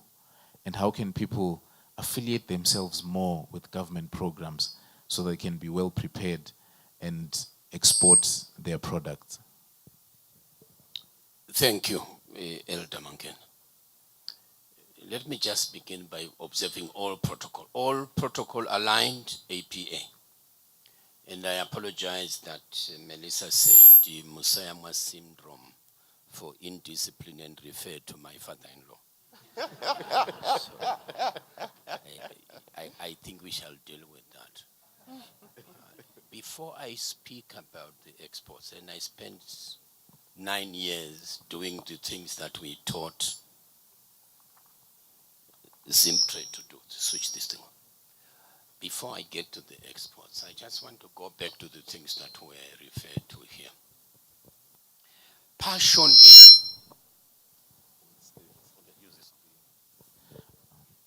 Okay, it's the speakers. Please come. Yes, please come. You can take my seat. I can stand. Okay. You stay. I can stand somewhere. I heard Vamarange talk about passion. Money does not finance passion. Whether it's family money, or it's venture capital, or it's bank capital, or it's private people's money, they don't finance passion. Money finances facts. Money finances discipline. Money finances order. And I'm just speaking to you out of 1 year of the 26 I spent in banking. money does not finance passion. It's good to be passionate. I'm not refusing that. But money finances facts. So just be organized. Have a bank account somewhere. And by the way, you spoke here about social capital. The Bible is clear. A good name is worth everything else. So when we talk about social capital, we're talking about your name. And the time when we know who you really are is when you are looking for man. The really good characters will borrow the money and return it. The bad characters will borrow the money and that's the last time you'll see them. So your name is important. They have touched on trying and trying again here. And I want to mention it. You are lucky if you have a Marange run. He went into food processing and stayed there and it worked. He sold clothes at university and then he is not selling clothes now. Some of the information I'm going to tell you is public domain. It's not a banker snitching on what they learned in their trade. But those who know, there was a young man who is a very big billionaire in this country now. He had Focus. You talked about Focus here. He owned a company called Retrofit. And Retrofit was fixing plumbing and electrical conduit and carpentry. And GMB were building the GMB depot at Gokwe. And it was the time when our country was such that, and I went through that and I speak with emotion. Our country was such that we are not all friendly. There was war in Gokwe. You couldn't go past the bomber. This man knew that the Zupco bus stopped at Bomba. But the GMB depot was in the city center. So he said to the bus drivers, when you get to Bomba, you drop the passengers, but my conduit is still on your bus.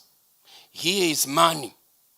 You are going to drive through the difficult territory and you are going to put this conduit at GMB, Gokwe.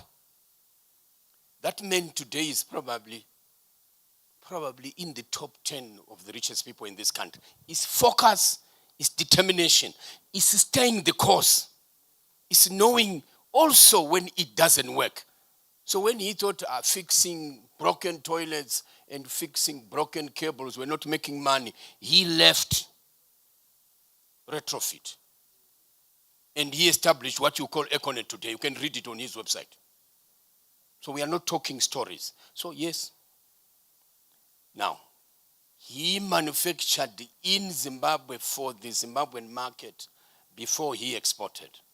Sometimes we have to adjust because of the circumstance.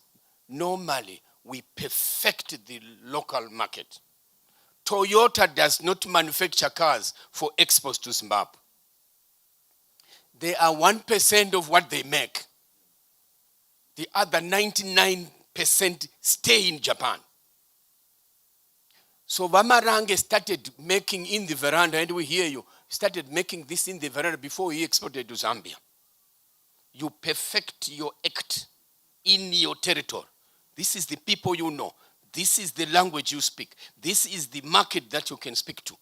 Then you know how to spec what a market wants. So, export business is one of the toughest. I spent time trying to get Zimbabwean manufacturers to do what they need to do to export. If you want to export mushrooms, and he knows I know something about mushrooms. If you want to export mushrooms, you've got to observe mushrooms. We have generally accepted agronomic principles. You've got to know what makes a mushroom. And you've got to know what size of mushroom is acceptable in the market in Belgium. It's the size of the old Zim dollar coin, the silver one. Ikapfura ipapo is not acceptable. You can have a whole container full of these mushrooms. Kana dzapfura, these Zimbabwean dollars, it's not acceptable. So suddenly you have a container full of mushrooms. You have got a problem. So mushroom is about narrow margins. It's about doing things accurately. If there is anyone here who's making clothes, I know you make wine, so you can talk about wine. If you are making the shirt collar, when you export, we used to have a Van Heusen factory here. Pana Simon Masorosa. The margins of error, it has to be straight. If the thread is bending, we will reject the whole shipment. So export is tight. It's more disciplined than accounting. It's more disciplined than banking. It's more disciplined than being pastors. It's honest business. If the stitch is out of place, it's a dishonest shirt. So, but there is help. I think 40 years ago, we established this thing called Zimtrade. The late Sifa Simsipa was the first, no, it was the footballer, the footballer was the Sifa Simsipa didn't get the job, my father. We said, what shall we do for these youngsters and these companies that want to export, that are coming out of independence and they want to get out there? We said, if you are going to look for a market in Congo, we'll tell you how to talk to Congo, because Congo. We went to Coras Taktala, the Irish Export Authority, and said to them, establish Zimtrade. So help is at hand. You have to have the discipline of knowing where to look for help. But half of the time we are shortchanging ourselves because we don't have the discipline to start small. I was telling the panel outside, don't try and be millionaires in 3 years, or in 3 weeks, or in 3 hours. There's a man who is going to stand here. He will talk with you. When that man started, he was not selling 300 million of what he sells. He was selling 34,000 liters of what he sells. He took his wife and the 4 or 5, and they camped outside a men's filling station in Mutoko. Mai vari motkar, baba vari motkar. Tichimirira kuti tenga reading. Our entrepreneurs that are here. Quick. But also invest in the future. Where to go from now? I'm thinking that one of the things that I would recommend is take your ideas in the baby steps to say, what exactly do I have now?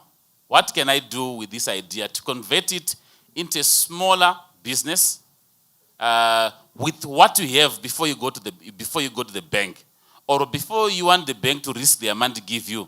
What are you risking yourself so that you move from being an idea to implement it? The first point that I would do is recommend is to most of you might not have capital. But I recommend you, if you do not have capital, if you've got passion, start by being a trader in that field and learn. For example, if you want to say, I'm looking for a Dautanga farm, all these kind of things, why don't you start trading that, whether it's animals or whatever, trade that, you learn that and move. The second aspect is, when you want to raise money, you don't have to only get into the business that you want to do on short term. You need to raise money, whether by working, that is why there are people who are working here. You can actually work, right? Then follow your passion as you raise your money. Or any other thing that can help you to get into where you want to go. So it's not always that you would take that route, but you might look at 5-year plan, 2-year plan, and so on. Lastly, there are people that are failing to graduate from being Madila to business people. Because marriage dealer no nagaga. Marriage dealer aina makosta kawanda. It's not a business. So when you look at people that used to only do trade in foreign currency, money changer, my gold, gold. Okay, yes. We're trying to sanitize now to say my small scale and magweji and so on. Because it is money you take the money. But it's like someone who have won lotto. You are not prepared for that money. So you now need to have a way that graduate from being a dealer into a business person. So you're going to see that most of you would actually say, Elder, that tender hauna company, hauna my prerequisite for you to get a tender. So you're looking at tenderpreneurship. But tenderpreneurship is not business. The moment that you say, I'm a tenderpreneurship, you have no business. He has done tenders, that is one. But it's part of the business. It's not this major. I have won some tenders, but I've got a business. So I'm thinking that if we all have a mind, you can go to a tender. This is not that base. It becomes very difficult. So we need to move away from quick money to graduate a little bit into stability, into looking at how you can manage your risk within that. But some of you fear risk. That's the disadvantage of this country. We are too educated to the way that you might not want to sit here because you might say, what about if the tent falls? And what about if there is this? So you really do nothing. Most of people that I went to school with, that I did a PhD, very few that are doing business. Always they want to academic. I get a formula. The risk so you will never do business because you like to avoid risk by all means. Yes, risk is very important. Analysis of risk, but there is also risk that you need to take. Not only to take risk with someone's money, but first take risk with your money. When you lose it, learn and move on, and you'll be at a better space. Fantastic, thank you. We've been allowed 2 minutes each for parting shots for Leslie and Melissa. I'll start with Melissa, then end with Leslie. Okay, so, right. But when you do make it a business, make sure you systemize your business. Make sure you have bookkeeping skills, even if you do not have them. And even if you are not able to employ a bookkeeper, there are people who are offering consultancy services at a very lower cost. Make sure you just have a system. And also this syndrome of saying, I work alone, you're the accountant, you're the marketer, you're the everything. Of course, it's at your disposal. You have a Facebook page. But at some point to grow your business, you really need to employ someone, or at least to find someone who is doing those digital marketing services. And then they promote your company for you. It's very important. Then the other thing, for people who have ideas which they haven't implemented, like Dr. Gumbochuma was saying, there are some people who are too calculative with their risk. We call this analysis paralysis. It will choke you so that you cannot move, you cannot start anything. Take a risk, register that company, systemize it, do the terms and get a tax clearance. If you're having employees, go and register with NASA so that when you want now to go and compete to get a tender, you have your documents in place. And it's something that you can do with less than $500. And if you're not willing to part with $500 on your own, who are you expecting to give you that money? Yeah, okay. For me, I think I believe in resilience. I believe in pushing things forward. I always say we will not stop going to war because of the terrain. If we complain about the economy, everywhere there are problems. So we need to have a fighting spirit. And as young people, I think one of the biggest things that we need to do, especially when it comes to networking, is to learn from those who have managed to make it, so that we also tap into their thinking process. I think that is very, very important. But we normally want to compete. And once you get into a competing, you then miss the most critical element of learning. So be a sponge, learn as much as you can, remain grounded, and be resilient. And I just want to talk to those who have been trying asi zvichiramba. Those are very important people. There is what we call a 10,000 hour rule. Every business should be given at least 10,000 hours. If you repeat the same thing for 10,000 hours, you become an expert in it. Nyangongo asikazivi anything about it, but if you do it repeatedly for 10,000 hours, so what does it mean? When the business is not working or when things are not working, always show up. Wake up in the morning, bath, and ungonogara uripo nyangwe zvisiri kufamba ungonogara uripo, so something would come up, an idea would come up. As we then detach ourselves from the business, because there are problems that we are facing in the business, right? Saka will be calling, kuri sei ukoko, mazoita sei order iya yaendere. That doesn't work. As an entrepreneur, I also saw this in Japan. You see the owner of the business there. Every day he wakes up, he spends time, he commits his energy to it. And once you do that, normally failure is limited. But if you want to then have this business of calling and distancing yourself, vamwe munongosati wakuti kana $2,000 pamwedzi, asa uchato wakusvika kubasa kwacho na 11. Wakubva wasvika na 11 wobuda na 12 ndizvoka wakutotanga kutuma vanhu. You need to be there on the ground so that you can assist your business. A business is like a baby. Pane nguva yekutoti rinotoda feeding, roda kutochinjwa madhaipa, roda kudzidziswa kufamba. Is how a business is. And as the entrepreneur, be there for your business. 10,000 hours kana dzakwana 3.5. Kana zvaramba zvaita sei? Wosiyana nazvo otanga zvimwe. Thank you. There you have it, ladies and gentlemen. And for those joining us online, and always remember, when you go out to hunt, if you kill the elephant, your poverty ends. But if the elephant kills you, your poverty ends also. Thank you so much for joining us. A round of applause as our panelists exit the stage, and there's a handover back to our coordinator for the day.